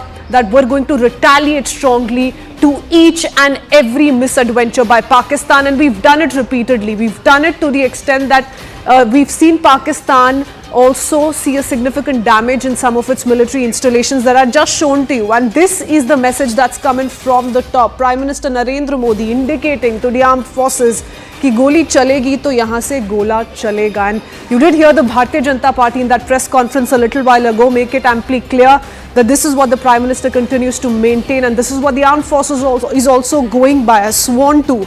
If the halt on firing is going to only mean it's a temporary pause, it's an understanding, it's not a legal binding agreement. If Pakistan strikes, India will also strike back. We heard it during the press conference by the armed forces last evening as well, that the armed forces have been given a free hand. The Chief of Army Staff has made it amply clear that the armed forces can go ahead with a strong retaliation to every Pakistan misadventure. Talks with Pakistan on handing over terrorists is also something that the Indian government is looking at.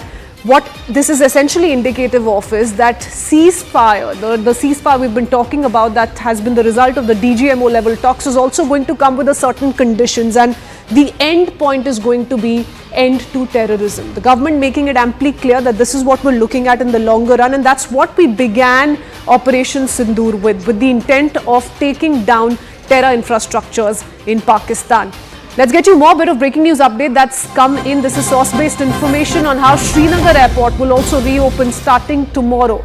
24 hours time was sought in the morning, and now tomorrow is when the Srinagar Airport will also open to public. Do remember the last 4 days have seen the airports across the country, at least in the sensitive parts of the country, being shut down, and now Srinagar Airport, we're learning, will resume operations starting tomorrow, will reopen to public starting tomorrow. Any terms and conditions, Ishan, that we're learning, or is it going to be fully operational starting tomorrow? We believe that it will be fully operational. The officials we have been able to speak with, they have said that they have a clearance to start the operations, and it will take some time for them to go ahead with it because airlines also have to check that what kind of occupancy and what kind of traffic that they have, because there is no aircraft which stations themselves in Kashmir, and every aircraft which comes to Srinagar Airport has to go back, and it does not stay in Srinagar. So there are no aircrafts right now in any of the hangars or any place in the airport at Srinagar. The flights will resume from Delhi. So from Delhi you will have the first flight coming into Kashmir, and then from here the passengers will be able to go out. So the process, we have told that we believe that the communication is on, and that possibly by tomorrow there will be a movement at the airport in terms of the flights taking off and going from here. Look, this is a defense airport where also Pakistan tried to send in their drones and attack the establishment there. It's an airfield from where even the VVIP planes land, and then they proceed further. So it's an all-important airfield. So even before considering of reopening it fully, they will have to think about the nitty-gritties and how the situation is going to be. Is it fluid? Is the situation completely in control that they don't need it? Because you also have the fighter jets that are stationed at Srinagar station. So that is why it becomes important for the security establishment to ensure that the operations continue for the forces unhindered. And that's why you're seeing that there is a bit of delay in terms of the 100% operationalization and flights coming in going from Srinagar airport. But nonetheless, we are told that in the next couple of hours things will be clear, and by tomorrow there's a possibility of flight landing at the Srinagar airport. Yes, tomorrow is when we can expect a confirmation, and this is of course subject to the conversation that takes place at the DGMO level at 5 p.m. in the evening. Ishan, many thanks for joining us with all those details. Shifting our focus to another bit of breaking news update that's just come in. Jammu and Kashmir is also planning to open schools and educational institutions in non-border areas across. In the first phase, the concerned DCs of all districts will be given necessary directions on the same by this evening. The schools and educational institutions in border areas will be opened after there is complete normalcy in the valley. So far these are non-border areas that are going to announce reopening of schools and educational institutions. I do want to take in a word from Tejinder Singh Sodhi, who joins us with more. Yes, Tejinder, which all areas does this include, and how is how are the authorities planning to go about this? See, Christine, after the hostilities between India and Pakistan have ceased for now, the authorities in the non-border areas of Jammu and Kashmir, they are contemplating to open the schools across the region. These schools were shut after the Pakistan tried to carry out strikes which were foiled by our security forces, by our defense forces. So as a precautionary measure, schools across the Union Territory of Jammu and Kashmir, they were closed. Rather, all educational institutes were closed as a precautionary measure. Now the government, Jammu and Kashmir government, is planning to open the educational institutions in the non-border areas. They will start it from Jammu first, but we are told that the concerned deputy commissioners of all the districts will be given necessary directions by the Jammu and Kashmir government by this evening. The schools and educational institutions in the border area will be opened after a return of normalcy. You see, the police is making announcements telling people not to return to their houses in the border areas because of the unexploded shells that are scattered in those areas. So first, the clearance operation would be done. Sanitization of these areas would be done only after people would be allowed to return to their houses, and then the schools and other educational institutions will be opened on the border districts. But as a first step, the schools in the non-border districts starting from Jammu are likely to be opened, and the decision is to be taken by this evening itself. Yes, Christine. Okay, many thanks, Tejinder, for getting us all those details. We've been talking about the kind of damage that Pakistan has suffered, which has prompted Pakistan to walk up to America seeking intervention, which has prompted Pakistan to reach out to India on a military level and request for a ceasefire. And that's where the second level of DGMO level talks take place. Today, 5 p.m.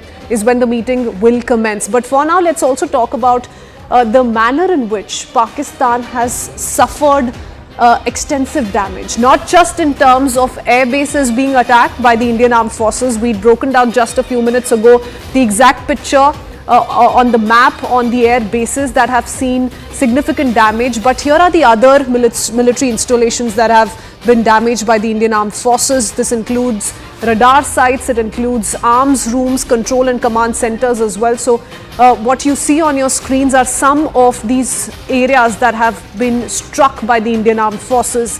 This is Rahim Yar Khan, Sargoda Airfield, Sukat airfield. Some of these airfields have been targeted directly. Pasroor air defense radar, like I said, radar sites have also been attacked. Jacobabad airfield was another such site. So the air defense radar has also suffered a significant damage, and this has also conveyed another important message, which is that the air defense system in Pakistan is extremely penetrable. Several defense experts have been speaking of the same, and this is one of the reasons, one of the many reasons why Pakistan felt the need to seek more time. Pakistan felt the need to ensure that the military operations are not seeing an escalation anymore. Speaking of the several developments coming in, let's quickly shift our attention to another bit of breaking news update. This is the Congress now slamming the Modi government after US President Donald Trump announced a full and immediate India-Pakistan ceasefire following US mediated talks.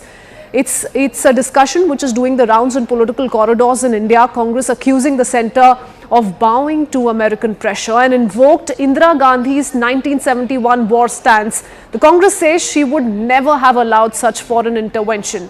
They've been hailing Indira Gandhi for resisting US pressure, decisively protecting India's interests. The Bharatiya Janata Party, though, hit back a short while ago. We did hear from the Bharatiya Janata Party in a detailed press conference as well. But Assam Chief Minister Himanta Biswa Sarma too alleged that the Congress-led political leadership of 1971 failed to capitalize on the military victory and secure long-term strategic gains. He also called it a historic opportunity lost. Now, all this stems from the US brokered de-escalation, which has triggered a political firestorm in India. Now, the Congress is set to protest against the centre as well. 5:30 p.m. is when the Congress will be holding that protest. So quickly, we're seeing a lot of escalation, politically speaking, in India. In sharp contrast to the party line, some Congress leaders like P. Chidambaram, Shashi Tharoor have backed the ceasefire. There are op-eds that have been penned by some of these Congress leaders. They've called it wise, necessary, and a move that avoided needless escalation. So a little bit of a divide that's coming in the Congress as well. Speaking of which, there's breaking news update that we've just picked up. It seems the Shimla agreement has been broken. This is a comment that's been made by Congress MLC VK Hari Prasad. He slammed the centre over Donald Trump's mediation in ceasefire talks. He says, what happened to terrorists who killed tourists in Pahalgam? He's questioned, is the question that's been raised by the Karnataka Congress MLC over the Pahalgam attack. He says our foreign policy has failed. So this is also with context to the IMF bailout that Pakistan has secured. But to give you more perspective, let's quickly listen in to what exactly has been spoken of by the Congress leader. The issue which arises now is, it's very clear as far as our international affairs are concerned, external affairs are concerned. It's very clear between India and Pakistan there should not be any third mediator as far as Kashmir, Jammu Kashmir issue is concerned. It's all along we have been following it right from 1972 when Mrs. Indira Gandhi and Zulfikar Ali Bhutto signed a Shimla agreement saying that no third party have any role between Pakistan and India. Now the intervention of American President Mr. Trump, it clearly says that somewhere we have broken the agreement what we had signed in 1972. Our it's not an objections. You know, the entire Congress party as a working committee had passed a resolution standing firmly with the government and with the armed forces to fight and teach a lessons to Pakistan. And entire opposition parties stood with the Prime Minister and the government and the armed forces to teach a lessons to Pakistan. But unfortunately, Prime Minister did not attend the all-party meeting. Going across to Sudat Bhardwaj, who joins us with more details. Sudat, is that the overall sentiment in Karnataka Congress?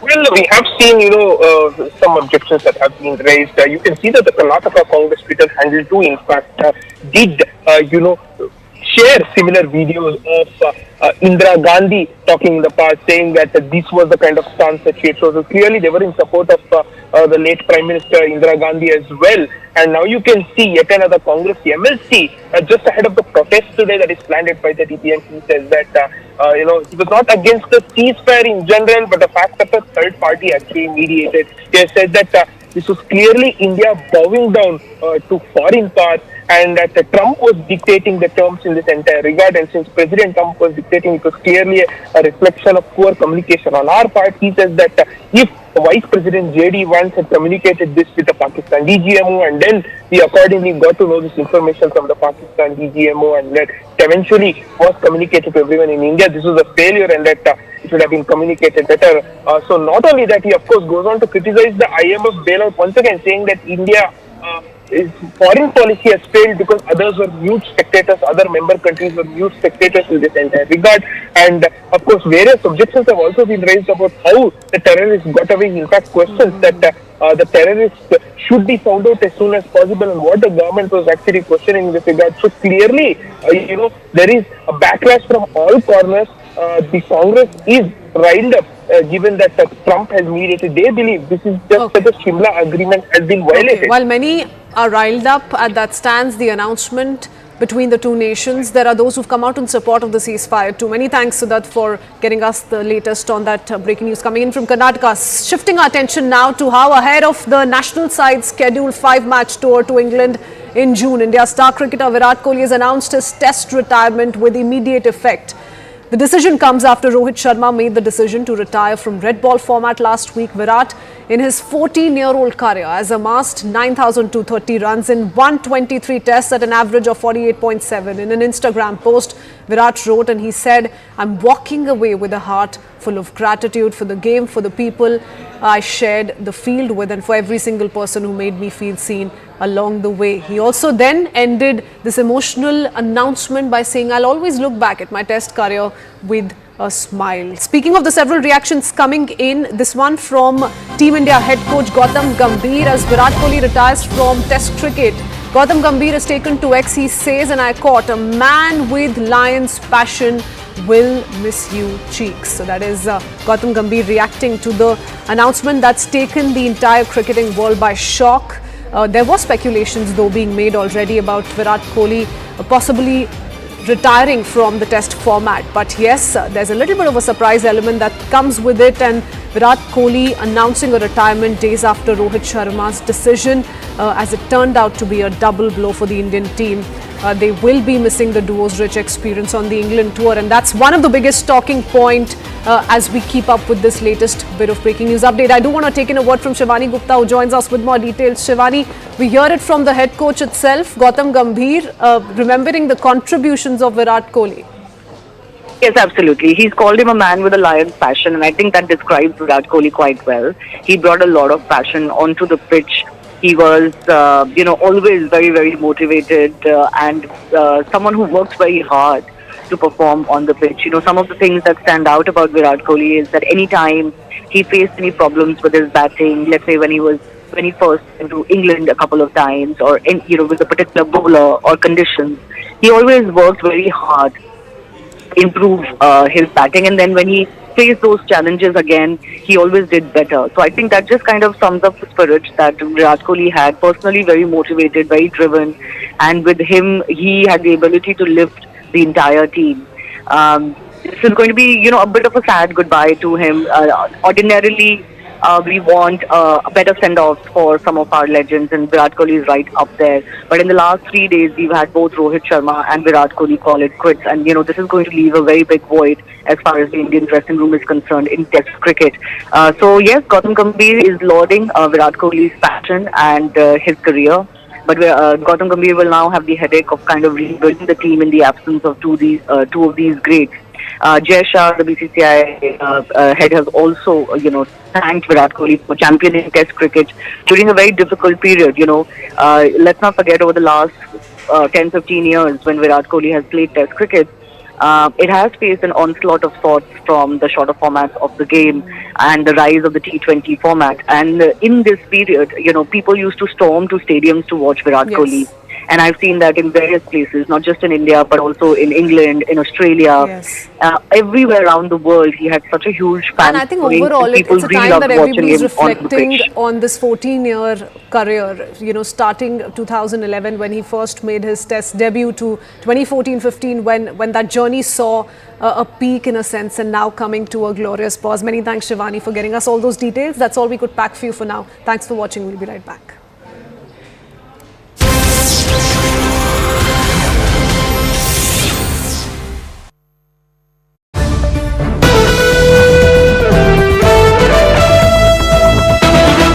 confirmed. Yes, it is. It's been 14 years since I wore the baggy blue in Test cricket. Honestly, I never imagined the journey this format would take me on. It's tested me, shaped me, and taught me lessons I'll carry for life. There is something deeply personal about playing in the white, the quiet grind, the long days, and the small moments that no one sees but stay with you forever. As I step away from this format, it's not easy, but it feels right. I've given it everything I had. It's given me back so much more than I could have hoped for. I'm walking away with a heart full of gratitude for the game, for the people I shared the field with, and for every single person who made me feel seen along the way. I'll always look back at my Test career with a smile. Number 269 signing off. That is number 18, Virat Kohli. So two number 9s with totaling up to number 9s on their jersey. Two great stalwarts within about 2 weeks have now called time on their Test career. One is Rohit Sharma last week, and now Virat Kohli this week. Both of them have now signed out. It's a big blow for Indian cricket in a sense, but also it indicates the transition. Both these players were really struggling. They had a few reversals. Virat Kohli was really struggling with runs and form, which he found in Australia. But clearly, he would have seen the sign of things to come. Now he continues to be actively involved with the IPL, which stands suspended for now. But we'll also have to see now whether or not how long he will continue his ODI career, and whether or not he continues to remain in the mix for ODI in the sense per se, because he had already called time or backed off from playing T20 cricket, and now it is Test cricket. So will Virat Kohli be available for the next ODI World Cup? We'll have to wait and watch. But at this point, what a glowing Test career! What a person! What a leader! What a player who's dominated world cricket, and someone who has perhaps ratcheted up the runs the way he was, the way he has, and also many believe, and if you were to calculate the number of runs that he scored, he's run more than about 550 kilometers just between the 22 yards. So that's the amount of work that he has put in to amass those runs. It's not through boundaries and sixes as much as the majority of his runs have been through running ones and twos and building an innings. And it's the Virat Kohli format, where and in terms of physical fitness, he's raised himself to a level which has become a benchmark for fitness for the rest of the players in the team. He brought in a new method, a new thought process, and a new focus on fitness and on longevity. When he was the captain, passed on the mantle to Rohit Sharma, continued to remain an effective, aggressive person who was passionate about the team's victory and backed his players to the hilt, and always ready to offer his suggestions. He and Rohit, despite what many thought had differences, have been phenomenal colleagues. And even as the leadership transition between one and the other, they were always there to back each other and to help each other. There is a certain maturity that was also seen in Virat Kohli in the recent years, where his aggression, although still there, seemed to be a little more tapered, little more subdued. And he was always ready to speak with youngsters, mentor them, give them advice, irrespective of which team they were. Anyone who walked up to Virat Kohli for advice always got it. Now, we are also given to understand that when Virat Kohli, perhaps this time around, indicated to the BCCI that he may want to hang his boots in Test cricket, there wasn't too much of a resistance. So somewhere this is a team in transition. The team which is now going to take shape under Gautam Gambhir as coach will see new players. Good afternoon, you're watching CNN News 18 with me, Poonam Burde. In the past 4 days, India's Operation Sindoor has inflicted heavy damage in Pakistan in response to the Pahalgam attack that killed 26 innocent civilians. Launched on May 7th, the operation against Pakistani terror groups with strikes on 9 terror camps in Pakistan and POK has yielded fruit. Pakistan retaliated by targeting civilians, violating the ceasefire despite the pause. India responded decisively. Multiple air bases, multiple military sites deep inside Pakistan have been struck over the last 1 week by India, pushing Pakistan's DGMO to seek de-escalation. India's DGMO has confirmed that over 100 terrorists, including IC-814 hijackers and Pulwama attackers, were eliminated during Operation Sindoor. 35 to 40 Pakistani soldiers were killed as well. The DGMO confirmed that several Pakistani jets were downed and that Indian forces were positioned to strike Karachi if needed. Top government sources have emphasized that Operation Sindoor is ongoing and it reflects a new normal in India's counter-terror strategy. They clarified that future talks with Pakistan will